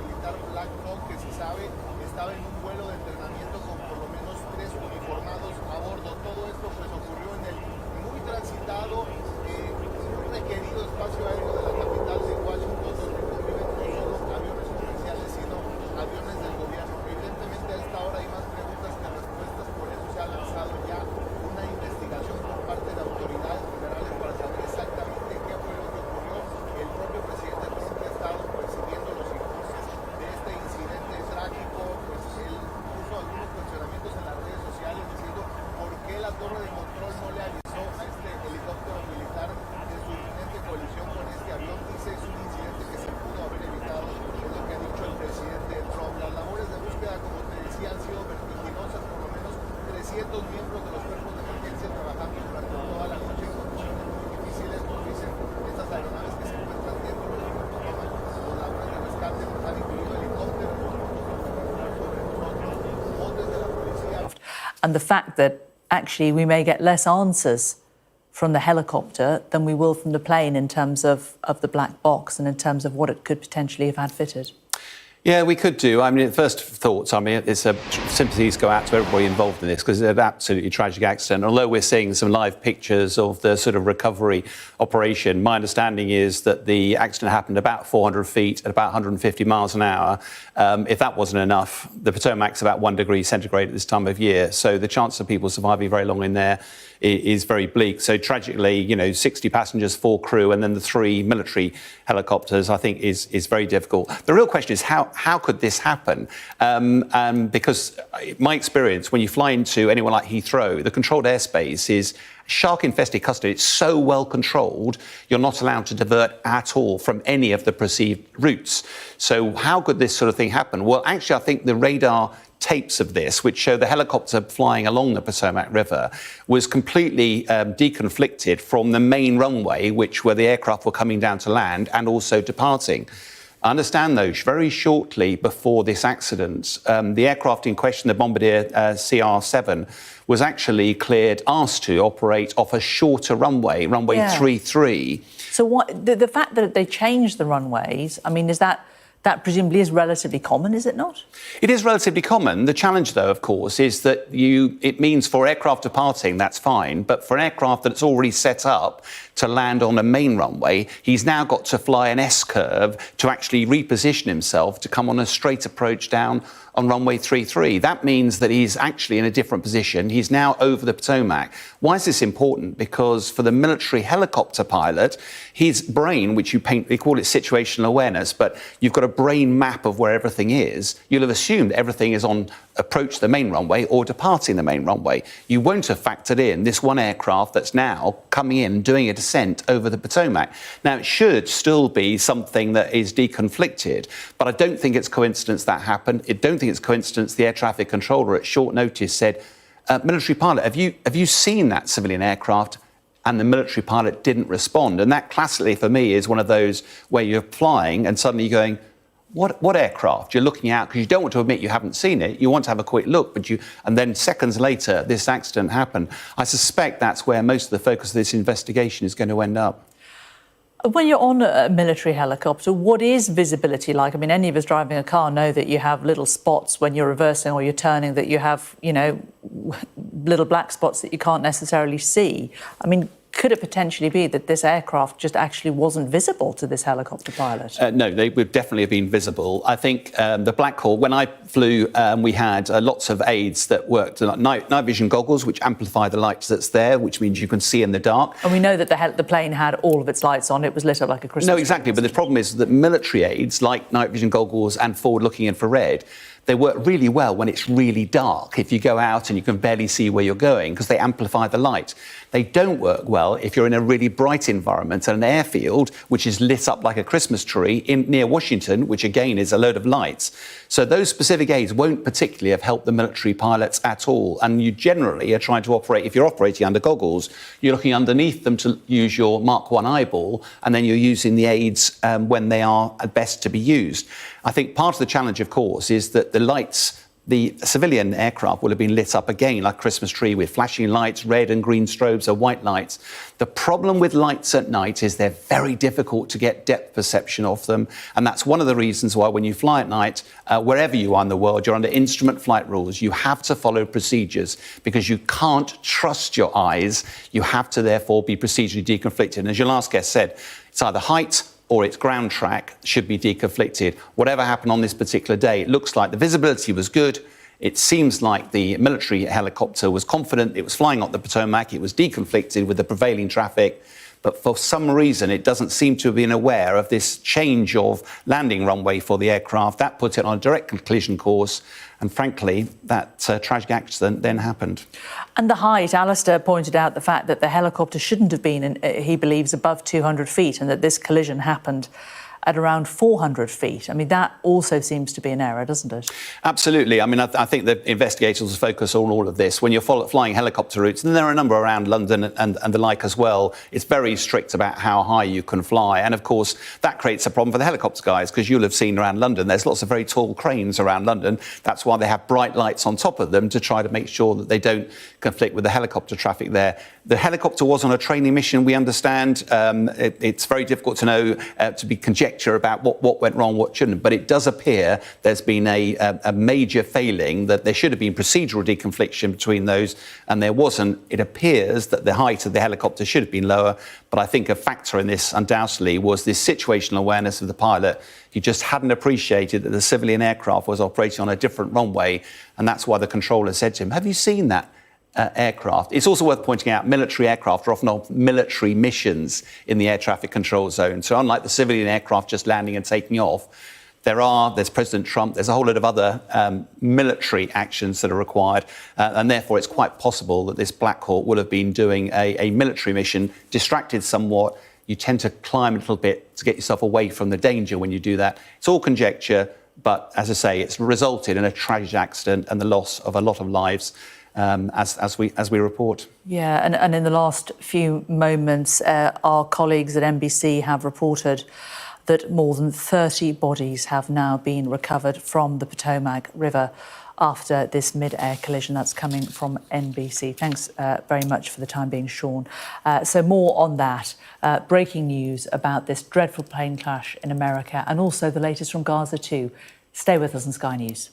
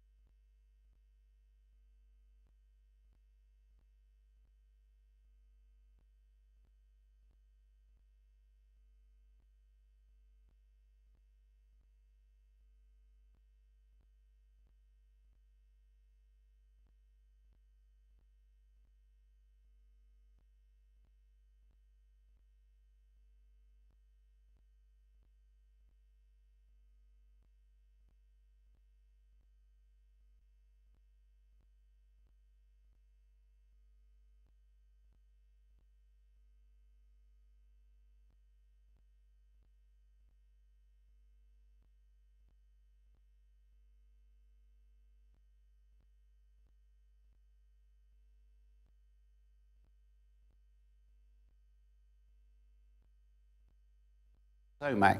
The one thing that changed was at short notice, when this Bombardier was invited to land on the shorter runway, that took it across the Potomac.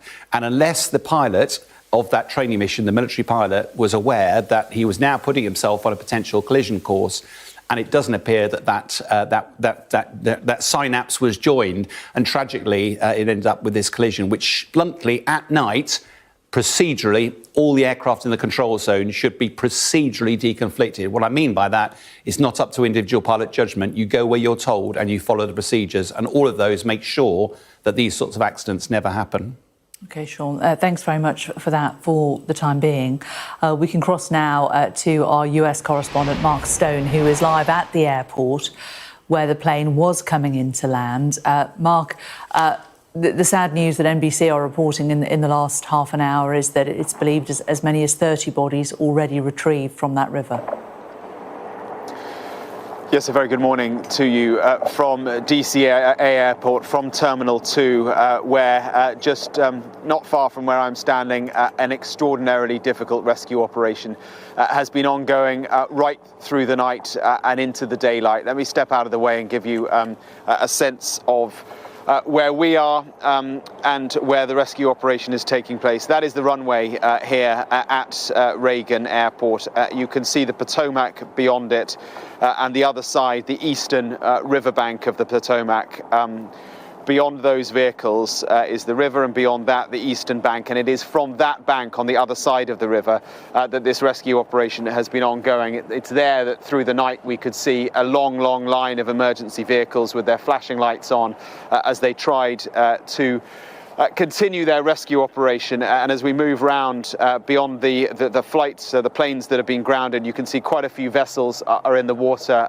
Some of them are privately owned, some of them are emergency vehicles, some of them, I think I can see what looks like one of the Potomac public ferries there. So they've commandeered as many aircraft, as many boats as they can to continue this operation. And as we continue to move round, you can see there's quite a lot of police activity further south. Now, this is the southernmost point of the runway. This is where the plane was making its approach. It was coming from south to north along this route here when it hit the helicopter. In fact, I can see another rescue helicopter or certainly a spotter helicopter in the skies there now as the sun rises. So the aircraft was, the aeroplane, the passenger plane was flying from south to north as it was making its final approach into DCA. And it was just before that approach that it collided with the Black Hawk helicopter, which was flying in the opposite direction from north to south.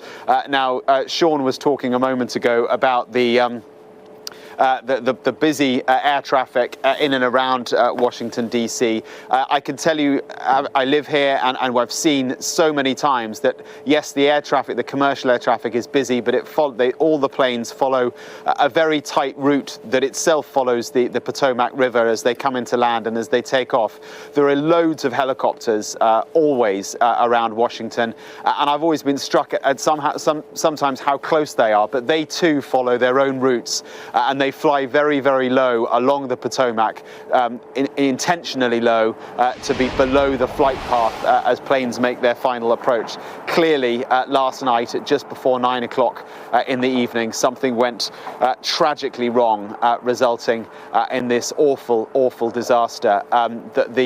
The worst air crash, in fact, the only incident at DCA, at Reagan Airport, since I think 1982 was the last time that they had an air crash here. That was an Air Florida flight that crashed on takeoff. It was flying too low because of an issue with ice on its wings, and it hit one of the bridges here in Washington, D.C. But Jane, I should tell you that this is an airport that's effectively in the city. We're only just over a mile from the White House here in DCA. So it is a congested airport. It is an airport that is surrounded by built-up areas, and so it is for that reason that the planes always follow the route of the Potomac River as they come into land and as they take off. We are expecting a news conference here at the airport It was billed to be in about 15 minutes time. It may well be delayed. Yes, last night's news conference was delayed. We heard then from the mayor of Washington, D.C., Muriel Bowser, and various other officials as well. And of course, this morning, with sunlight, I suppose that the rescue recovery operation can be made that little bit easier, but the waters here are extremely cold. It's just above zero here, the air temperature. But last week, as you know, it was extremely cold in Washington, minus 15 degrees, and the Potomac has remained very cold. In fact, up in the city itself, it's largely frozen over, and so that clearly will make the rescue operation and the work for the divers who have been in the water all night extremely hard indeed. Yeah, we saw images just a short time ago, actually, Mark, of what looked like an ice-clearing vessel moving some chunks of ice off the water. I don't know if you're able to see the shot that we're broadcasting live at the moment, but it does show what appears to be possibly some part of the structure of one of the vessels.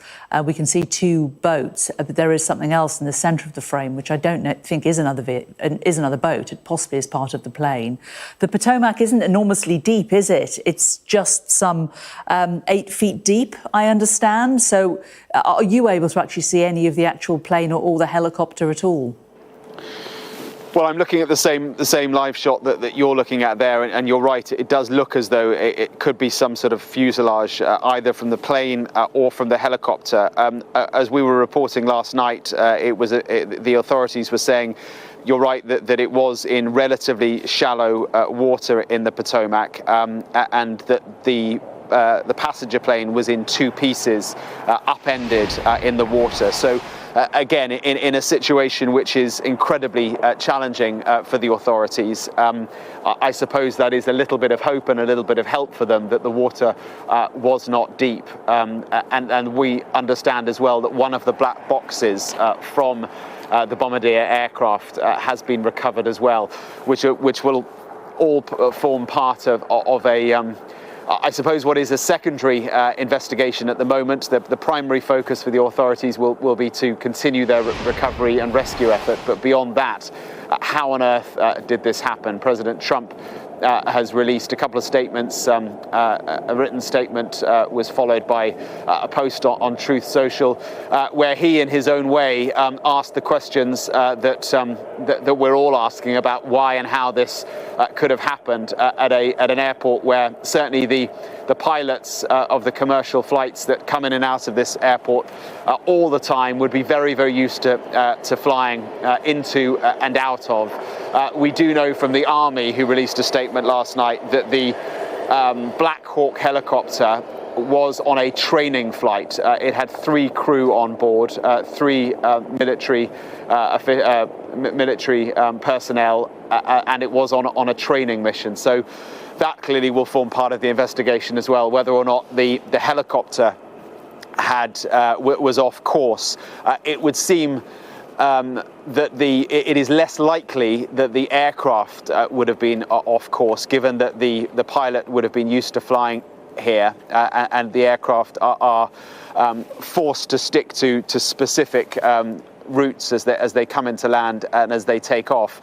Helicopters, whether they're military, police or commercial, have more maneuverability, but there are various different paths, helicopter flight routes that they can take in and around DC, and we know from looking at flight radar that the Black Hawk did appear to be on one of those, or certainly near one of those helicopter routes as it flew north to south when it struck the aircraft which was coming into land from south to north.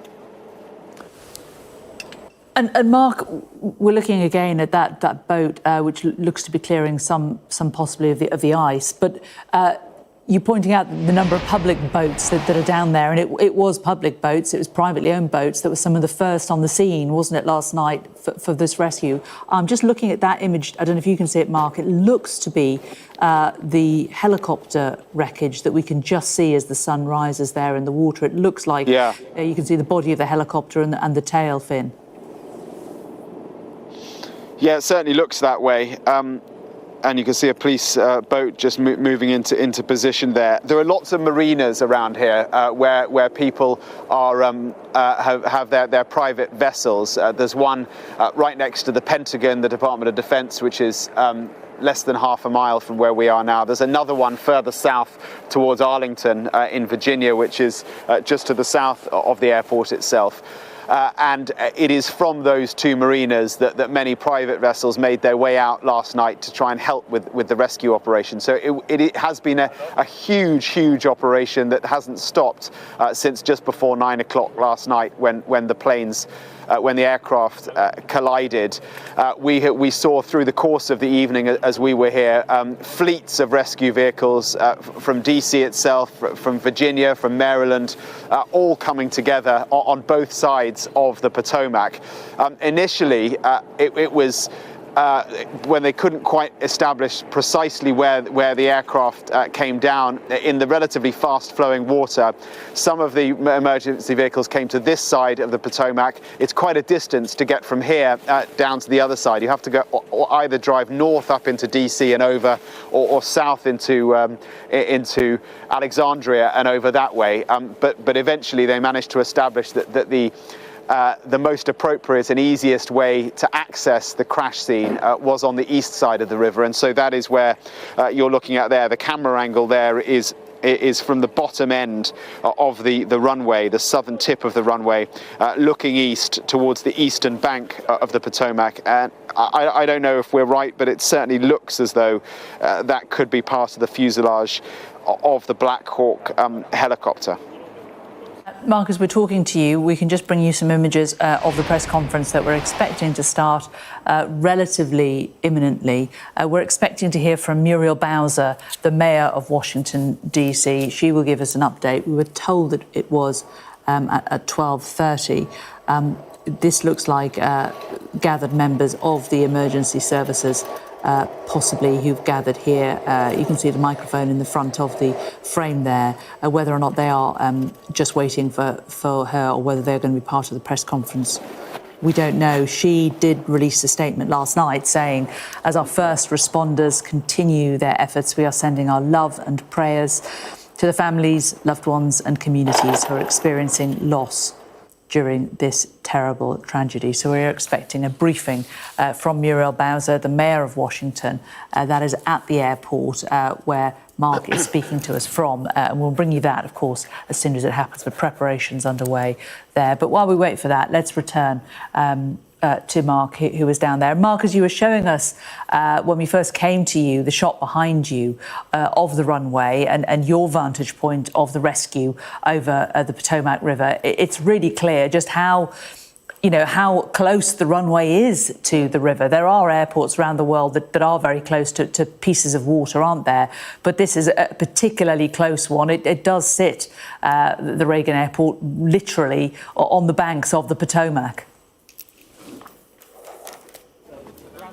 Here and take off here, and I have done many times. Certainly as you're coming into land, it appears very often that you're going to land on the water because the southern tip of the runway, as you say, meets the banks of the Potomac. We are expecting, as you say, the news conference very shortly, taking place in Terminal 1 here at the airport.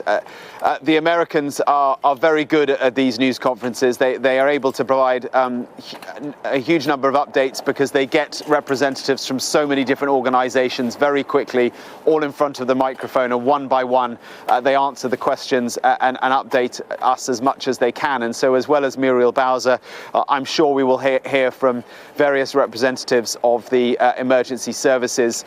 We heard last night from the CEO of American Airlines. This was an American Eagles flight being operated by a subsidiary company of American Airlines from Wichita in Kansas, due to arrive here last night just before 9 p.m. The CEO of American Airlines, in a lengthy televised statement, he said that they were helping the authorities with whatever help they needed, that his thoughts and prayers were with the families of those on board and with the broader American Airlines family. Clearly a very, very difficult day for one of America's largest airlines. It is the biggest operator here at DCA Airport, flying to locations right across the United States. This is Jane, effectively the city airport for Washington, D.C. As I say, it sits almost in the middle of the city.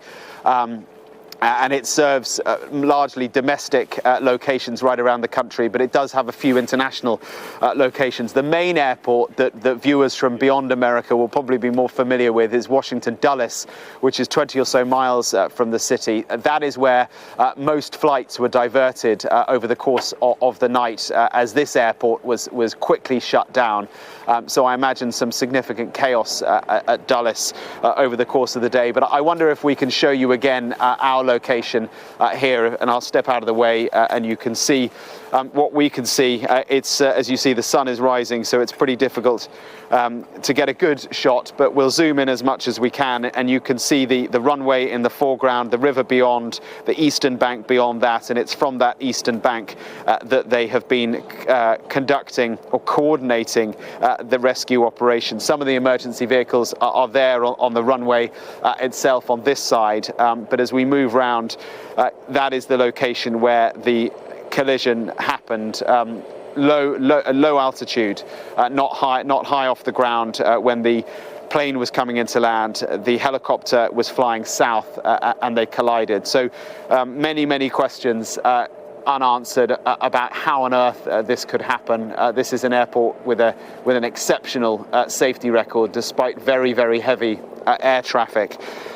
That's one of the I think a commercial boat there right in the middle of the water that is presumably helping with the rescue operation. And as we swing further round to the right, I think what looks like a coordination point with a few flashing lights beyond that grounded United jet.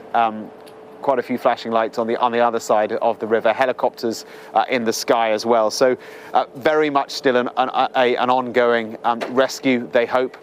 Recovery certainly, as they look for more people who were on board both aircraft. 60 passengers on board the American Eagle jet.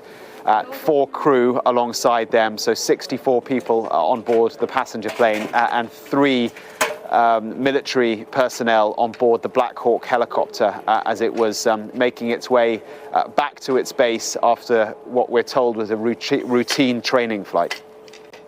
Mark, let's just tell our viewers a little bit more about what we know about who was on board. Of course, there were the 3 pilots on the helicopter, the 3 military people, but also a number of passengers on that plane. And a man has told local news in Washington that his wife was on the plane and shown them the last message he received from her. I'm just praying that somebody's pulling her out of the river right now as we speak. That's all I can pray for. I'm just praying to God. When was the last time you spoke with her? She texted me that they were landing in 20 minutes. Can you show us a text message that you got from her?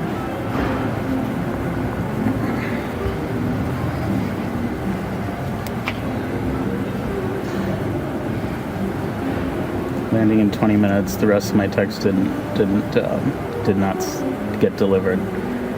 That's when I realized something might be up.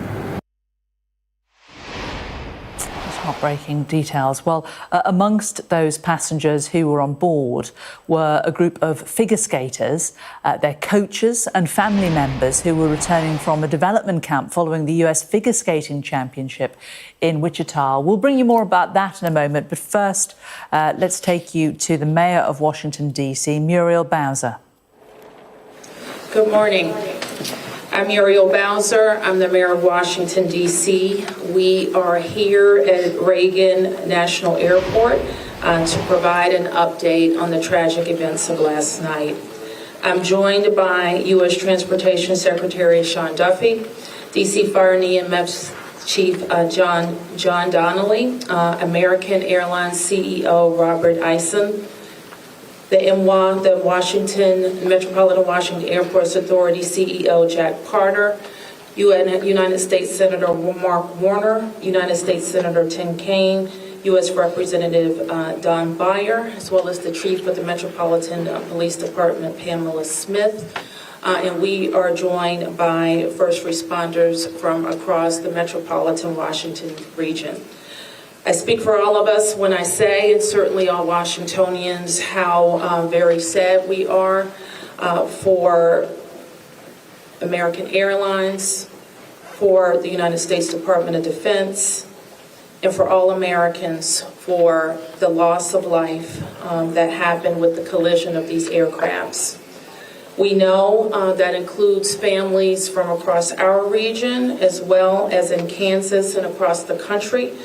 This morning we all share in a profound sense of grief. I do want to thank the first responders who acted quickly last night, who ran towards danger, went into a very frigid river, and have worked throughout the night.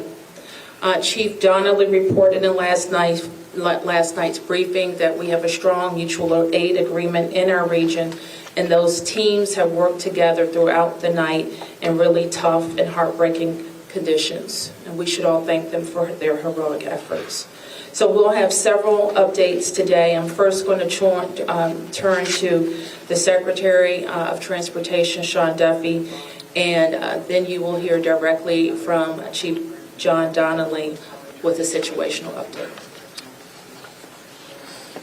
Thank you, Mayor. Again, Sean Duffy here, Secretary of Transportation. We wish we were gathering for different purposes today.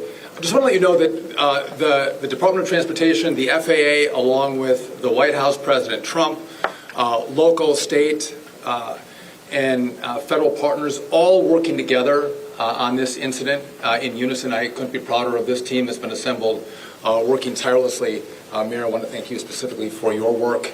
A few details I'd like to give all of you, and some of you reported this, but last night, if you live in the D.C. area, you would know that this was a clear night last night. The helicopter was in a standard pattern. If you live in the D.C. area, you'll see helicopters up and down the river. This flight pattern is seen oftentimes when you live in D.C. This was a standard flight pattern last night as well. The American Airlines flight coming into land was in a standard flight pattern as it was coming into DCA. So this was not unusual with a military aircraft flying the river and aircraft landing at DCA. And again, if you live in the area, you'll see that frequently with those two aircraft working together. As many of you have reported, we have located the two aircrafts. The fuselage of the American Airlines plane was inverted. It's been located in 3 different sections. It's in about waist deep water, so that recovery is going to go on today as that recovery takes place of the fuselage of the aircraft.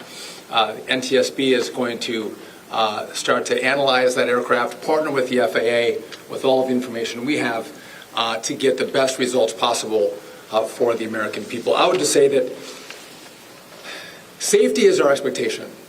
Everyone who flies in American skies expects that we fly safely, that when you depart an airport, you get to your destination.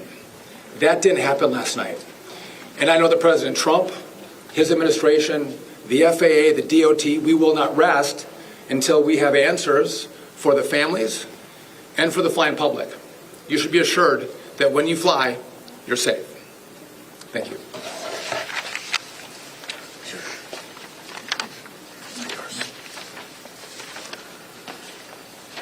Thank you, Secretary. Thank you, Mayor. I'm joined today with Fire Chief Bonnet from the Metropolitan Washington Airports Authority, and I'm John Donnelly, Chief of the District of Columbia Fire and EMS Department. Last night at 8:48, the control tower sounded an alert, which alerts responders to respond to a report of an aircraft crash on or near the airport. That sets off an immediate response from the Airport Authority Fire Department, from the District of Columbia and Metropolitan Harbor Patrol fireboats and other fireboats on the river in order to support that type of operation. Very quickly, this call escalated. It became apparent, the responders realized that they had a plane crash and immediately escalated to a response that ultimately included about 300 people last night. These responders found extremely frigid conditions. They found heavy wind. They found ice on the water, and they're operated all night in those conditions. I'd like to take a moment to acknowledge the agencies that responded in addition to DC Fire and EMS and Metropolitan Washington Airports Authority, Montgomery County Fire Department, the Prince George's County Fire Department, the Charles County Fire Department, the Baltimore County Police Department, the Anne Arundel County Fire Department, the Alexandria Fire Department, the Arlington County Fire Department, the Fairfax Fire Department, the Prince William Fire Department, the Baltimore City Police Department, the Maryland State Police, the Maryland Natural Resources Police, the Department of Defense, the Joint Base in Bowling Fire Department and the staff there, the U.S. Army, the U.S. Coast Guard, the United States Park Police, the Metropolitan Police Department, the FBI, and the NTSB. Despite all those efforts, we are now at a point where we are switching from a rescue operation to a recovery operation. At this point, we don't believe there are any survivors from this accident, and we have recovered 27 people from the plane and 1 from the helicopter.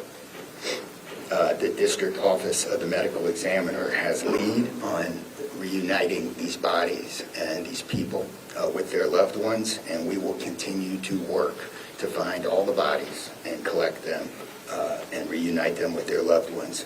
We should also acknowledge that the Virginia Medical Examiner and the Army Medical Examiner are involved in this operation and a very important part of getting people identified. So.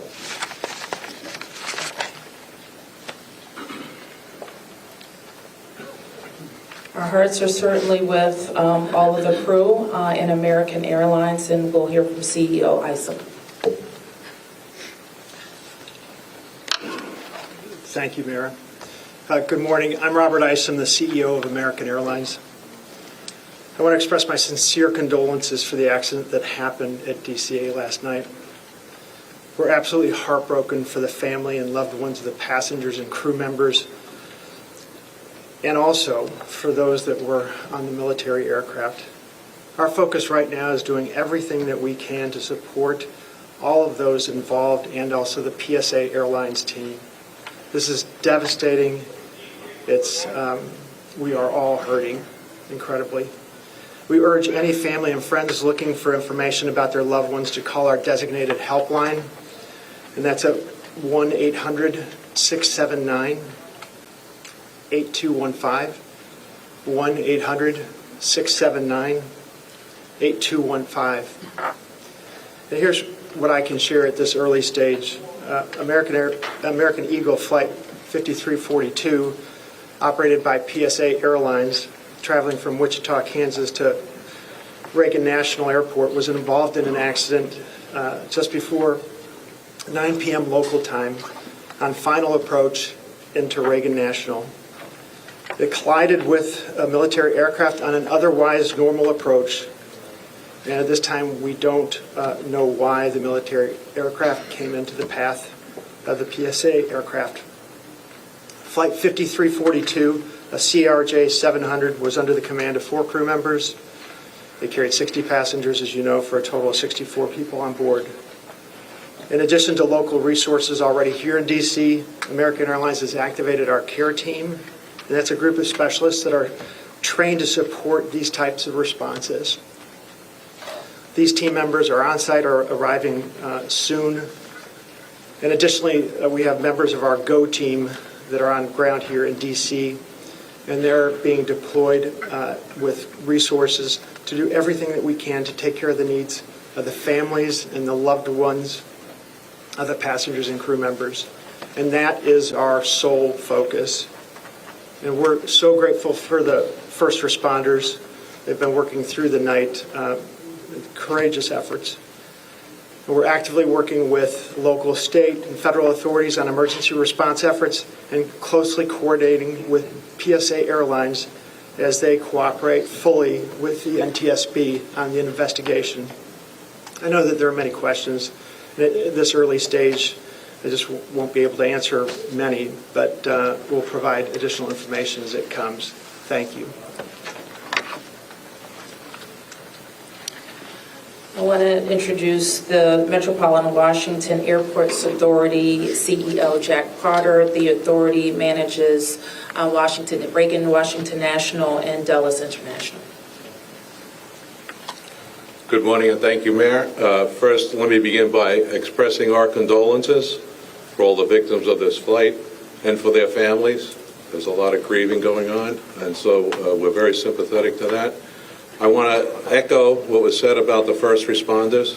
When there's a problem in this area, everybody drops everything and they rush to wherever the problem is. So I want to thank the chief, the entire team from Washington, D.C., but just as important, the list of folks that the chief described. The federal authorities have been here en masse, and so a lot of effort was brought to bear. Unfortunately, we weren't able to rescue anyone, but we are in the recovery mode right now.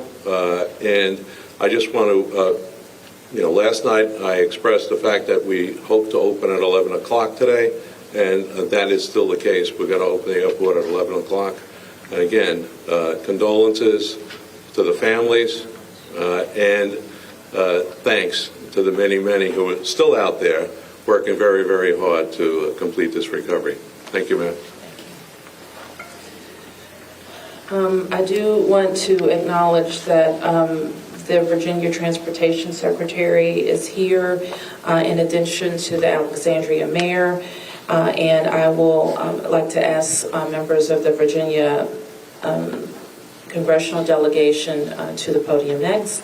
U.S. Senator Mark Warner, followed by Tim Kaine and Representative Don Beyer. Thank you, Mayor. I want to join with everyone else and express my condolences for the victims. For folks who don't live in the DMV, we are made up of a lot of jurisdictions. Reagan Airport's in Virginia. Across the river we have Maryland, obviously the district, but has been indicated by the chief, when tragedy happens, all those distinctions between the various jurisdictions and our federal partners all disappear. And I want to again thank all the first responders. On a personal note, I'll just add that literally I now know I was coming back from the district from a dinner to my home in Old Town Alexandria. And while I did not see the collision, I wondered, I'd never seen this many red lights streaming towards the airport and across the river in Maryland about this time. My phone started blowing up and I realized that this accident had taken place. There'll be a time to figure out, I know NTSB will have a briefing later in the day, but to the victims, our condolences. To the first responders, our thanks. The sorrow, thanks, and questions. So sorrow, as all have expressed, to the crew, to the passengers, to the soldiers, to their families, to their friends, to their loved ones, to people who are still trying to get information and unsure whether their loved ones have been lost. We offer our profound condolences to them and our sorrow for this tragedy. Thanks, I'll echo, Mayor, what you began with. When you see a challenge like this and you see people from so many different agencies, local, state, federal, with different uniforms, different badges, but working in such a coordinated way, even in the midst of a tragedy, it does give you a sense of appreciation and pride in people's willingness to come to the danger and work together. And I started to see that as a local official 30 years ago in Richmond, and definitely have seen it here. And then finally, questions. There are going to be a lot of questions, obviously, a lot of questions. And that's what the NTSB's job is to be an independent investigator of incidents like this. And they are here. We were in dialogue with them earlier today. They've been here since they got the alert, and they will be doing the work and playing lead in answering the many questions that we have, and that's as it should be. It's not a time to speculate. It's a time to investigate and get answers to the questions we need, and I have confidence that will be done. Thank you. Following up on the Senator, I think grief, thanks, and service, with millions and millions of Americans traveling every year, we are all grieving, knowing that it could have been our loved ones, it could have been us. And our hearts go out to all those who have lost folks. In a most partisan place, also, I'm really thankful that Democrats and Republicans, people from all over, have come together to try to make sure that people are served. As a local representative, I want the families to know that our office is available to serve you in any way we possibly can through this time of grief and transition and loss. And then also just note that we're deeply grateful for the people who risked their lives last night on a moment's notice and spent the whole night on the river in the ice and the wind, serving us. And then finally, as Senator Kane, Senator Warner noted, after the NTSB investigation, we've got to make sure that at the federal level and with the support of Virginia, Maryland, D.C., we're doing everything we can to make sure this does not happen again.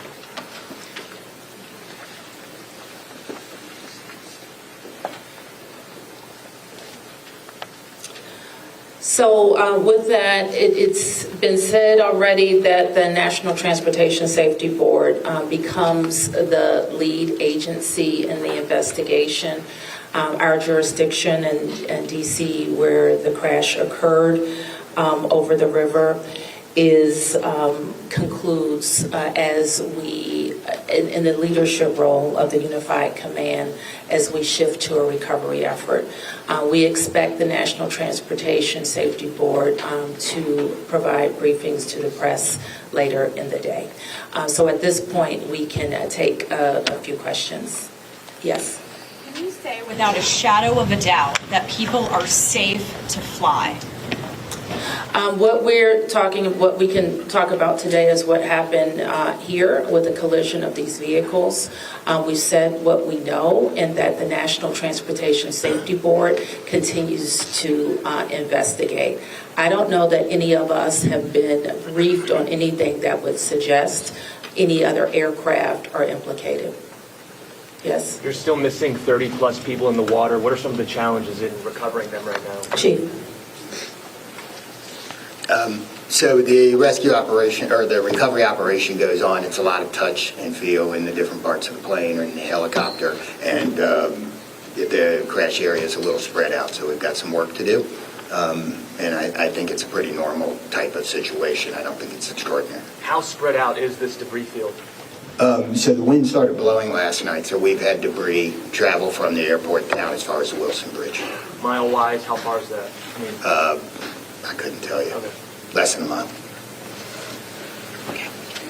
This is a question for CEO Carter. You're going to open the airport at 11 o'clock this morning. How are you going to do that? And what impact is that going to have on operations, on passengers, on people's anxiety? How are we going to do this? Well, we're going to open the airport at 11 o'clock. It's safe. We've worked with all the federal agencies, FAA, and, it's been determined that we can open that airport safely. The recovery effort that's on our property is on the waterfront. Our primary runway, 119, will be open. It's away from any activity. We're going to have a secure area around that. So all are comfortable that we can get back to operations. Now, each airline will announce or communicate to their passengers what their operations are going to be. Obviously, their networks were disrupted overnight, and so we might have a slow recovery, but the bottom line is we will begin to have aircraft moving in and out of this airport at 11 o'clock. Okay, so 1, 2, 3. Has the flight recorder been recovered, the black box at all? I don't think we can say anything about what's in TSB's purview. You mentioned the airport opens 3 hours from now. There's a lot of helicopter traffic from the military, U.S. Park Police and all that. Will helicopters be flying right through here as well, beyond the recovery efforts? I don't know the answer to that. Jack, do you have anything to add? We don't have anything to add about that. Yes. For Secretary Duffy, can you reassure Americans that the U.S. still has the safest airspace in the world? So the question is, can I guarantee the American flying public that the United States has the most safe and secure airspace in the world? And the answer to that is absolutely, yes, we do. We have early indicators of what happened here, and I will tell you with complete confidence, we have the safest airspace in the world. What's next? When it comes to informing these families who've tragically lost their loved ones, what does that look like so far? Have any of them been informed? The flight manifest, is there any details you can provide on that front? Can you add anything? All I can say is that we have published the 1-800 number. We have family assistance centers set up here in DCA. We do in Wichita as well. I'm not at liberty to give the number of families that have been that have used those services, but we are making that use.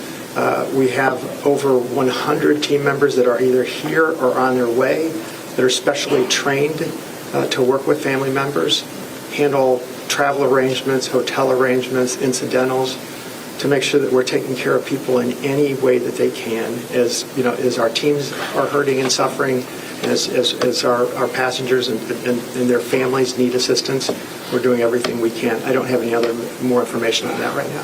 Thank you. Next.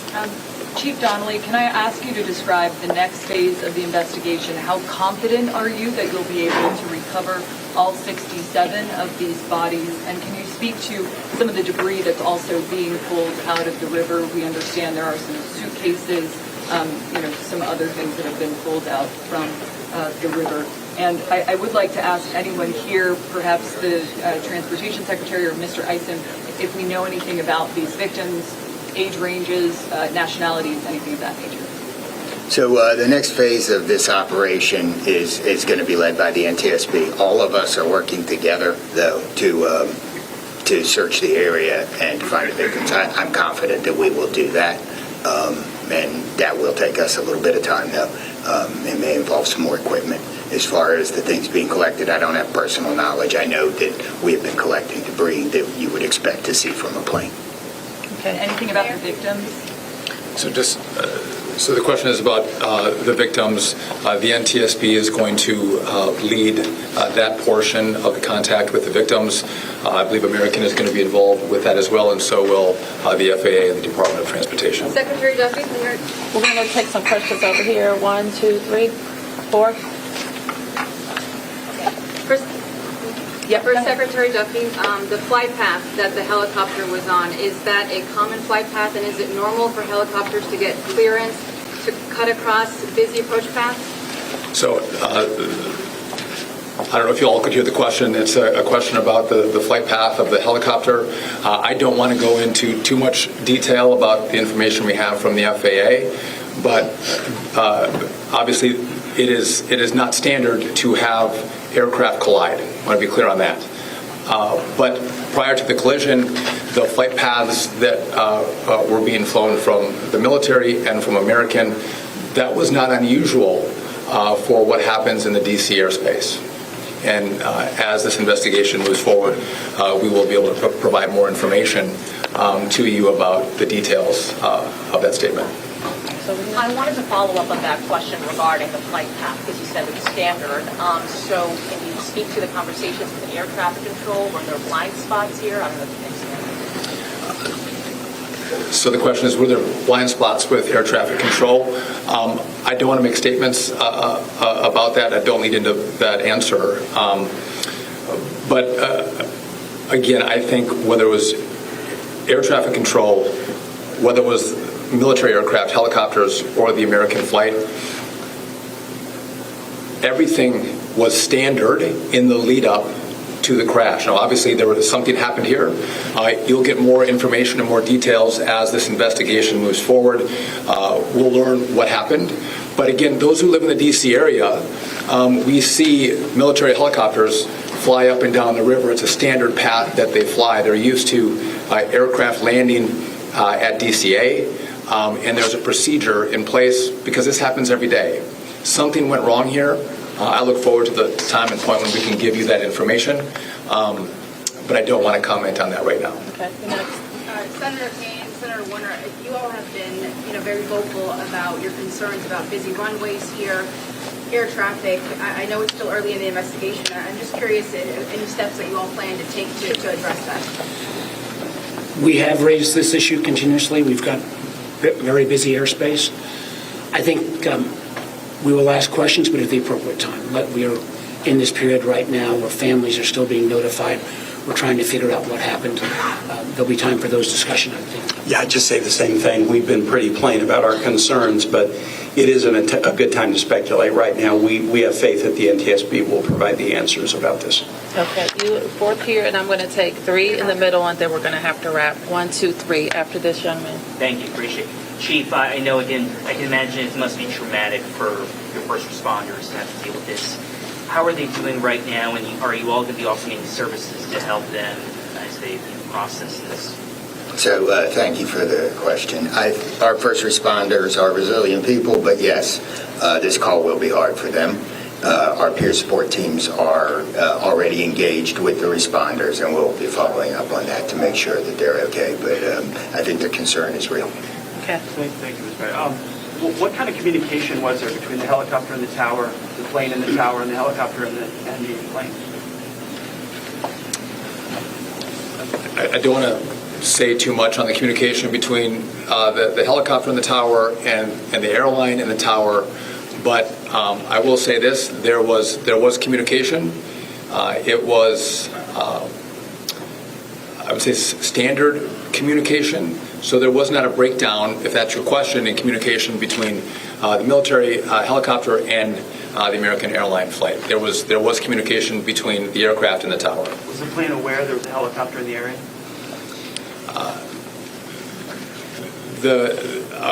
I would say the helicopter was aware that there was a plane in the area.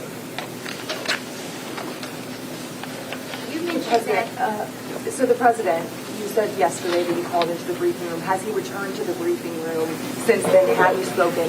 Also a question about the National Security Advisor, Mike Waltz. He's saying that there was 30 bodies that have been recovered. That he just said that to the White House. Curious, I know you're in this presser right now, so that's hard for you to update, but I do have the question on POTUS in the briefing room. I can do the body. Okay, first. So in terms of body recovery, as we recover bodies, we have a process, and we're not counting any bodies until they're in the possession of the medical director. So there may be some fluctuating in numbers that other people would report, but our number is from the medical examiner. So just in regard to the president in the briefing room, I've been with this team for the last hour plus as we've worked through the details of the information we wanted to give you. But it is my understanding that either this morning he was going to be in the Situation Room, or the Situation Room is obviously briefing the president. He has been kept in full appraisal of what is taking place. Okay, last two, you and you, ma'am. First. You mentioned that the aircraft were on a standard flight pattern. Just curious, when the airport opens at 11 today, will planes be on that flight pattern again, or are they being directed to fly a different way to land? Jack, do you want to? Okay. Well, I mean, safety is paramount, and I don't have that information quite yet from the FAA, so I don't want to provide an information I don't want to provide an answer or inaccurate information on what routes will be flown out of DCA. Okay, last one. Two questions really quickly. What do you know about the experience and history of the pilots of both the American Airlines plane and the Army Blackhawk helicopter?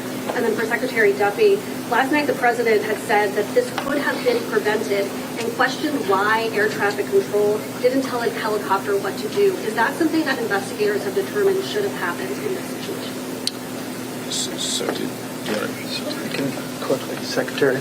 Just quickly, I don't have a lot of information to release, but these were experienced pilots. I know that the captain had 6 years with PSA, or almost 6 years with PSA, and the first officer almost 2 years. Again, standard approach. And that's about all I can say. Thank you. In regard to the military, I don't have information in regard to the experience of the military pilots. I would just note that this was classified as a training mission. Sometimes people could think that a training mission is someone who is inexperienced in the cockpit. We call these missions that are flown in the D.C. area as our pilots are getting hours in experience training missions. So don't read into that we had how many hours the pilots on the military aircraft had. And you had another question for me that was... Last night, the president had said that this could be prevented, and also that air traffic control, questioning why they may not have communicated with the helicopter, telling them what to do. We are going to wait for all the information to come in from this vantage point, but to back up what the president said, what I've seen so far, do I think this was preventable? Absolutely. Thank you. Is there an acting FAA director? Well, there you have officials from the United States in Washington, led by the mayor of Washington, D.C., Muriel Bowser. We heard from, just at the end there, the new U.S. Transport Secretary Sean Duffy saying that this tragedy was preventable. Officials are making it clear that they do not think that anyone has survived this collision between a military helicopter and a American Airlines jet, in which at least 64 people on the jet and 3 soldiers on that helicopter have died. The recovery effort is ongoing.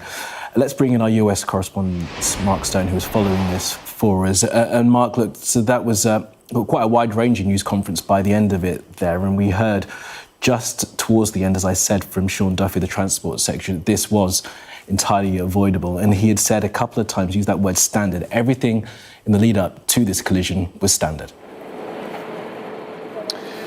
Yes, and one of those officials there uttered the words that no rescuer wants to have to say, that they are now switching what was a rescue operation into a recovery operation. They do not believe that any of the 64 people on board the plane or the 3 on board the helicopter will have survived. They confirmed that 28 bodies have now been recovered, 27 from the commercial plane and 1 from the helicopter. So that leaves still 39 people unaccounted for, which is why this recovery operation will continue for many, many hours, I think, as they continue to try and find all of those who they believe now to have perished on the Potomac last night.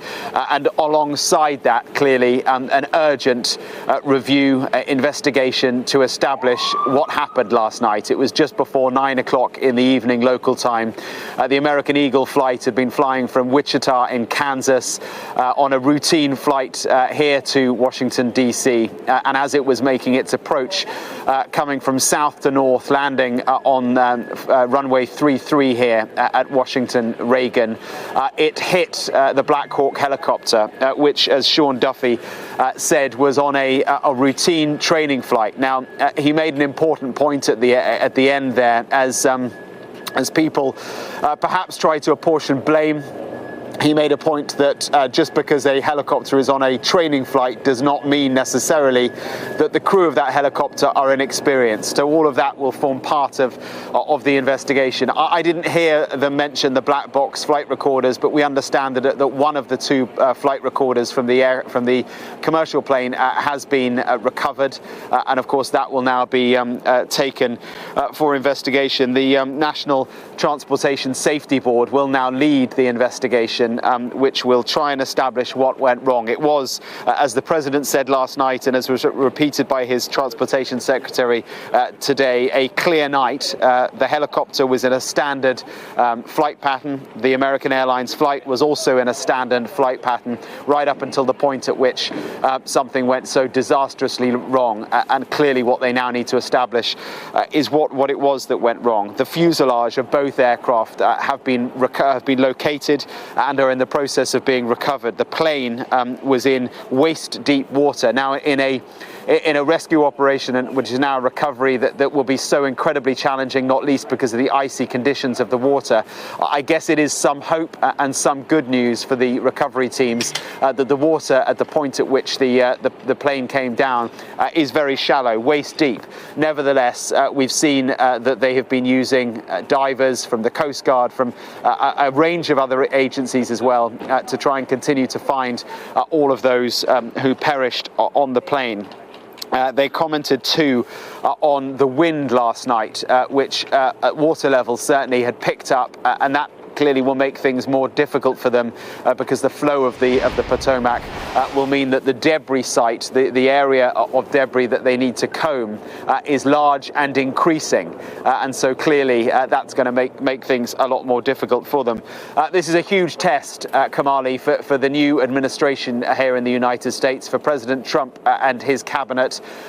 Sean Duffy is his new transportation secretary, in the job for just over a week, an experienced politician, a representative in the House of Representatives for many years, a reality TV star before that, but a man who has now been thrust into what for a transportation secretary is going to be one of the most challenging moments, to be the face of such a tragedy and to reassure the American people that flight travel is safe. And he was asked precisely that, and he said that he believes that there is no safer airspace than that in the United States. This airport, incidentally, DCA, is due to reopen at 11 o'clock, so in a few hours' time, although they pointed out it will be up to airlines themselves to establish how they resume operations, but pretty quick, pretty swift to be able to reopen the airport just over 12 hours after this horrendous tragedy. Absolutely. All right, Mark, thank you for that update. As we continue to look at the Potomac, there are officials telling us in the last half an hour or so that this has now switched from a rescue to a recovery operation. No one involved, no one on the passenger jet nor on that military helicopter thought to have survived this collision that happened at 9 o'clock last night in Washington. Let's just remind you what was said in the last half an hour by the head of the Washington Fire Service, John Donnelly. Last night at 8:48, the control tower sounded an alert, which alerts responders to respond to a report of an aircraft crash on or near the airport. That sets off an immediate response from the Airport Authority Fire Department, from the District of Columbia and Metropolitan Harbor Patrol fire boats and other fire boats on the river in order to support that type of operation. Very quickly, this call escalated. It became apparent, the responders realized that they had a plane crash and immediately escalated to a response that ultimately included about 300 people last night.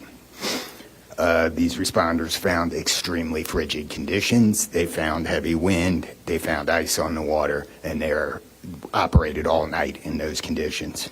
I'd like to take a moment to acknowledge the agencies that responded in addition to DC Fire and EMS and the Metropolitan Washington Airports Authority: Montgomery County Fire Department, the Prince George's County Fire Department, the Charles County Fire Department, the Baltimore County Police Department, the Anne Arundel County Fire Department, the Alexandria Fire Department, the Arlington County Fire Department, the Fairfax Fire Department, the Prince William Fire Department, the Baltimore City Police Department, the Maryland State Police, the Maryland Natural Resources Police, the Department of Defense, the Joint Base in Bowling Fire Department and the staff there, the U.S. Army, the U.S. Coast Guard, the United States Park Police, the Metropolitan Police Department, the FBI, and the NTSB.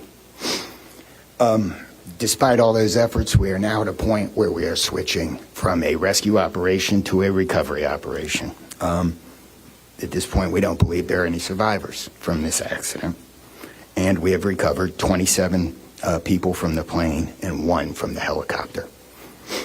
The District Office of the Medical Examiner has lead on reuniting these bodies and these people with their loved ones, and we will continue to work to find all the bodies and collect them and reunite them with their loved ones. We should also acknowledge that the Virginia Medical Examiner and the Army medical examiner are involved in this operation and a very important part of getting people identified. Well, I'm joined now by data and forensics correspondent Tom Cheshire to look in a bit more detail exactly what we know had happened before these planes collided. Tom, thanks very much for joining us. Just take us through what happened just prior to 9 p.m. last night when these planes Yeah, we can look at the flight data. So this is publicly available data from Flight Radar 24. This is a normal landing ahead of the plane. This is the American Eagle jet here, and you can see it's landing on a different runway to start with. It's coming a bit further out, so it's not that usual route. It's landing into runway 33 and making that turn, lining up just there. Now, the helicopter, it's a really busy area. You get helicopters flying around lots. Actually, there's a route map which the Federal Aviation Authority puts out. This is it. This gives you an idea of sort of how busy it is. It looks like motorways almost, but these are all helicopter routes. And here's the Ronald Reagan Airport is right here, so that's runway 33 going in. This is a route down here along the river, the Potomac River. So they fly designated routes, the helicopters? Yeah, and that is up to some sort of variation, of course, but it looks like that helicopter's on this route for downwards, sort of this corridor, this motorway. That doesn't tell us sort of everything we need to know, not what investigators will be looking, but this shows it's fairly well established, but also fairly busy at the same time. Now, if we go back to the flight radar data, we can look at the plane coming in. As you can see, it is over here, so that helicopter is going to be around there, and that starts going into land. You can see there's another plane behind it. That might be interesting in terms of, here we go, that's the American Eagle. That plane behind it, perhaps that's a distraction. There was that talk between air traffic control. At that moment, that plane tracking has stopped because that's when the collision has happened. These flights start getting diverted as well. So the question about whether, if you're looking for visual confirmation, was the right plane being looked at, again, that is what the investigation will look at, and that's not something you can tell from data. But there were other planes in the area at this time. And there has been some release of what was said in the cockpit between those in those aircraft and air traffic control as well. What's that tell us? Yeah, the air traffic control asking for visual confirmation of seeing the American when they later collided. We don't know exactly what the answer to that was, but they were clearly aware that there were plane and helicopter quite close together and asking to take measures to do that. After that happens, we hear air traffic control and broadcast safety messages saying there has been a crash, saying it involves the helicopter and a plane, asking how many souls are on board. What happens very quickly after this, as well, is a different sort of tracking, marine tracking, so the search and rescue operation. That comes very, very quickly, around 10 minutes after the collision. This shows you just after the collision, you can see these boats are out there on the water, looking through those dark waters of the Potomac, and very quickly, actually, they find it. At this stage, it was still a search and rescue operation. We now know it is only a recovery operation because they don't think there are any survivors. But this shows how quickly they were on the scene afterwards. Absolutely right, Tom. Really appreciate that. Thank you for that detail. Let's go back to DC and bring back in our US correspondent, Mark Stone. Mark, look, you mentioned when we last spoke that the airport is due to open. We saw from Tom's reporting there just how busy a region this is and how many aircraft are coming in and out of Reagan Airport. Yeah, it's really, really busy. I live right underneath the flight path, and it's every couple of minutes during busy hours, you can hear the planes coming over. It is constant, and not only that, but the helicopter traffic in Washington D.C. Is very, very heavy as well. And as you could see from the maps there with Tom. The helicopters and the commercial flight path largely follow the Potomac River. The reason it's quite congested is not just a consequence of the heavy air traffic, but the funneling of the air traffic into specific flight paths. Much of the city itself is a no-fly zone for obvious reasons, for reasons of national security. The White House, the Capitol, the Pentagon are all within a mile of this airport. We all remember what happened during 9/11. When a plane hit the Pentagon not far from here. And so for that reason, the planes are restricted into a very, very well-established flight path that pilots, commercial pilots who fly in and out of here all the time would be very, very familiar with. There is also designated flight paths for the helicopters, which we see very regularly. They fly extremely low up the path of the Potomac. Constantly. The reason they're low is to keep them below all the commercial flights as they land and take off. So from a layman's perspective, it looks to be very, very busy indeed, but it is a very well-established pattern of flight, both for commercial pilots and for the private sector and other agencies as they operate in the skies above DC. The other point that was made in the news conference there is the multitude of different agencies that are involved. There are three distinct jurisdictions here that DCA, the airport, kind of falls in the middle of. DC is its own local government. Virginia, where we are now, is an entirely separate state. Maryland, over the other side of the Potomac, where much of the rescue is taking place, that is a separate state as well. All of these states have multiple different agencies within them, different fire departments from different cities, different police departments. All of that has had to be brought together very, very quickly, and so that's why you saw or heard that long list of appreciation from the official there, as he outlined all the different agencies from the two states and from the District of Columbia and DC who have come together and are continuing to work in really, really tricky circumstances to recover those people who are still out there somewhere. And as I said earlier, those words that no one wants to utter, that they have now switched from a rescue operation to a recovery operation. We know that 27 people from passengers or people from the plane, from the American Airlines plane, have now been recovered, and one of the three aboard the Black Hawk helicopter, the US Army helicopter, has also been recovered. So 39 people still unaccounted for out there. DC keeping across that for us.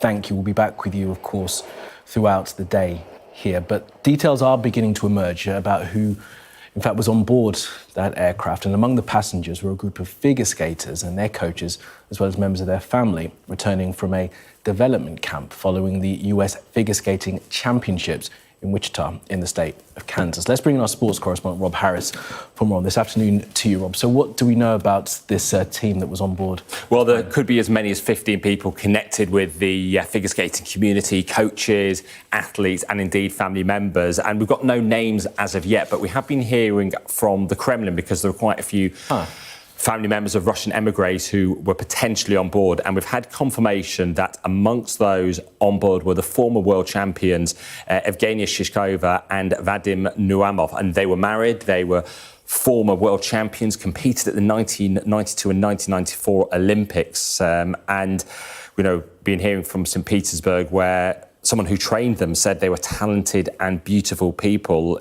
In fact, they moved to the US from Russia in 1998, and they were hired as coaches in Connecticut as they helped to develop the next generation of skaters at a centre of excellence there.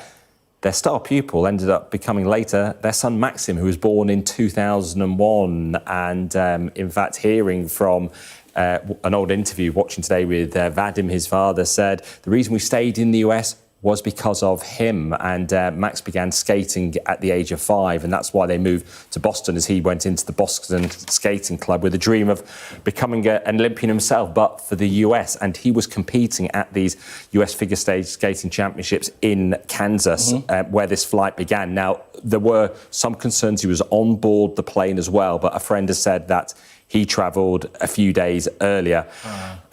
We've also been hearing the name of another former Russian skater, in fact, who competed for the Soviet Union as it was then, Volyan Sashka, Ina Volyan Sashka, who was a coach at the Washington Figure Skating Club. But as we've been hearing, no survivors of this plane crash, and the US figure skating organisation saying we are devastated by this unspeakable tragedy and hold the victims' families closely in our hearts. Absolutely. And Rob, look, I guess that just sort of lays out the tragedy of all of this. And I suppose it is usual after a championship that teams, or after a training session, that teams will move together. So it kind of expands the sense that these people will be connected and then involved in such an unspeakable incident. And the fact that they were taking part in a development camp as well afterwards, which would point to perhaps some younger skaters as well, this next generation. And some of the coaches we've been hearing about having previously been in the sport themselves and helping to develop those new skaters, as we've been hearing from. But yes, so many will travel together, particularly these coaches. They'll spend so much time with their young skating prodigies as well, and family members who perhaps want to see them in action. Many with that dream of competing at the Olympics, not only looking at Milan Cortina in 2026, but down the line in the United States and Salt Lake City coming in the years to come as well. Just a quick thought about those two Russians, emigres that we know about, Evgenia Shishkova and Vadim Naumov. Do we know why they ended up leaving Russia and moving to the United States? Was it just to further their careers, just to keep on working? And did you say their son Maxim as well? Yes, they were talking about trying to get a new life and to develop themselves in the United States, and certainly they did embed themselves heavily in the community there and in US figure skating as well. And the fact is they then moved to the Boston area when their own son as well started to show such promise, as well as having his own career. And you get that sense of affection that they had. They were very professional, very dedicated to turning him into an Olympian. In fact, he left school, so he was actually doing virtual schooling at the time. This is going back several years. While day and night he was on the skating ring, developing himself, and very much getting the guidance of perhaps two of the best, two who were world champions. They had a career best in terms of fourth place at the Lillehammer Games in 1994 at the Winter Olympics, and then that great moment when they became world champions later that year, an incredible haul of medals, 36 for them. And this tragedy just being reinforced the fact many might have watched some of these skaters in action. Some of them followed their careers, and it really does bring home some of those individual stories as we see the devastation unfolding in Washington, D.C. Just a thought on this development camp while they're attending in Wichita, if we can, Rob. I mean, as you say, we're not clear yet exactly who was on that flight, who was coming back. As we understand, as you've told us, the son of those two Russian champions, Maxim Naumov, came back a few days previous to this tragedy. Do we know anything more about this development camp and who else was there and what was happening there, which might give us some insight into who may have been on the flight coming back? On at least one Russian website, they have listed the names of 14 individuals. We're yet to verify those, but it obviously does point to a lot of Russian connections, indeed, with those potentially on board. How many connected to this figure skating development camp? Obviously, something that we are following, but certainly the sense is that after these championships, that was a further camp to be trained and to hone their own skills and to look forward to future championships too. Okay. Rob, thank you very much for that. And of course, we'll keep an eye on when we get full details of who was on that flight. Rob Harris, our sports correspondent, thank you for now. I want to bring you some more breaking news this hour, and it concerns the Bishop of Liverpool, who has announced that he is retiring from his role. The Bishop of Liverpool, who has faced a couple of allegations of sexual assault and harassment under pressure from the diocese there in Liverpool to step down and step back from his role as the bishop of that city. John Perambalith has now resigned his ministry, retired, it's been said in a statement released by him. As a result of these allegations, it's said that liaising with the Archbishop of York, the Diocese of Liverpool, dealing with a deeply painful situation. They're holding everyone concerned in their prayers, and they continue to work hard to support all of those affected by this story and to support the clergy. Of course, the resignation here of the Bishop of Liverpool comes not long, a couple of months after the resignation of the Archbishop of Canterbury, Justin Welby, following allegations that he had not acted quickly enough to try and deal with a scandal affecting the Bishop of Chelmsford. So the Bishop of Liverpool, John Perambalith, has resigned following a number of misconduct allegations of sexual harassment. All right, well, let's take you to Hull now, and politicians have gathered for the funeral of Lord Prescott. The Prime Minister, Sir Keir Starmer, and former Prime Ministers Gordon Brown and Tony Blair joined the 300 or so mourners to remember the former Deputy PM who died in November.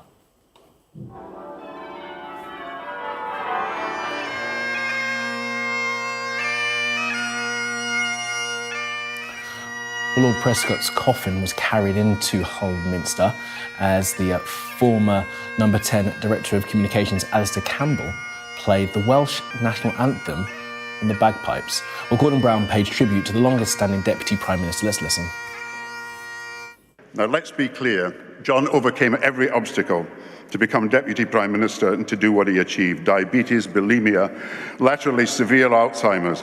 But through it all, and when I talked to him over these last few months, he smiled and joked and thanked us for all that we had done, when it was he who deserved thanks for all he had done for us and the country. But that was John, always passionate about his principles, courageous in the causes he championed. Despite an outwardly deceptive image of uncompromising toughness, incredibly generous, believing in the goodness of everyone, even that egg thrower in Wales. And that's why people could relate to the cabin steward who rose to the cabinet. John wanted for everyone what he wanted for his own family. He wanted the good things in life for all of the people and not just some of the people. Yes, for the many and not just the few. Well, Gordon Brown speaking there at the funeral of Lord Prescott. Our chief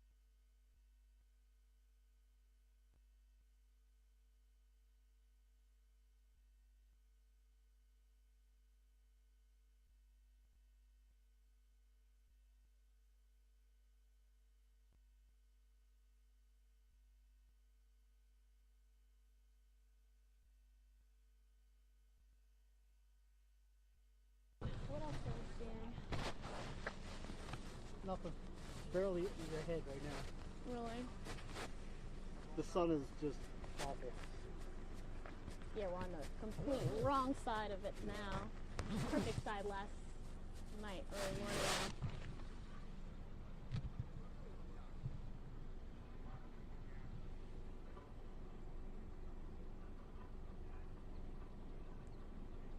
Okay. Got you. Can you hear and see us all right? I mean, the shot's gonna look like crap.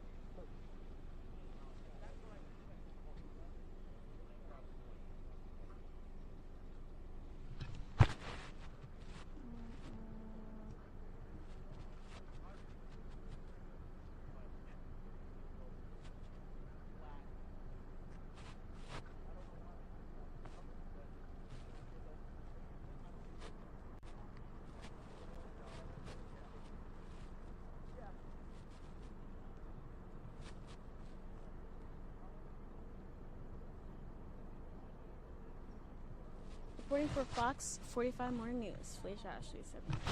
I said myself. I'm reporting for Fox 45 News.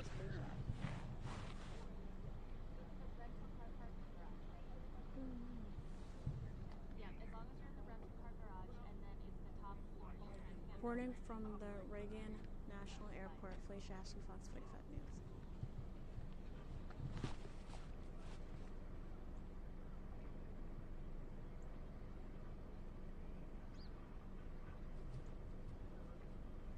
Good morning, team. Yes, I can hear you. Yes, it is.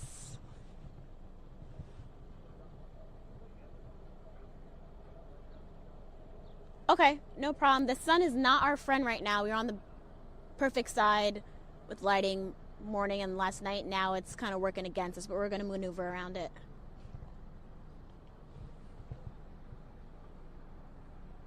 Okay. Okay.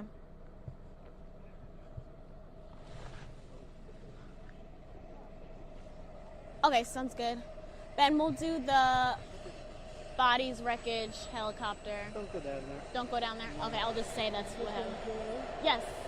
Yes. Sorry, I didn't hear you. Brian, I'm with ABC. Pleasure to meet you. Nice to meet you. Too. I Yes. was just coming to get my car, and I saw the ABC logo, so I thought, Oh, nice yes. shot up here. Yes, yes, yes, yes. This is cool. Yeah. Okay. We Well, gotta, I don't want had to to go. interrupt your live show. Oh, yeah. Josh Allen. I was rooting for them. It was, I know. I was Who's your team now? emotional. Still Josh Allen. Still the Bills. Gotta stay loyal. We were so close. Like, I can't give up on them now. I'm from Buffalo. It's like I kind of had Yeah, I'm from New York too. My boyfriend's a Buffalo Bills fan, so that's how I got dragged into the mafia. So I got recruited into it. I tried to get my wife into it, but it didn't work. No, I'm die hard now. I'm going to say, take a picture and tell people that this is where you guys are. They should look for Yes, your shot. yes. Are you based out of New York? Yeah. Okay, I drove down on that.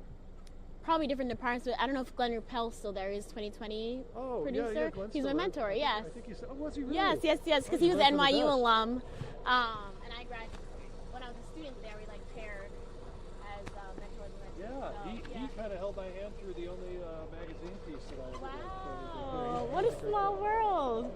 That's great awesome. meeting you. Great meeting you as well. Thank you.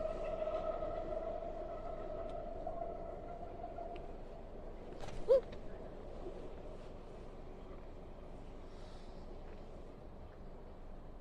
I mean, can't even see the helicopter. You can't see the helicopter. So I'll just use reference points.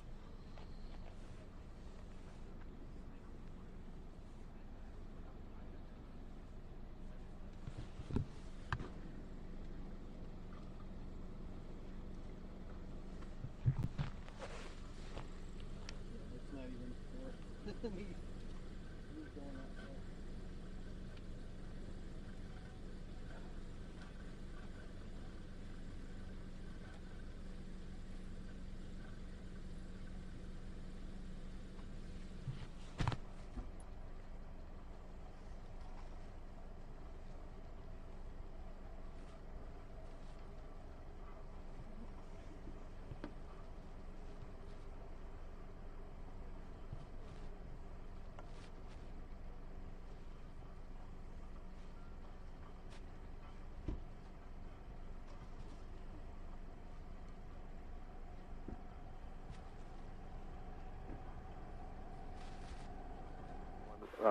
Roger, clear.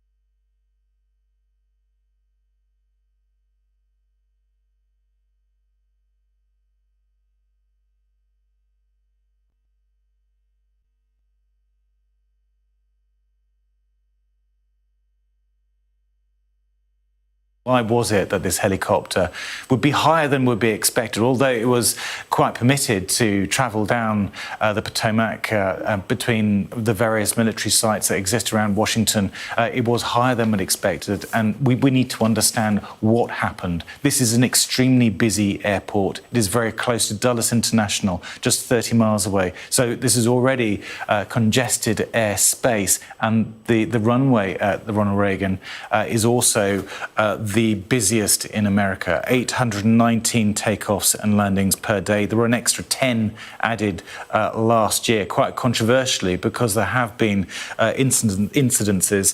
It ranks third amongst the 30 largest US airports for runway incursions. That's when something unexpected is on the runway. That could be an aircraft, a vehicle, a person. There have been cases, just 2 last year. May, an American Airlines jet was ordered to abort takeoff because there was another plane cleared to land on an intersecting runway. So it's a lot for air traffic controllers to take in. But on this occasion, it does seem they were well aware that there was a helicopter and an aircraft and that things weren't where they were supposed to be. Yeah, the investigation continues. Tom, really appreciate that. Thank you for now. Let's bring in Andrew Nicholson, Chief Executive of the aviation security firm Osprey Flight Solutions. Andrew, thanks so much for joining us and good afternoon to you. Just pick up on what Tom was saying there at the end of his answer. You know, this is a really busy airspace, but there had been reportedly near misses in this vicinity recently. I mean, what does that tell us about whether or not this was, and sadly, something that was almost inevitable, that was going to happen at some point soon? Yeah, thank you, Commander, and thank you very much for having me on. It's a pleasure to be here. I mean, firstly, I think we need to remember the tragedy of this disaster here, and of course, our thoughts are with the families of those who've lost their lives, both in the American Airlines flight and the Army helicopter. It is an exceedingly busy airspace. It is one of the most highly monitored and highly controlled piece of airspace in the world, and of course monitored and controlled by one of the most capable air traffic management, air traffic control organizations in the world as well. Clearly, we have a challenge of civil military deconfliction here, even though both aircraft were doing really what they were expected to be doing. Clearly, there was a deconfliction issue here between those two aircraft, which, as has been discussed, we need to know the answers as to how that happened. I think the investigation, which of course would have started already with the collection of the evidence at the crash site, we need to let that run its course.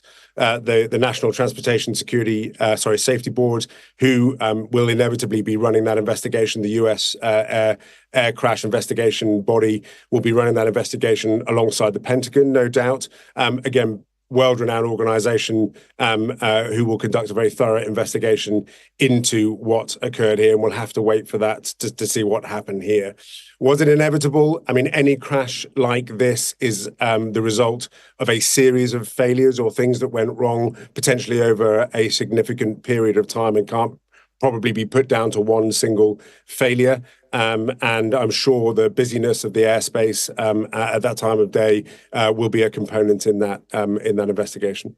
Yeah, and perhaps lessons will be learnt about the sort of the business of the airspace. Andrew, when you talk to us about how commercial jets and military jets, I think you call it deconfliction, how they normally work in an airspace like this, and what the communication is to ensure that these kind of incidents don't happen. I mean, the last time there was an air crash as serious as this in the United States was back in 2009, and that was when a plane crashed into a house in Buffalo, New York. I mean, mid-air collisions like this are just exceedingly rare. They are. Mid-air collisions are exceedingly rare. Unfortunately, of course, for the commercial aviation or civil aviation world, it's been a pretty tragic few weeks. Just in the last 35 days, of course, we've had the Azerbaijani airline flight shoot down in Kazakhstan. We had the Jeju Airlines crash. And now we have this as well. It's a very difficult time for the civil aviation world at the moment. And I think civil and military deconfliction is a challenge around the world, particularly with the levels of instability we're seeing in conflict zones at the moment. It is a difficult thing to do. I mean, I think, in the controlled airspace, like the airspace around Washington, D.C., they do have lots of measures in place. They have lots of, it is very regulated, lots of restricted airspace, particularly around areas of sensitive airspace. And there'll be lots of measures in place. And of course, it really depends on the activity that the military aircraft is conducting. In this case, it was a training exercise, which will mean the protocols that they're following are slightly different from it may have been if it was a VIP transport or a troop transport, for example. But again, I think the investigation will bring out what happened here and how the communications may or may not have failed in this case. Yeah, and I know you don't want to get ahead of the investigation, Andrew, and that is, I think, the right way of doing this, to be cautious in our speculation around this. But I guess viewers watching will think about the sort of the safety features that these aircraft will have. Surely they'll have some sense of radar. You might have some kind of proximity alarms. I mean, what kind of tools do the pilots have to let them know where they are in the airspace while they're committing these manoeuvres in such busy environments? Yes, there are a variety of tools and technologies that aircraft use to identify other aircraft and the chances of collision in airspace. Of course, particularly in these areas, the Air Traffic Control Organization plays a primary role in making sure there is deconfliction between aircraft in any airspace. But at the end of the day, the primary method's got to be the number one Mark 1 eyeball for the people flying those aircraft. That is a critical component in identifying your airspace and whether you have the deconfliction from other and the separation from other aircraft in your airspace. A final quick thought then, Andrew. I mean, do you expect there to be, as the investigation goes on, and I take that, what kind of lessons can be learnt quickly, do we think, from this? I think it'll be one around civil-military deconfliction. I think for me, if this sort of tragedy can occur in some of the most controlled, regulated, monitored airspace in the world, it's something that we need to be very aware of in areas where we don't have that same level of governance and control and oversight. Absolutely right. Okay, Andrew Nicholson from Osprey Flight Solutions. Really appreciate your expertise this afternoon, Andrew. Thanks so much for being with us. We're going to be continuing our coverage from Washington throughout the day here as the rescue efforts turned into recovery following that disaster in DC last night.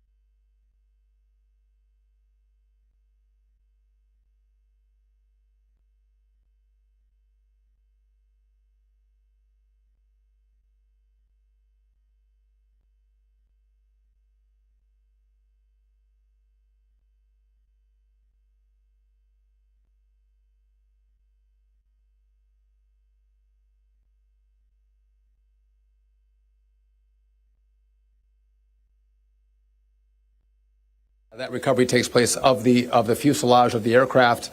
NTSB is going to start to analyze that aircraft, partner with the FAA with all of the information we have to get the best results possible for the American people. I would just say that safety is our expectation.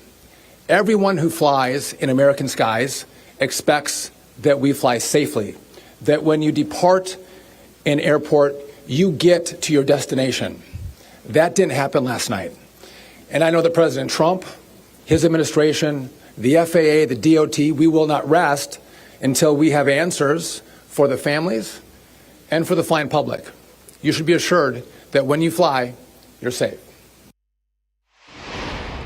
So quite a bit of detail there from the brand new Transportation Secretary from Donald Trump's administration. Mr. Trump himself is in the White House, we understand. He has either been in the Situation Room, we are told, or has been kept up to date on the situation from the Situation Room in the White House. This a very big early test for the Trump administration. Last night, the president released first a statement via his press secretary, Caroline Leavitt, but later was on social media where he questioned how this could possibly happen in his own style. He said it was a clear night. The lights on the plane were blazing. Why didn't the helicopter go up or down or turn? Why didn't the control tower tell the whole helicopter what to do instead of asking if they saw the plane? This is, so said President Trump, a bad situation that looks like it should have been prevented. Well, now, of course, it is up to the authorities to determine precisely what went wrong. So here in Washington,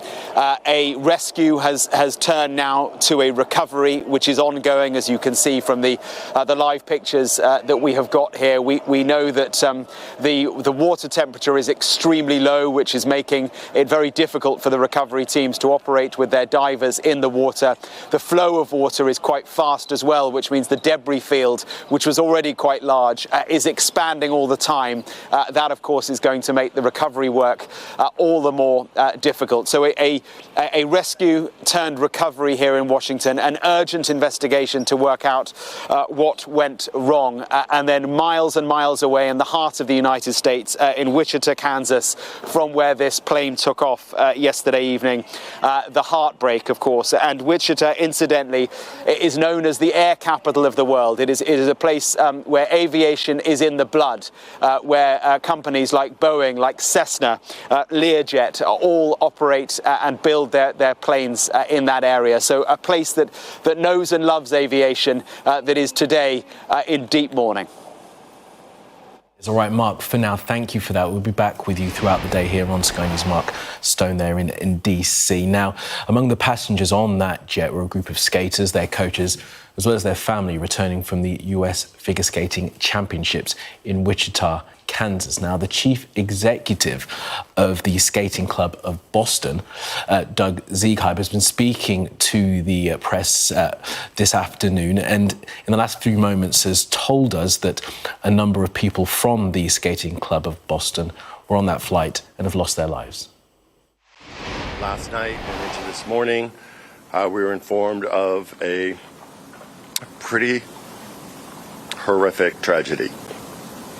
To the best of our knowledge, 14 skaters returning home from the National Development Camp at Wichita, Kansas, put on by U.S. Figure Skating, were lost in the plane crash at Washington, D.C.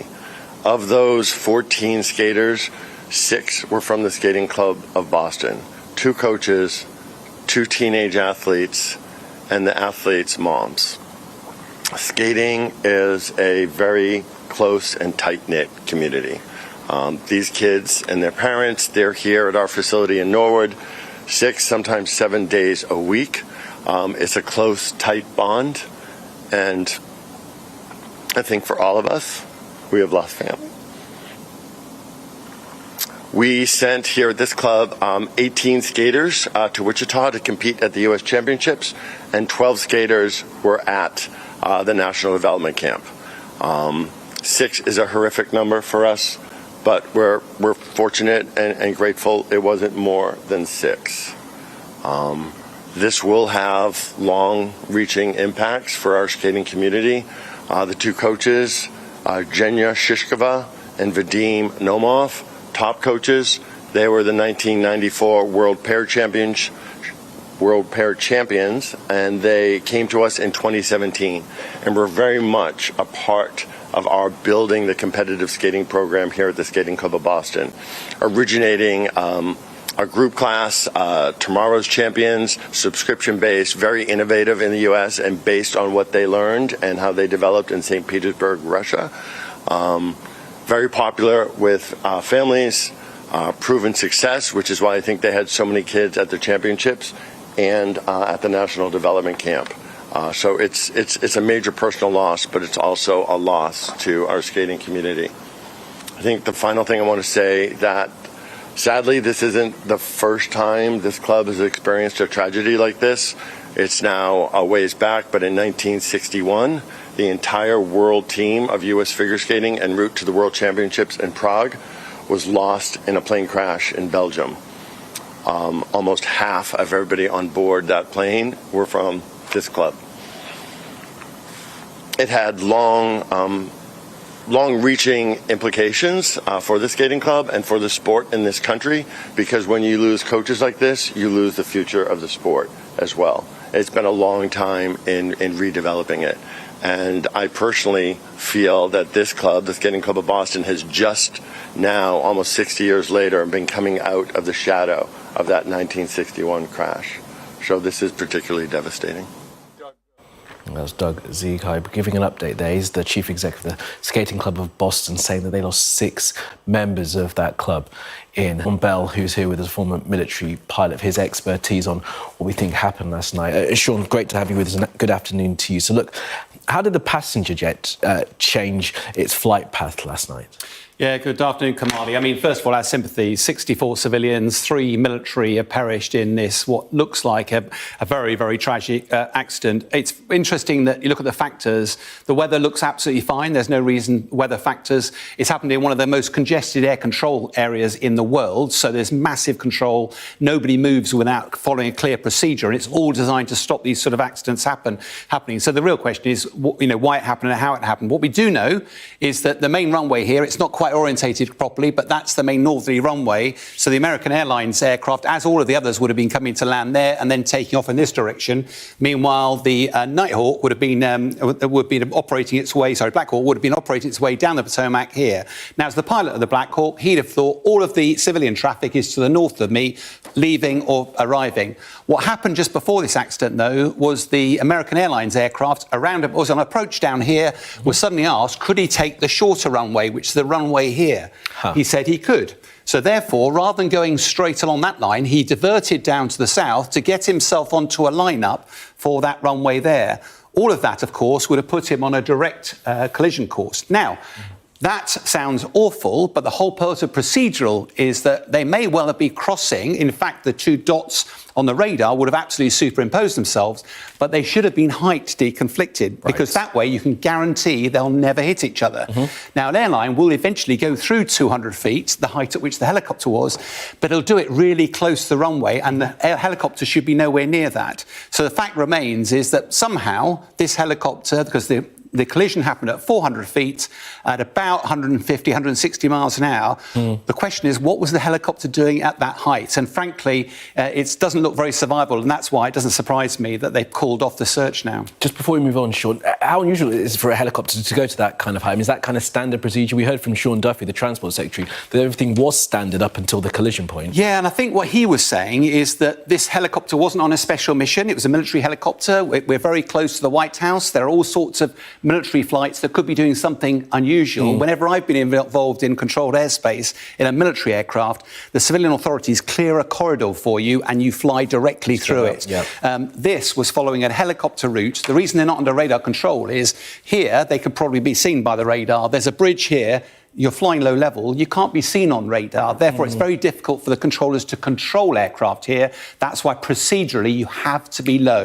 200 feet is very low, but you've probably seen them down the Thames regularly. And as Mark Stone was saying, regularly over here, lots of helicopters, very low. Interesting. All right, so look, so what could the helicopter pilots have actually seen as they're moving their way down the Potomac? One of the challenges about military helicopters, you generally have a lot of devices to help you see at night. I used to fly with night vision goggles, quite heavy, and also forward-looking infrared. They work really well in the middle of the countryside where there's no ambient light. As soon as you get to cities like this, and I think we've got a shot of it as well, there's this whole area has got full of lights, Washington. Also, the airfield is covered in lights. OK, this is the emergency scene, but you imagine now, an airline during the day, you can see the airline shape. At night, it's just a couple of flashing lights. If you try to see that flashing light in a whole load of other flashing lights around an airport, you can see the landscape beyond. It's really difficult to see. You can't trust your eyes at night. And that's why by night time, particularly in these zones, you have to fly procedurally. You can never veer from that, because if you rely on the fact you might see the aircraft, you won't. Right. The procedure does have an altitude, though, doesn't it, as well? The whole process, they will have spent years developing a procedural deconfliction using models, using all sorts of different... So even though the aircraft was rerouted to runway 33, procedurally, that still should have been very safe. And I think the investigation will focus on why they ended up with a helicopter being apparently at 400 feet. And, of course, when it hit the aircraft, then at that speed, closing speed, probably 250 miles an hour. And, of course, had anybody survived that, the next place they were going to be was in the Potomac, which is 1 degree centigrade. That's not very survivable. No, it's not. That's why it's a recovery mission now. All right, Sean, really appreciate the expertise analysis. As always, thank you so much for that. Sean Bell there, former military pilot, with his expertise on what may well have taken place last night. Well, let's hear now the thoughts of the aviation security expert, Julian Bray. Good afternoon. Well, Julian, thanks very much for being with us. From your initial analysis of what we understand may have happened at around 9 o'clock last night, what do you think took place to put that helicopter and that commercial jet in the same air? It's very interesting. I was listening to the analysis just now, which obviously was from a military point of view. The situation with civil aircraft is slightly different because not all the systems are compatible with military aircraft and civil aircraft. And also that particular area is very heavily trafficked because obviously senators come and go with their advisors and families. And there's a lot of military traffic just up the road, if you like, from the airport. And they have a very clearly defined route.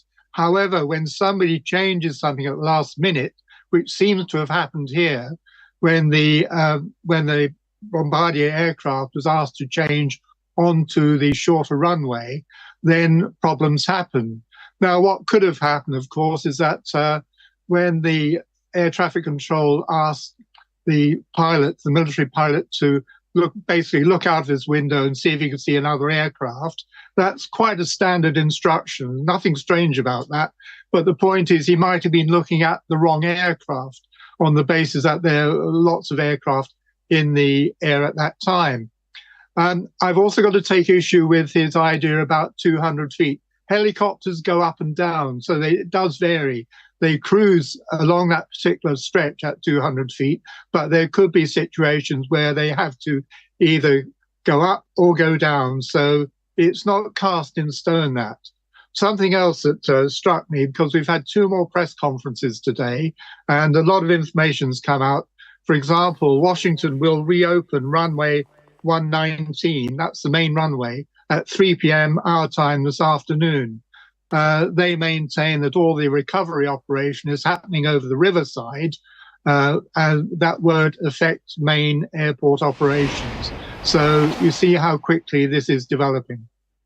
Julian, let's just talk then, if we can, about how these planes got together. And you say that the helicopter may well go up and down, but when you are moving around a hugely busy civilian airport with thousands of flights coming in and out of it, are you set an altitude by the air traffic control at which you must maintain at? Especially, this happened just south of the airport, just close to the airports. Will you be told which altitude you're meant to fly at? Yes, of course. But the point is that this particular aircraft, the Bombardier, was on its finals. It was descending all the time. So it's not at a set level. It is coming down. It's not only got the 2 beacon lights on, it's got all the cabin lights on, and it has landing lights on as well. These are like two huge headlamps in the front. And so I can't see why the helicopter didn't see it. He must have seen something coming down. It could be that possibly there's a malfunction within the helicopter. A bit of kit might not have been working. We won't know this until they have a look at the black boxes. And then, of course, they will marry up all the controls. They'll marry up the conversation on the flight deck.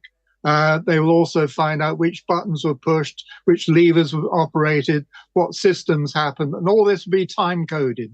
So they put all that together, along with the satellite transmissions, again time-coded, so then you can build up a proper picture.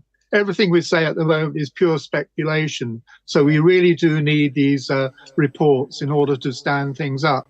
And also, of course, we need to find out what did go wrong so we can issue notices out to the aviation community to see whether their particular aircraft need to be taken in for a service, a part changed, or what. We all need to know what has happened because this is truly a tragic incident. It is a recovery operation now. It's hugely important to try and learn the lessons from this, and as you rightly point out, Julian, the investigation is ongoing. You talk about the helicopter pilots being asked whether or not they've seen this aircraft, and maybe when looking out of the windows, perhaps spotting another one. But don't they have instruments as well in the cockpit that will have told them, their proximity to other aircraft around them? Yes, but remember, of course, that military aircraft work on different systems to civil, so we don't really know what it had on board there. Normally, an aircraft will stalk out a code, so they will know which aircraft is in the vicinity, but also all pilots are always told to look out the window. It's as simple as that, and if you see something, then take evasive action.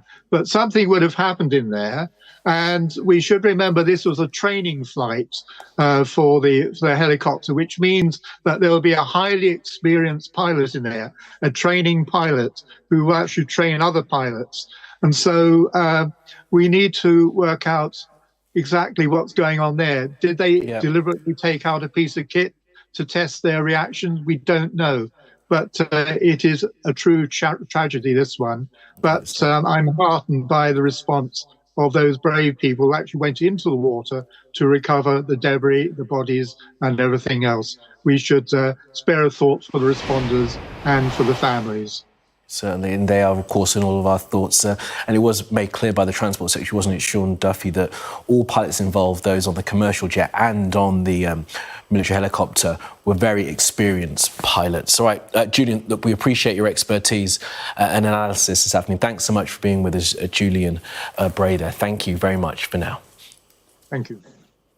All right, we're going to keep across the situation in Washington, as we say, a recovery mission now underway to find those who have lost their lives in that mid-air collision last night. And we'll be back in DC later on this hour. But let's go to the Middle East now. And 3 Israelis and 5 Thai hostages have been released by Hamas as part of the ceasefire deal. The IDF says they are now all back in Israel. Now, as part of this deal, 110 Palestinian prisoners were due to be released, but that has been delayed out of the chaotic scenes while the Israelis were paraded through Gaza. Well, first released today was the Israeli soldier Agam Berger. She is 20 and was taken by Hamas from the Nahal Oz surveillance post on the 7th of October. Well, after being with those Hamas members, she was taken by the Red Cross to members of the Israel Defense Forces as her family watched on television.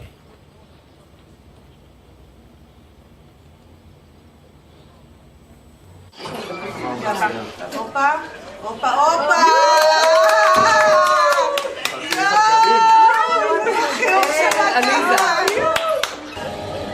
עושה לכם שלום. זה שלום ראשון. ראיתם שעשתה לכם שלום?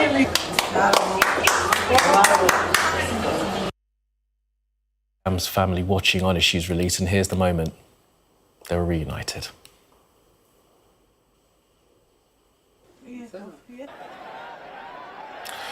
Well, also earlier, the 80-year-old hostage, Gadi Moses, was seen being jostled as he was put into a Red Cross vehicle and taken to safety in Israel. He was kidnapped from Kibbutz Nir Oz as the first man to be released during this current ceasefire deal. We then saw 29-year-old Arbel Yehud. Well, she should have been released last weekend, but was not, in violation of the ceasefire deal. You can see her being jostled here by Hamas members, the fear on her face, clear to see.